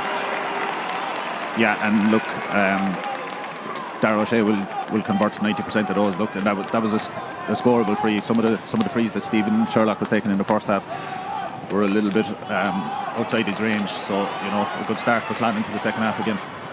Maguire dug deep to try and fish that one over, but there's a foul over there on the road Barry, and it's a free for Clonakilty. Yeah, I do think Clonakilty could make hay off the Bars kick out in the second half. That kick out is going to hang, and the Bars don't tend to go short, and the two lads Ridgewell and Grimes will definitely give Maguire, Commons and Hayes enough in the midfield, so that's a good early start for them to win that first kick out. There's Loney with the ball back into the centre, but spilled there by Owen Deasy. A chance for the Bars now for the first time in the second half to try and gain some possession and advance forward through Dennis O'Brien, and O'Brien under pressure from Sean White just spills the ball over the top, now sees the loose man to the far side as Dennis O'Brien back on the loop once again. Snapshot around the body, Dennis O'Brien, what a score from Dennis O'Brien. That's a phenomenal point from Dennis O'Brien. Kind of a hard working big man as a wing forward, but that's his second point of the game, and they've both been excellent scores. He's one forward standing up when maybe we've been calling for other Bars forwards, but apart from Stephen Sherlock, to stand up. I actually think this might not be. I think that's a knee injury for Joe Grimes. It didn't when he went down. It didn't look great. No, went straight to the floor after being fouled, and just looking at it here on replay, Paddy. Yeah, I'm not sure he slipped. Oh yeah, no, there was no contact there. It was on the ground. To be fair, credit to Dave Moran there from the previous play. He was about to blow his whistle for a free for the Bars around maybe 55-60 yards out, and he just let the play go on a little bit extra and gave Dennis O'Brien the chance to go forward and take that shot. So to be fair to him, excellent play. He's reffed the game well so far. It's been free flowing. There's a bit of niggle off the ball now starting to come in. I see one or two bits of aggression, but again, this game is heating up nicely. Joe Grimes, great to see him back on his feet. Bit of a nasty injury there for a moment as Sean White took the free and went down the loop. And, great ball over the top from Colin Barrett. Tucked the ball back inside. White taking on the Bars defender, taking on 2-3 defenders. Still on his bike inside the 13-metre line. His hand is taken away as he went to hand pass the ball over the top. That is some run from Sean White. Yeah, just sheer determination on Sean White's part. And look, he probably is, after growing into the season as it's gone on, and he's the leader for Clan really in respect, and he's so important in terms of their transition. The game plan that they have, they need players who are capable to carry the ball and then use it well on the other end, and that was just sheer determination. And maybe from the Bar side of things, 3 defenders there, they shouldn't be allowing him to beat them and then commit a foul. Yeah, I think the replay showed there it was just Owen Commons came in and kind of hooked his right hand, he's trying to hand pass it. One player we haven't mentioned actually, Liam O'Donovan, is absent from Clon. Obviously pulled his hamstring in the semi-final. Probably Clon's most important player, and it's a pity for a fella to miss out in the county final, a fella of that ability. So it's just a shame he's not out there. But his teammates are doing supremely well, I'll say, in that. His Cork teammate, Hugh Maguire, having an absolute belting game. Maguire put up his hand for the mark, so he's going to be drawn back to retake the free as Brian Hayes advancing forward, those long strides and finding a runner to the left, and Owen Commons, but Commons just left the ball behind him, picked up there by Dan Pease and Tom Clancy with possession of Clonakilty, trying to break over the fence. Clonakilty, not too many options forward, but kicked forward there by Pease, looking for the corner. There was a hand across the head there of Ross Mannix. So play continues on as Clonakilty still fighting for possession. Good hit inside there, but illegal, says the referee, on Darragh O'Shea on Colm Scully. I think we saw a difference in style of play there in the last attack there. Conor McCrickard, who's on the ball now, made a massive run to show for it, but again, the Bars don't tend to look up for the early ball, whereas Clon, to be fair, do mix up a nice bit with a kick pass in. There's Enda Dennehy now, bringing Colm Scully into the play. the end of the 6th minute of this second half. Remember, if we do end in a draw, as per the first game, nearly did, we'll be going to a replay next weekend, and of course the winners will be playing Lockmore Castleiney, who are currently in hurling action in Tipperary in that final replay. Jamie Burns has been pinned, had prior opportunity to play possession. He's been pinned for overcarrying the ball. Yeah, and this is what I was talking about. Look, the Bars are just running it into Clon's numbers, and without any bit of creativity, no variety in the game, as Paddy was saying. That they run it and they're just running into the bodies. Stephen Sherlock hasn't really been able to get into the game. He's been tightly marked by Tom Clancy. So, you know, like, if I was St Finbarrs and if I was on the line for St Finbarrs, I would be quite worried at this stage, and I'd be looking at what we could do. You know, Owen Commons is playing at centre forward, and you know, he's not a centre forward, he's a midfielder. So do they want to look at potential changes as well? The ball up from DC, finding Lowney for the mark. Ball inside, goes the 13-metre line, walk down to McAvoy off the hands of Mannix, and McAvoy going down by the byline. McAvoy under pressure, trying to play the ball, dangerous across the byline, but there was a foul, says a referee. A pull of the jersey once again is the signal from David Murnane. It's a free in to level up the game for Clonakilty. Yeah, look, again, to highlight the difference in the both teams, I think he got the advantage at that stage already, but Mannix and McAvoy stay inside, and their movement is brilliant. That time David only won a mark there from a good kick from Owen DC, and Mannix again made the move, and it was broken down to McAvoy. But it's this whole thing of, you know, if you move and you get the ball, you'll keep on moving, whereas on the other side, I think the Bars, they just tend not to look up and kick the ball, so there's a little less movement on the other side. There's Darrell Shea off his left side, and he's done it again. That's class. That is class. 3 off the right, he's first off the left. Yeah, he did that against us down in Newstown in the group game as well. He's well able, very, very comfortable off the left side. That brings it back level, and you know, while all of us at half-time were saying the Bars looked well poised, this is certainly turning into a game that's very difficult to call. Kick out from John Kearns and catched by Brian Hayes, and the Bars have exposed Clonakilty defence now as Maguire gets the possession from Barrett, going straight through like a hot knife through, but off to Sherlock, similar to the semi-final. That is typical St Finbarrs shooting. Well, look, that's that unbelievable fetch from Brian Hayes, and then it's the hard running of Ian Maguire and onto Stephen Sherlock. They're the 3 most important players for the Bars, and they need to come into this game. Mark claimed there by Clonakilty, long ball from good old Barrett, or Bancroft in fact, looking to the full forward line. Burns and McAvoy with a heavy hit on each other, and referee says, come on, let's keep going. The physicality and tempo at a really good speed now in this last couple of minutes. There's Colin Barrett now playing it back, and Jamie Burns in possession. Here's Maguire slipping the first defender, breaking inside for the second. Maguire still on the boot, fishing forward, looking for Sherlock. The jersey is being held. Good tackle there, but Crickard got a secondary possession. Back outside to Maguire. Maguire under pressure and fouled inside there by DC, and the Bars turning on the tap a small bit. Yeah, a couple of big plays there now. Maguire ploughing through. You see Sherlock, he's being marked from the front. He tried to check over the top. You know, that was probably a free they didn't need to concede there. They had them under savage pressure. They've made them recycle, but this is again on Stephen's left side. This should be far more advantageous than the ones he had in the first half. But from that previous play, the kick out from Mark White got David Lowney in the long kick out. Again, a long ball in. That's, you know, we saw that about 4 or 5 times in the Douglas game. It's the first time they've managed to pull that move off in this game. And Sherlock, with his first point from place ball in the second half, extends the lead out to 4 points. 2 points, I should say. Yeah, look, important there. Stephen's got a couple of scores in the last couple of attacks. One from play and one from free. But a little bit of an improvement from the Bars in the last few minutes. But, you know, Clon aren't going to go away here. Shanley offloading to Sean White. Ball to the corner, looking for Mannix. He's got it, turned his man back on the left peg, looking to reduce the margin back to 1. That is brilliant. We're in for a top quality finish the last 20 minutes of this Premier Senior Football final.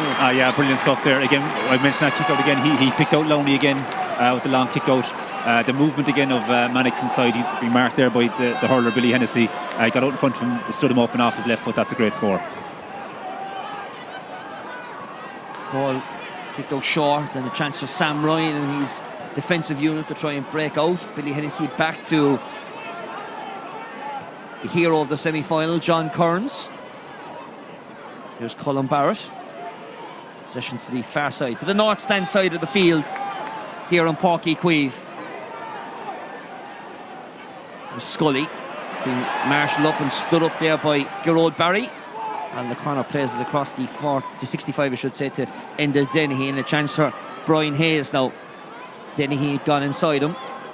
Ball to the corner to Sherlock. Turns left, steps back right. The runner outside, McCrickard. Great screen there by Enda Dennehy, just hold you off. Great dummy inside, goal opportunity on. Oh, the ball just couldn't go to hand. Would have been exemplary. But a chance for Clonakilty to try and break away, and they're going to do so through Joe Grimes. Long ball up the line. Ball kept in from going out, and Lowney under pressure. 50-50 pass back, doing very well. Getting injured in his hand there was Jack O'Mahony. Manny trying to defend off of Sherlock.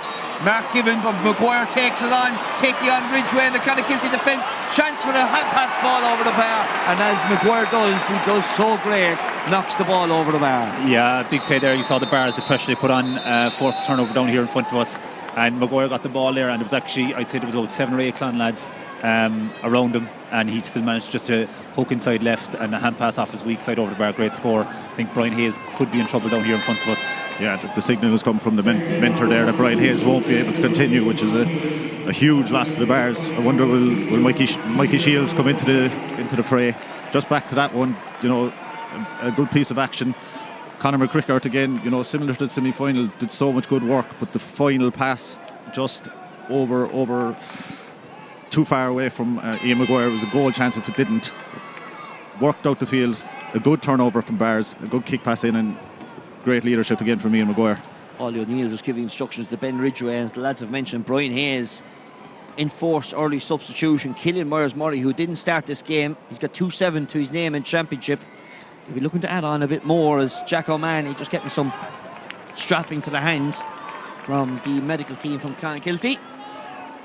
And restart the game with the kick out of Mark White. 2 points the difference, and White going left, but again just not picking out the man on this occasion. A chance now for Dennis O'Brien to try and take possession on, but he's been fouled there by Sean White.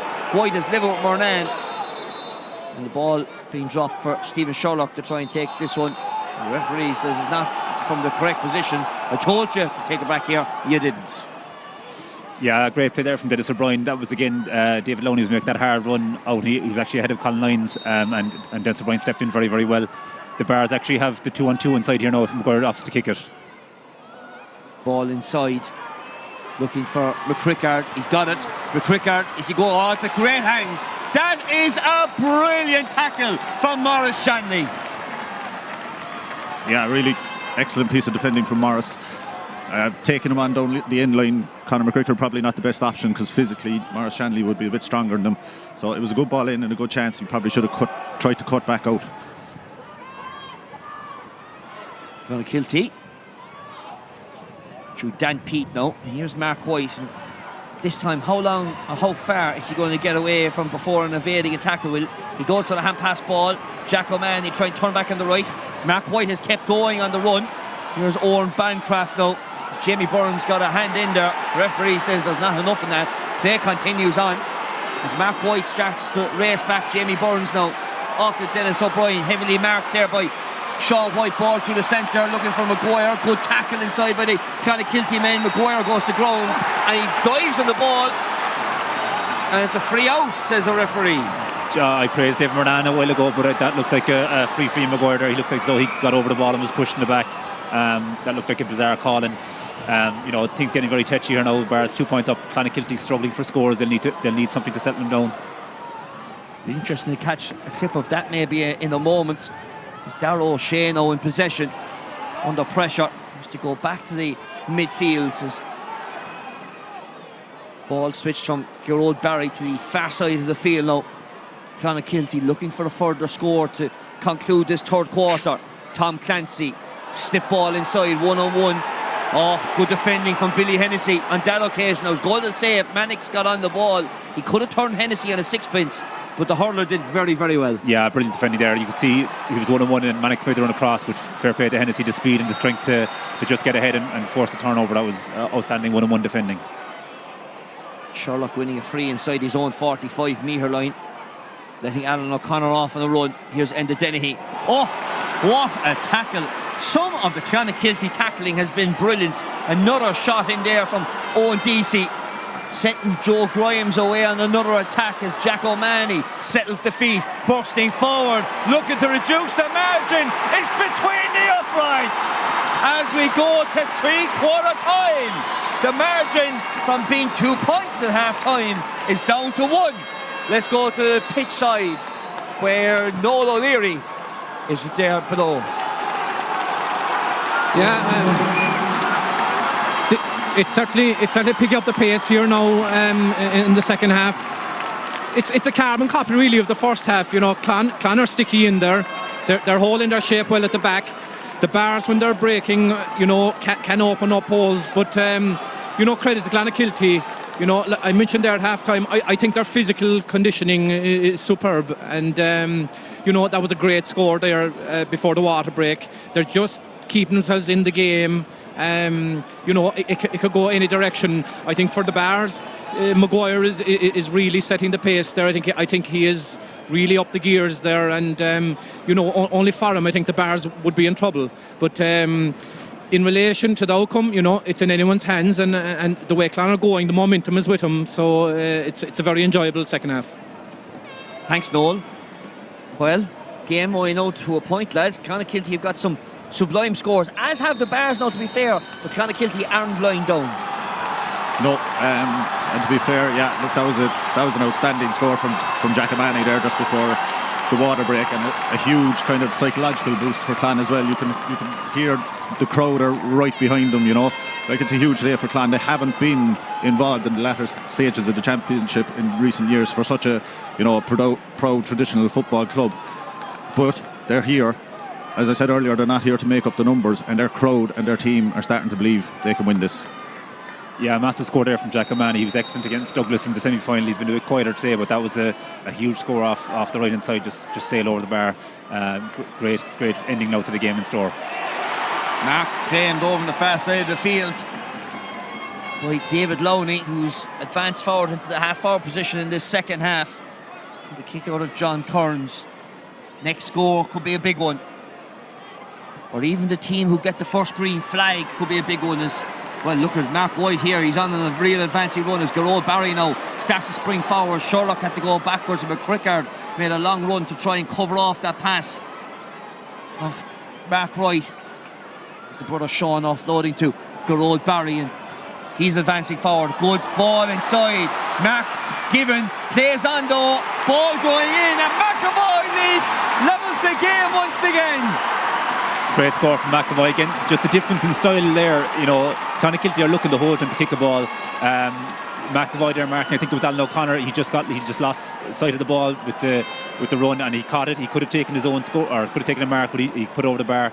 He got 4 points from play, I think, against Douglas. That was another great score. Kick out mark claimed by Dennis O'Brien, and a big long run, and the Clonakilty defence never saw it.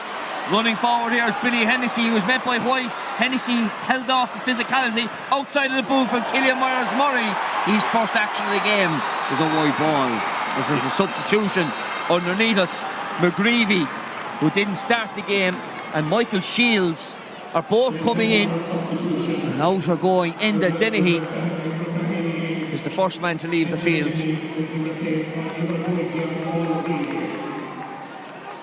Bars enforcing substitutions. The other one is Dennis O'Brien being withdrawn here, Paddy. Yeah, surprisingly enough, I think he kicked 2 points from play. He just won a great kick out there underneath us as well. You know, he looks like maybe he's run or coming off with gingerly. But look, they're bringing in Shields, who'll go. I'd imagine he'll go around the middle with Maguire, but or maybe from the half-forward line. But Bars caught on a kick out again. It's a 2-on-1 to the north stand side of the field, and the chance for David Lowney now to advance forward. Well, what a score that was from Clonakilty's point of view. Game level once again. There's a free conceded to the far side of the field, and a chance for Clonakilty. Well, it's brought forward once again inside the 65-metre line.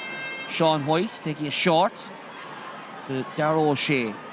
O'Shea looking for the run inside of Mannix. 2-on-2 situation. Mannix nearly had it. He's got the free though. Late call from Billy Hennessy into the back, says our referee. Chance for Clonakilty to retake the lead. Yeah, that looked kind of a marginal decision. I think the two of them maybe collided when they were going for the ball, but it was a good ball in from Darragh Shea and a good run from Ross Mannix, who's been very good as well. You know, a young player who had a lot of potential and is starting to come good for Clon this season. I expect Darragh Shea will kick this over. Clon have a point lead. Who's the favourites now? Darragh O'Shea with the kick.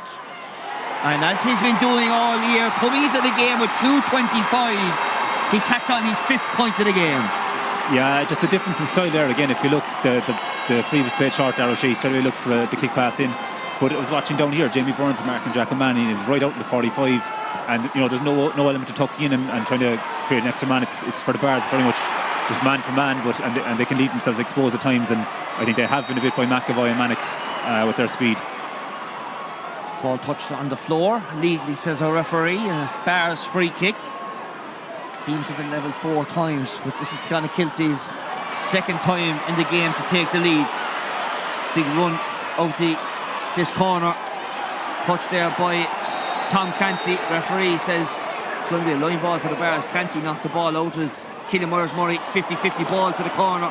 Looking for McGreevy. McGreevy did well to keep it in. Touched on the floor, no effort made by Killian Murray and picked it clean off the ground.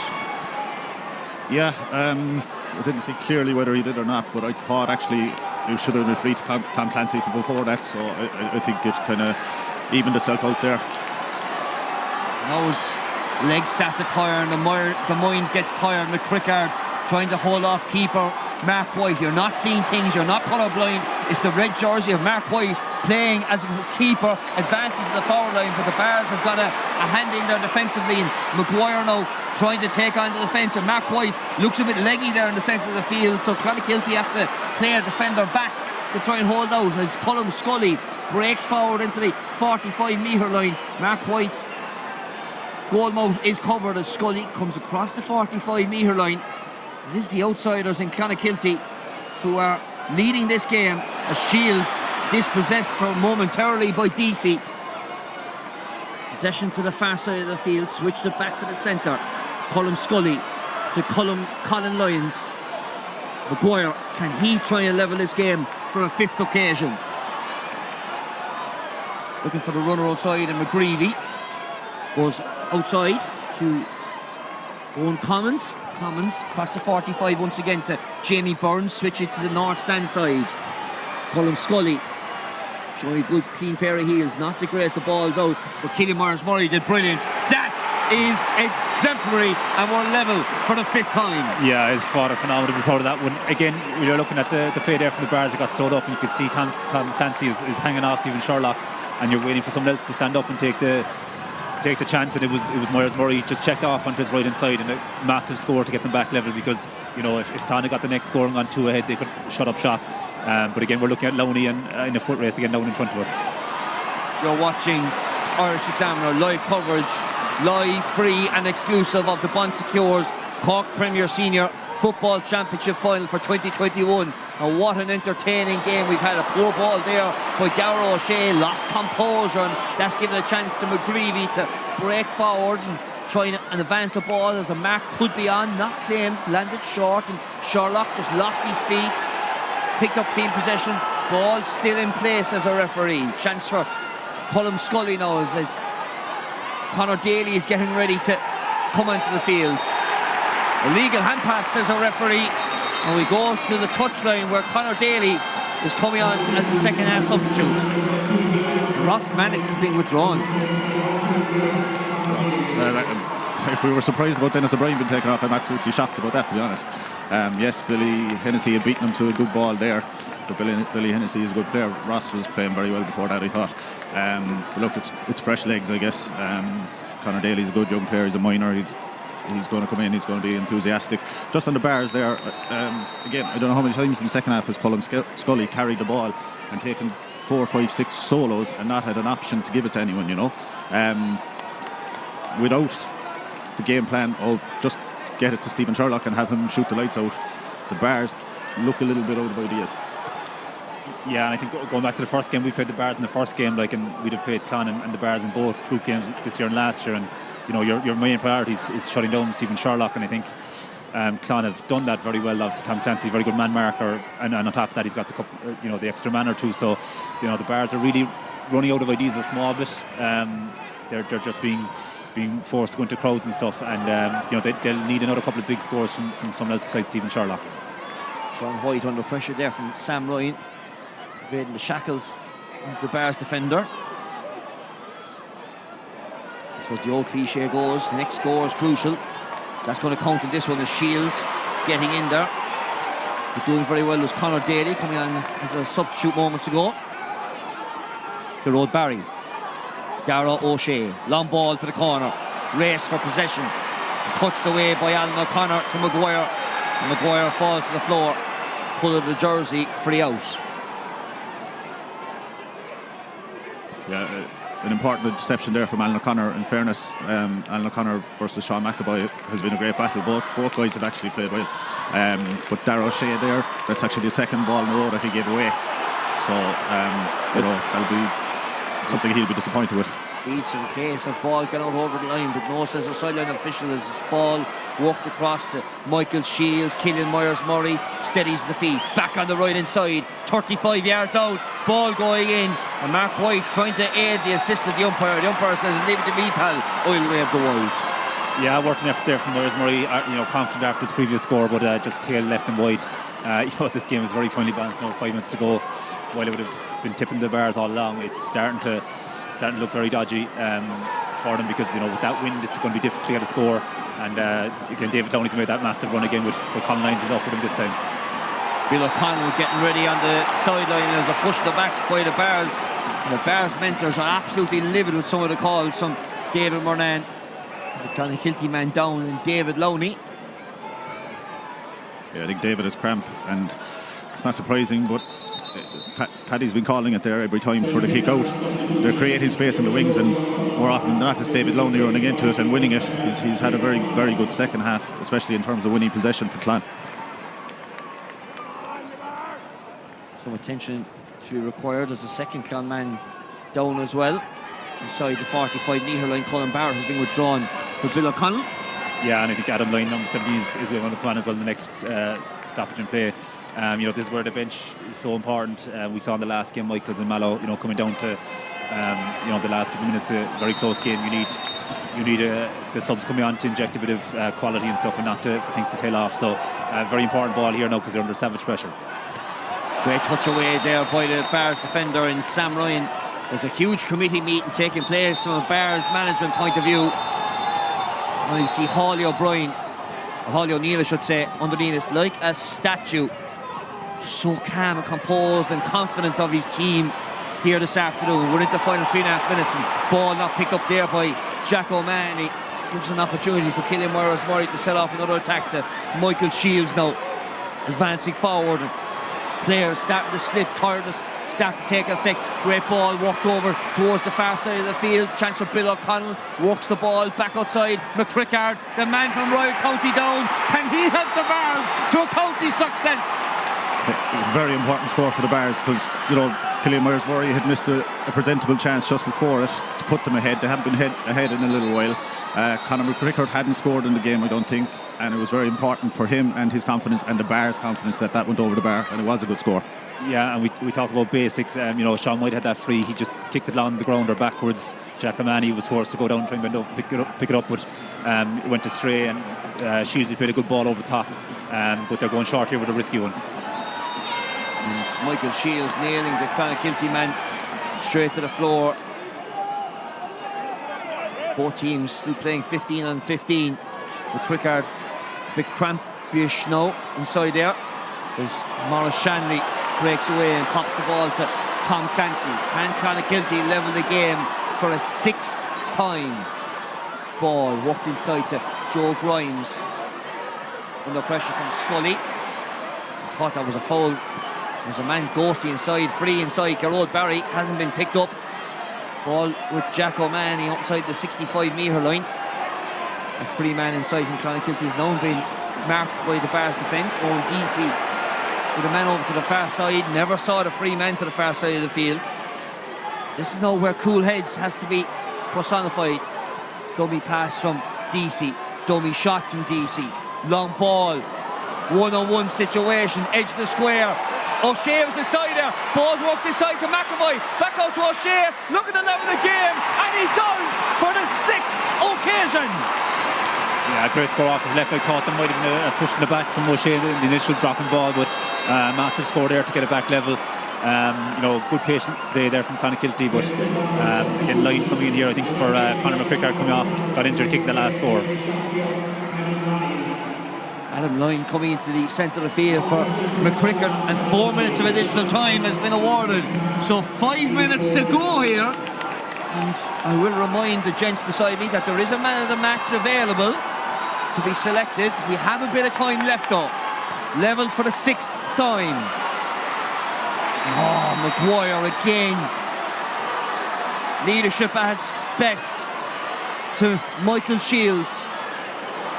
Advancing forward now. The run being made by Adam Lyne. Lyne working inside the 13-metre line. Lyne goes to ground. He wins the free. Unbelievable stuff there from Maguire. I was watching him outside. Clonakilty putting massive pressure on the kick out, and he just roared at Kearns and ran and just claimed a massive ball, gave it down the line to Shieldsy onto Adam Lyne just on the pitch.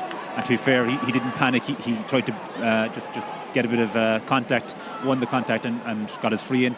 I suppose similarly to a while ago, Bill O'Connell had a chance above, but he checked out to McCricker, put it over the bar. Just those couple of crucial decisions under pressure, just getting the bars over the line here. Sherlock looking for his 5th point. He converts the free. Well, wherever you're watching, whether it's in Páirc Uí Chaoimh or around the world, including Derek O'Shea from Clonakilty tuning in all the way from Perth, Australia. What a game we've had. 4 minutes of additional time being played. And we're gone past 90 seconds already. Clonakilty looking for another levelling score in this game. I can tell you 7,795 the attendance here in Páirc Uí Chaoimh this afternoon. There's a man taking hold of it off the ball. Play continues on. Worked up forward to Grimes under pressure. Did well, escaped the shackles, and Clonakilty advancing forward. Gerald Barry needs to level up the game. Barry with the shot. Barry with the score. 2 minutes gone. 2 minutes remaining. If I thought that the free that the Bars got on the other end was a little bit soft, I think, turned over possession. And a chance now for Clonakilty maybe to go and win this game. The stadium clocks are gone off. There's 2.5 minutes to go, I can tell you though officially. Possession with Clonakilty. And we've seen early stages, they've got patience, they have time. They've been good in holding on to possession. Are they going for the winner? Gerald Barry. Who is the team that are going to claim their 10th title in the shackles of the Andy Scannell Cup? Free out! Overcarrying the ball, poor opportunity, pinned. Yeah, look, Darragh O'Shea, their main scorer up there, was just looking to get a half yard to swing a boot it, but to be fair, the Bars closed them out. Maguire put pressure on and forced turnover in the Bars. This could be the last sack of the game, 1 minute to go. We're inside the final minute of this enthralling Premier Senior Football Championship final. McGreevy escaping the shackles of Conor Daly. McGreevy, long ball to the corner, outside the man at the right time, Sherlock! Sherlock with the score! Does that win the game for the Bars? The right man in the right place, definitely, and the best move, or the best pass, adventurous pass that the Bars will put together. I think Clan will probably have one more chance here. Murnan's looking at the watch. Play continues on. Long ball, Grimes. The final opportunity for Clonakilty. We're inside the 4th minute. Free in the far side of the field. Referee is stopping the clock. There's a card coming here to the way of Owen McGreevy.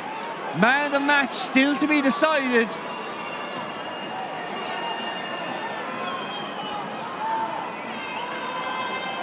McGreevy, well, he's going to be given a yellow card. Final opportunity for the Bars. 4 minutes elapsed. How long more does David Murnan add on? Does he give the opportunity for Clonakilty? Mark White advancing forward to the 65-metre line. He's been met there by Jamie Burns, a foul by Burns, a chance for Mark White. Mark White, one would think, surely he's going to be taking this free. No, says the referee, play on. And he has to go for it. It's a long way out.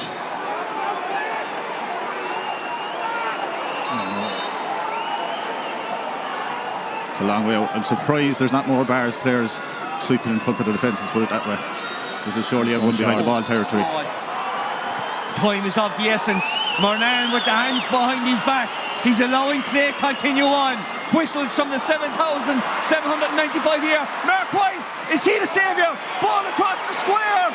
Left and wide. And the Bears, they're heading for the 10th time to lift the Andy Scannell Cup. And a historic game here at Páirc Uí Chaoimh. They come out by the narrowest of margins. Boys, you're man of the match. Look, it's a very difficult one. You know, it was a kind of a game. First of all, congratulations to the Bears. You know, as firm favourites for this game, and Clonakilty put it up to them. Clonakilty's, you know, tactics and the way they set up made it very difficult. You know, brilliant stuff from the Bears there at the end. Just shut up shop. Unlucky from Mark White. You know, that kick off the ground was probably too far from, and it was an outside of the boot. Just a Hail Mary, just tailed off left. In terms of man of the match, I don't know. Look, you probably go the Bears side. You're looking at Maguire and Sherlock. I think again stood up. Sherlock with the score at the end, but for me again, Maguire just an open play, a couple of massive kickouts, driving through the middle. I'd probably nudge it towards him, but it's a difficult call. Yeah, I'd agree with that. I think Ian was outstanding. Sometimes we take it for granted, but some of the kickouts he caught and the runs he made forward and a couple of scores he got, I thought Billy Hennessy was excellent. Alan O'Connor was very good at times, and Colm Scully.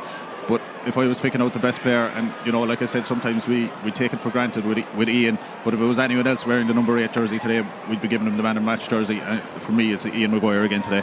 Well, he will be catching up with Colm shortly downstairs. What an enthralling finish. But just to come back to the last free kick, we've seen Mark White do it on so many occasions. Was that the shot to take rather than the one from play? I'm not sure. I think it was a little bit too far out, and you know, we were down there earlier. There's not much of a sod to put the ball up on either, you know, to get under it and get the distance. So I think he was right to work it, and they worked a better opportunity. It was a difficult opportunity.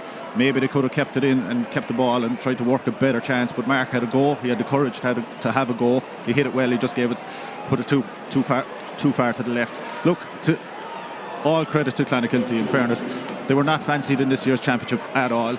They weren't fancied by most people coming up to this game. You know, it was felt that the winners of the Bars and Castlehaven would win this and possibly win it comfortably. But Clon were excellent today. They had good players all over the pitch, like Mark White. You know, their entire defence was excellent. I thought we mentioned that Owen Deasy was the only player who didn't have experience in the red jersey, and I thought he was outstanding today. Really excellent. The midfielders battled. The whole lot of them did. There was absolutely none of them let Clonakilty down today. It went all the way to the wire. It was touch and go, and it was just Bars, maybe the little bit of experience at the end got them over the line. But and on that as well, while it mightn't have been the classic that the semi-final was, I thought it was very enjoyable, and the second half the game got better. Similar to the A-final, the game got better the longer it went on, and it ended in a welter of excitement. You know, it's been a great championship, and look, the Bars are the deserving winners, but you know, credit to Clan as well. They've been very good here today. Well, a sea of infestation of fans, 7,795 have been enthralled to an epic final here once again. And the Bars, for the first time since 2018, when they knocked away a 33-year wait, defeating Duhallow that year. But Clonakilty, undoubtedly under the auspices of Michael Hawley O'Neill, can go out with their heads held high. Absolutely, but look, again, when you get to a final, there's no guarantee you'll be back there. I remember going back to the noughties, like Douglas, Rovers, Dohenys, all got the finals, and you know, whenever you get to final, you think, oh, you'll be back again, but it doesn't always end up that way. You know, Clonakilty deserve, as John said, deserve massive credit. The game plan they came with, I thought they performed very well. They kicked 13 scores. You know, we've harped on a bit about their style maybe being a little bit defensive, but to be fair to them, their kick passing style is excellent. They really went at the Bars. You know, that game could have gone either way. Just the Bars getting Stephen Sherlock on the end of a move was the crucial thing there in the last few minutes in injury time, and just Bars shut up shop there and forced a kick from 50-60 yards out. Bars, to be fair to them, are at this stage for 4 or 5 years. That's their second county now. After such a long wait until 2018. So, they'll go back in next year again as themselves, Nemo, Castlehaven as the top 3 teams. But, fair play to the Bars, they backed it up as favourites. Okay, let's go down pitch side because Colm O'Connor has got a bon secure in Premier Senior Football Man of the Match. Ian Maguire standing alongside me. Well, Ian, what does it feel like? Jeez, I'm going to use the word relief anyway there. To be fair, it was an unbelievable battle. Clan brought everything through the kitchen sink at us. And it's nothing we didn't expect, but you know what? It's hard not to get emotional. Like the amount of fellas that stepped up in the second half, whether it was Sherlock, Killian Murray, Dennis O'Brien, House, Shields, this is unbelievable. And I suppose it just comes back to the team element that we have. I just think we're an unbelievable team. All right, Mick, sorry. I just think we have an unbelievable team, and I think we saw that again today. 20 plus players, and we've been through a couple of tough times. We got back, and I think that last 50 minutes there, that's just mental toughness there. I don't know as a football, but we just dug it out, and we're just unbelievably delighted. Sorry to be keeping it on. Okay, Ian, we're going to have to leave it because we're going to head over this way to Mark Sheehan getting ready for the presentation of the Andy Scannell Cup. Our Bon Secours Man of the Match this afternoon is Ian Maguire. I'm going to just very quickly bring in Noel and Brian here alongside me as we're about to head over to the presentation area as Ian is making his way up there. Gents, that was dramatic down the stretch. Super finish to this year's championship. You'd have to feel for Clan. They put up a superb display there today, but credit the Bars. They held ahead. I think the substitutions were the key there. Yeah, you'd have to say that Clan did everything they possibly could do to win it the way they play. I think that, to be fair, the Bars, there was a lot of questions asked of them, but they did very well to come out on top and win that game. It could have went either way. To be fair, as I said, to be fair to Clan, but my next is here now, Mikey Shields, and Killian Miles Murray made a huge difference when they came on, and Omar Creevy. So, to be fair, absolutely fair, I think the Bars probably deserved in the end. Hats off to Clan. They did everything they possibly could do, as I said, to play their system. It's very hard to play against it. And they almost got over the line, but the Bars just about there, to be fair. Agus na bóthóirí bar an néfa the haig an fear specialta bí going. Buchas foi led an rétor agus the gachéin yela a cowrigling con an cléthe seo a rachtáil an sa. Taoiseach, Deputy Mayor of Cork City, Mick Finn, Mayor of Cork County, Gillian Coughlin, special guests, Bon Secours Hospital, our sponsors, and all who are here this evening in Páirc Uí Chaoimh. We're delighted to welcome you to this really special occasion, the most important date in the Cork Club football calendar. I want to warmly congratulate both teams, St Finbarrs, who were victorious by the narrowest of margins this evening, and gallant Clonakilty, who served up such a tremendous, exciting game in this, the top grade in our football competition.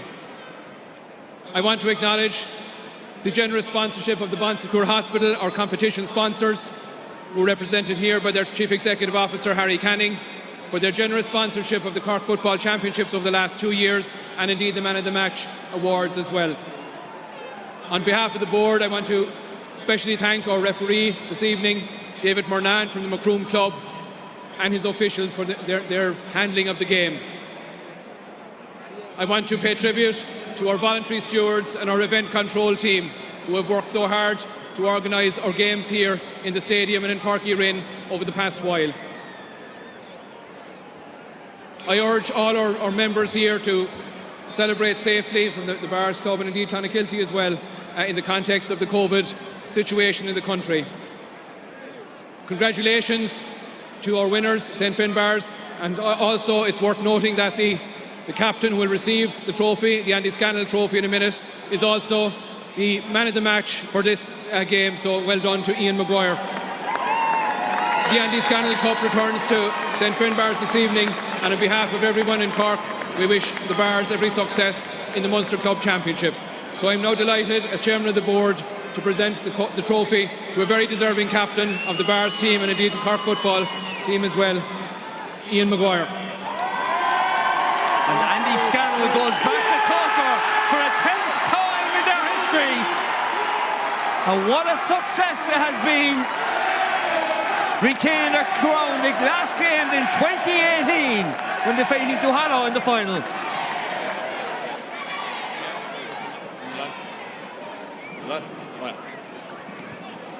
The first thing I say, I think Kevin O'Donovan's going to kill me anyway for both captains lifting the cup, but we'll get over that on Monday.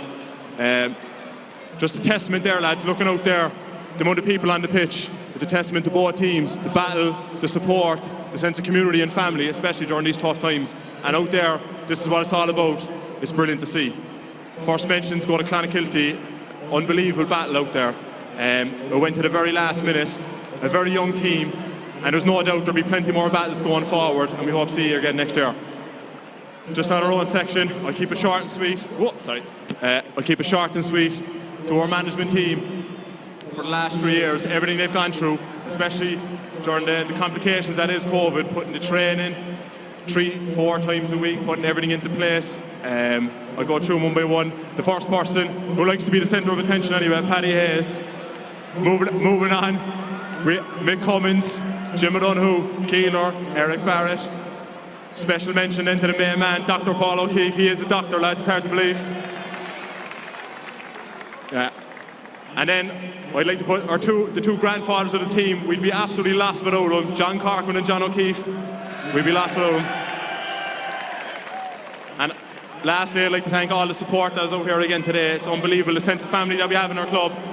And again, lads, that performance, I forgot one person, and he's usually not cranky, he's going to be cranky after this, Brian Roach, our S&C. And lastly, lads, I just want to give a special mention, that performance out there, that sense of battle, epitomised Christy Ryan, who we lost during the year, lads, and a special mention goes out to him. Okay? We're going to enjoy it tonight, boys. I see you Max tomorrow, LA Bleu.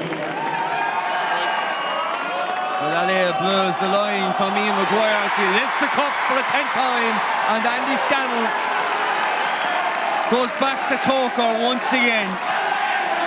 And the celebrations after last year, well, so much disappointment after losing the semi-final on penalty shootout. Well, they straightened that sheet with Castlehaven, one apiece, and that counts. But they've got Andy Scannell back for a 10th occasion. Yeah, look, it was a good game. It was a great game in the end, actually. As I said, it finished in a welter of excitement. It could have gone either way. I actually thought Clan were going to nick it. They just looked a little bit more assured and more confident towards the end of that game. But the Bars, I think the experience of Ian Maguire, Michael Shields when he came in, and Stephen Sherlock getting the last score. They deserve it. The winners, they always deserve it. They've been the best team in Cork this year. So kudos to them, and kudos to Clonakilty as well for a great showing.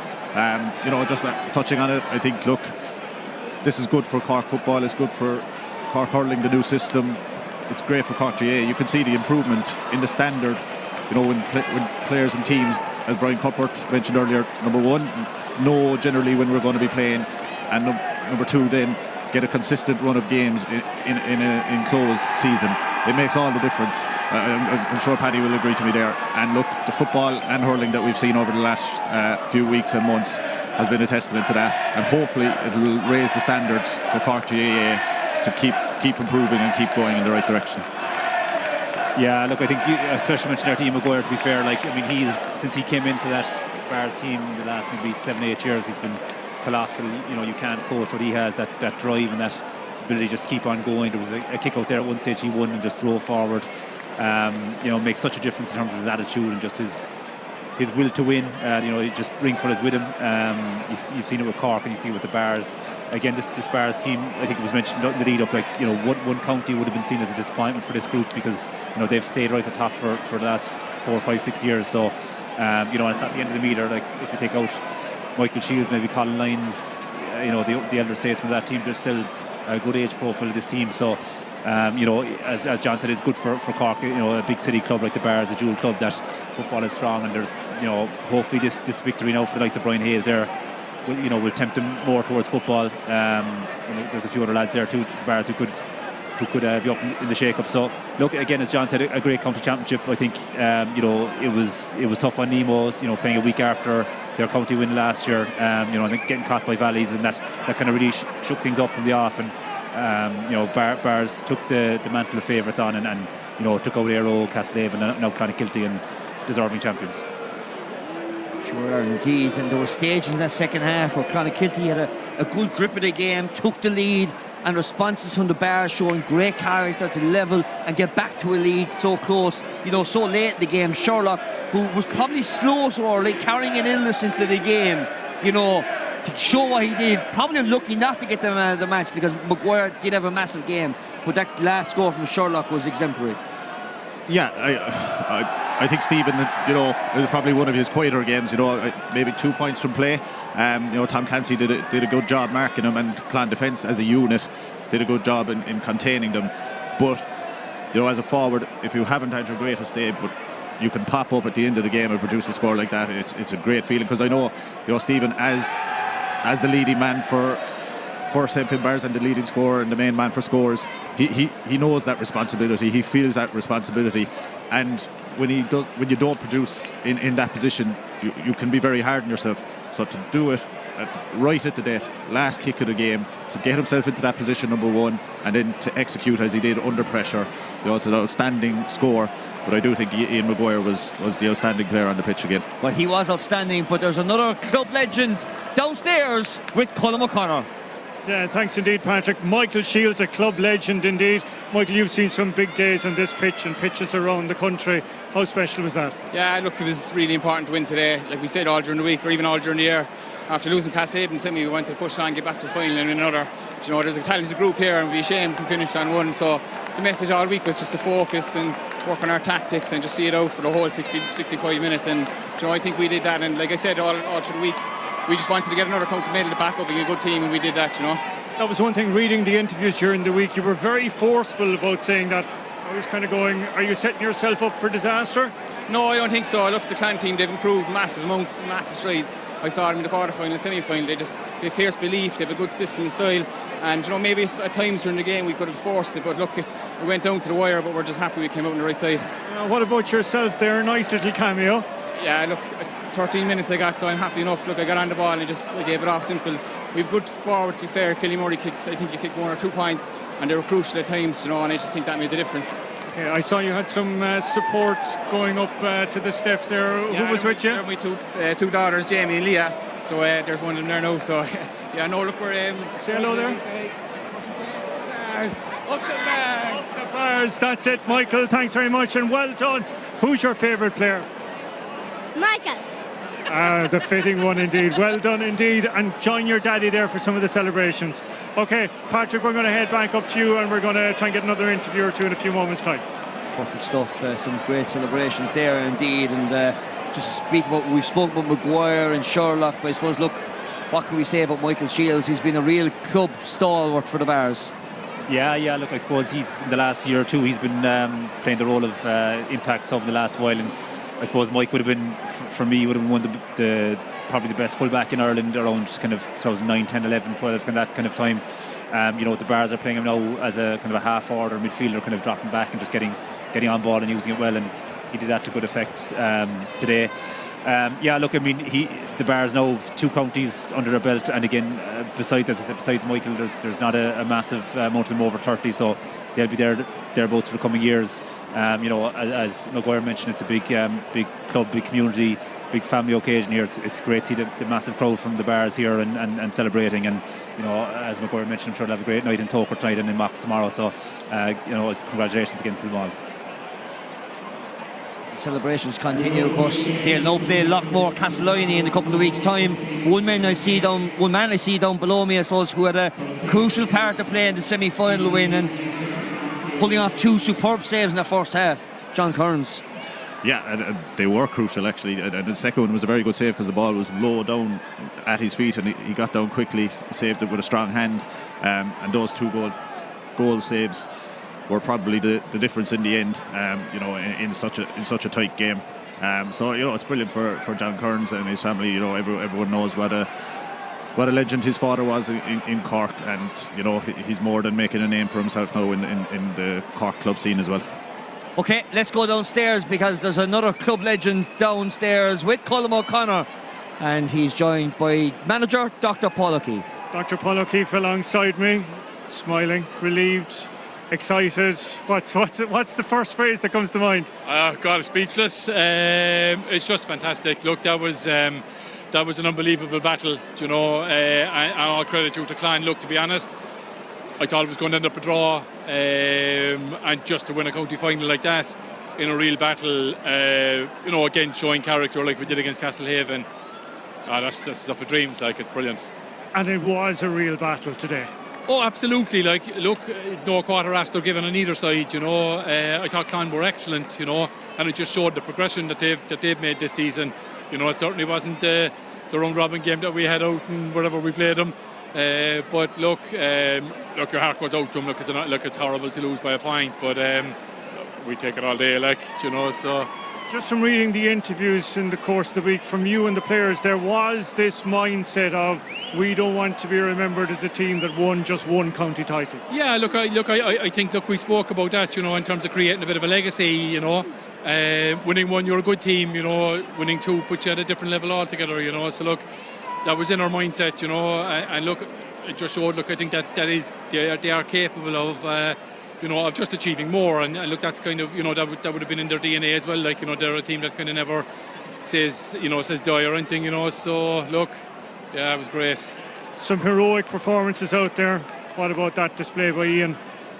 Yeah, again, look, he's a warrior. Like, you know, look, when we really needed him, you know, he caught great kick-outs and stuff, and you know, brilliant again. You know, look, there was great performances all around. You know, like I can't even begin to process what I was after seeing out there. You know, but it was real helter-skelter stuff and a real battle. It was fantastic. Okay, finally, there's a Munster Club campaign to turn your attention to now. Absolutely. Look, it is something. Look, we would have kind of talked about. You know, kind of quietly in the background. You know, we knew we had to get over this. You know, but look, we'd be dead keen on giving this a right rattle, you know, but I think we'll probably enjoy ourselves for a few days first, I'd say, before we turn our thoughts to that. I think well deserved. You've always been a great help to us on the live stream, so Paul, congratulations and enjoy the celebrations.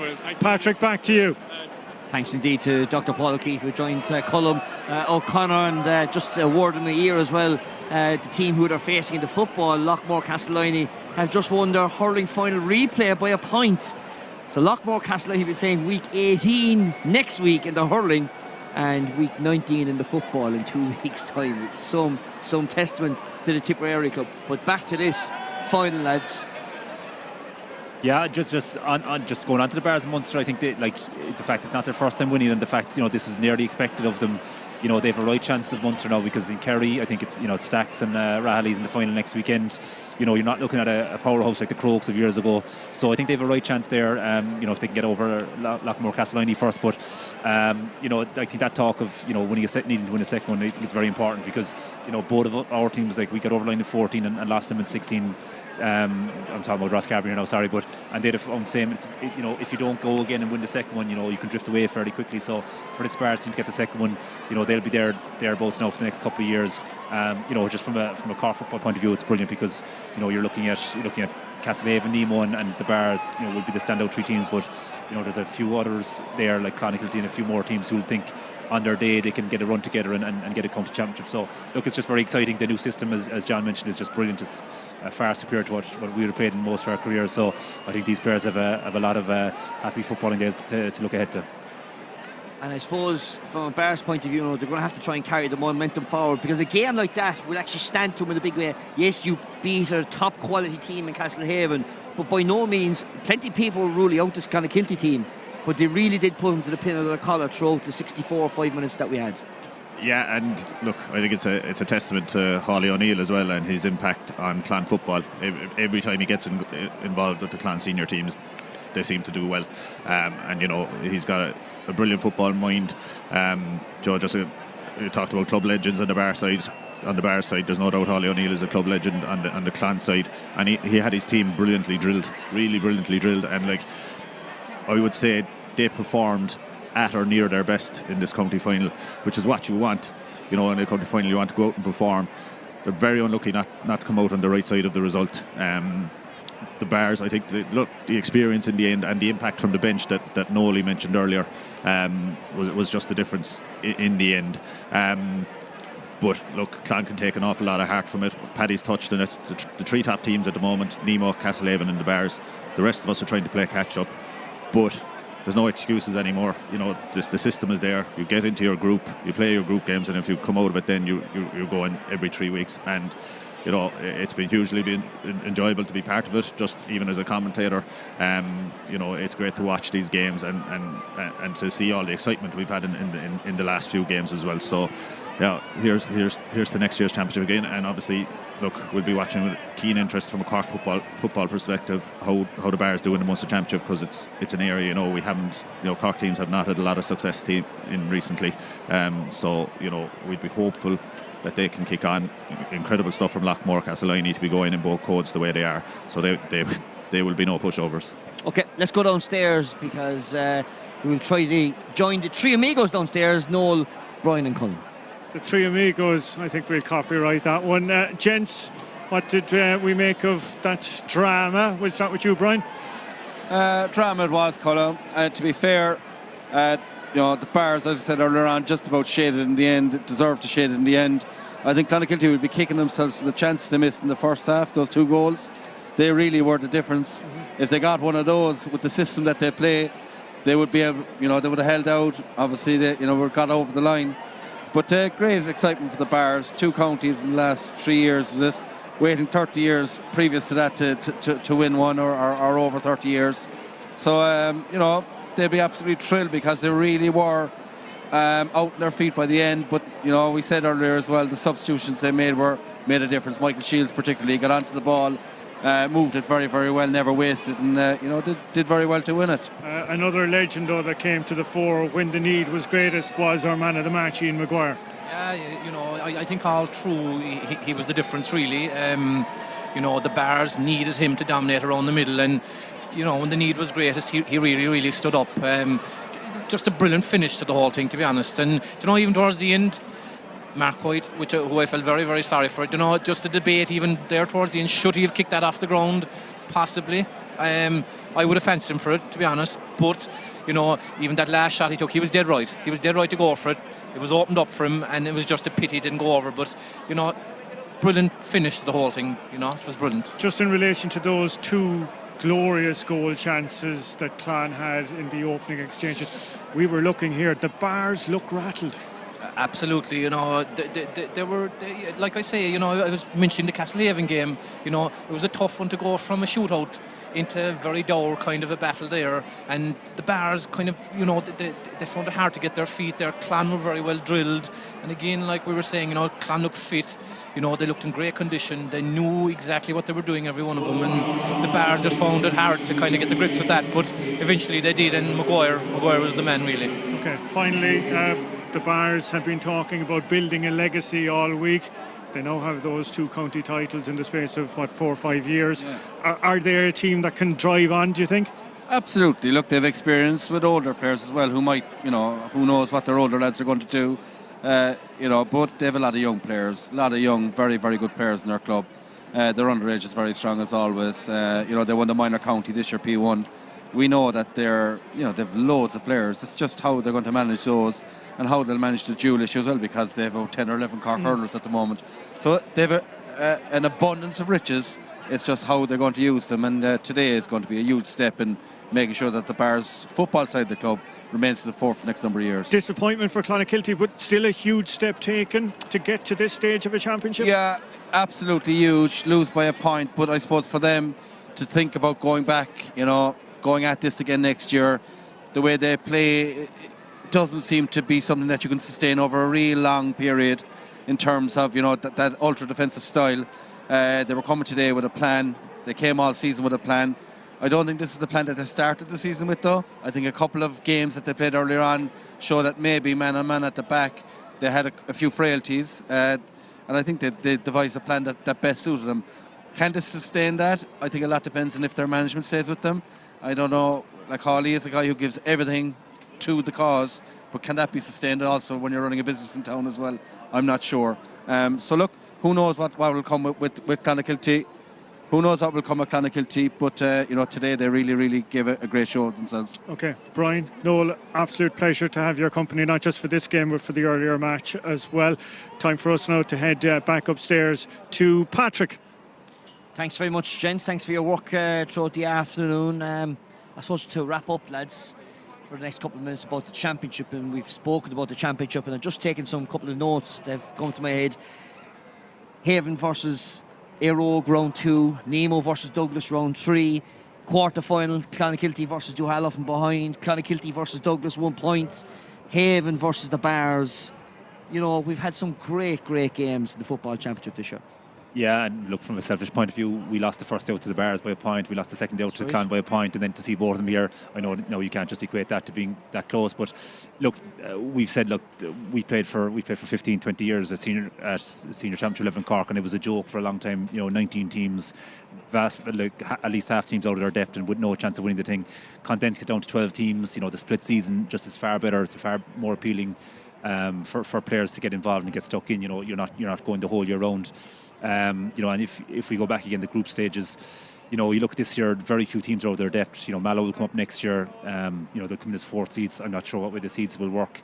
You'll be looking forward to the draw and wondering, who you'll get and who you'll avoid. So, it's just brilliant. I think the county board changes have been outstanding for us as players. Just everything is far more streamlined. Every grade is more competitive. The Bars winning second one, I think, besides Castlehaven, I'd say in the last 20 years, no other team besides Nemo has won 2 counties. I think Nemo, obviously win probably, 1 every 2. So for the rest of us, it's about getting up to that level. There's a good scattering of teams. There's the senior teams around the city. They're probably mainly dual clubs in Douglas, the Bars, ourselves. Then going down to the West Cork, obviously has a huge contingent. So look, it can only bode well for Cork football that things are more competitive. I'd be looking here now, particularly I'd be hoping Brian Hayes, I'd love to see him throw his lot in with the Cork senior footballers next year. Stephen Sherlock now, 24 years of age, guy who came in with 335, another 41 points, another 6 points, so 341 at the end of the championship. Surely now Keith Ricken has to give him an opportunity once again. Oh yeah, you'd imagine so. He was in maybe 3-4 years ago, maybe when things were tough on Cork and maybe the style was more defensive. There's no way I don't think you can not give Stephen Sherlock a phone call. And by all accounts, he's a great lad, a good trainer, good attitude. So, his finishing, his free taking, he's worth his place in there, absolutely. It's obviously at a different level, club to intercounty, it's a different ball game, but he's well deserving of his place. The difference in having a fella like that just to get his team over the line has been colossal. So you'd be excited from a Cork point of view. Obviously Maguire the leader, you'd be hoping Hayes step up to it and Sherlock another go. After that, you're looking around, Sam Ryan was in there before. He's as good as there is in Cork in terms of man marking. So they should be offering 3 or 4 or 5 players to the Cork panel.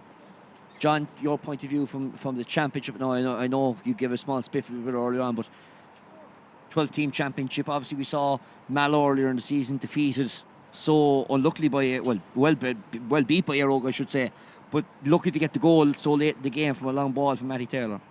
Yeah, and look, I was pitch side for that, and it was another game where it started cagey and it wasn't great, but then really improved as the game went on and ended in a load of excitement as well. It was a brilliant piece of football from Matty Taylor to carry it forward and deliver such a piece of a pass and a great finish from Sean Hayes, I think it was. So both games kind of similar enough in that they would right down to the wire. And again, it's part of what Paddy was saying. Competitive games and regular competitive games leads to a better product, better football, better footballers.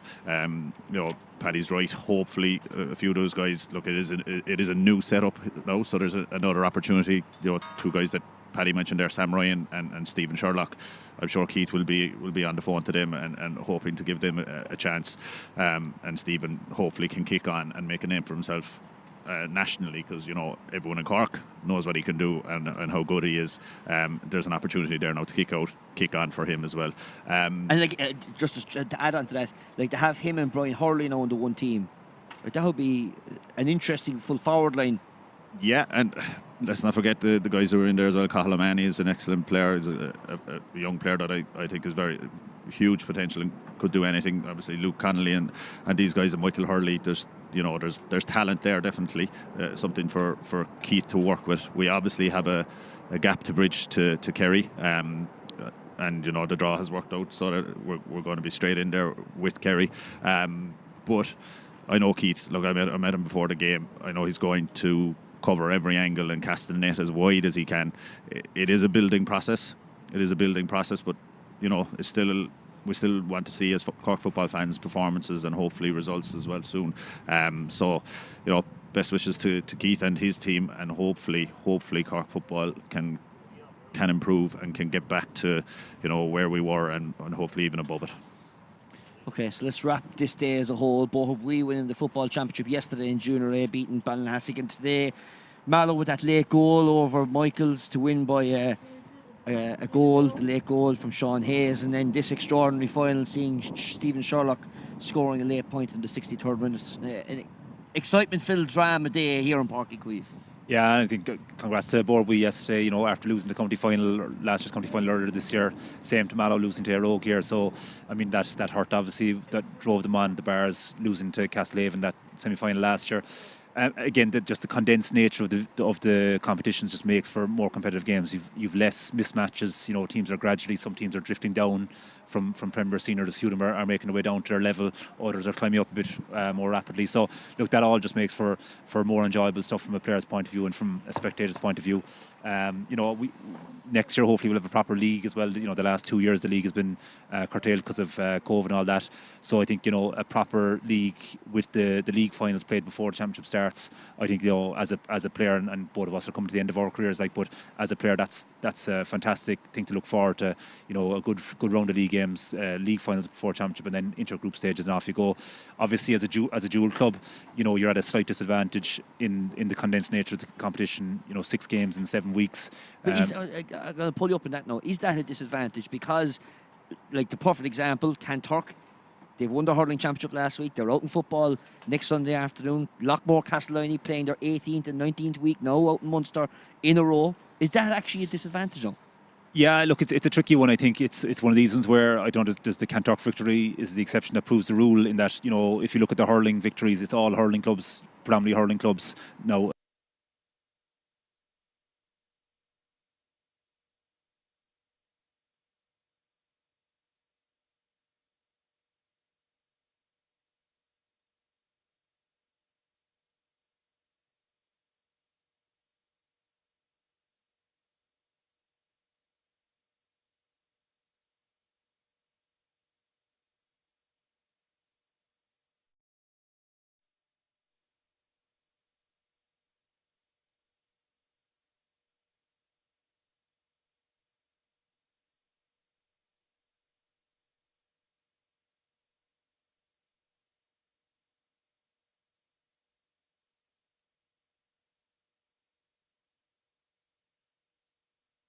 It's fine to say you've momentum as a dual club winning, but the reality is, I think, it does catch up, and you saw that, I thought, with Air Oak in the quarter-final. I thought you saw it with Valley Rovers against Castlehaven in the quarter-final as well. Maybe the likes of Cantork, they almost have, I think, 13 or 14 playing both. Maybe that's more advantageous than having, half your team where you're dribs and drabs of training and stuff. But look, it's just the way it is in Cork. I think the county game, you saw Owen Cadigan retiring. I don't think you'll see too many inter-county dual players anymore. I think that day is gone. I think at the top level in hurling and football, Premier Senior hurling and football in Cork, I don't think you'll see too many dual clubs, proper dual clubs who give 50-50 with more than a handful of players playing both, because again, things have gone so tactical. The demand is so much physically in that 2 month spell where the group stages are on. But again, look, I still say we've got it as good as we've ever had it as a club player in Cork. John, finally, from a footballing point of view, is the light starting to shine that little bit brighter with this new championship format? I know we've a new management team in place. Looking forward, we're looking for more freshness to a Cork squad. Are things starting to look up for Cork football once again? Yeah, we hope so. Look, the under-17s and the under-20s were paraded there earlier, so hopefully a number of those guys can push on now, and obviously Keith knows them better than anyone as well. So, look, I don't think there's any expectation in Cork that we're going to win this year's All-Ireland or anything else like that.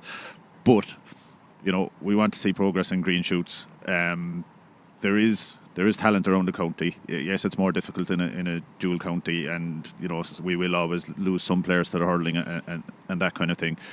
But this can only help.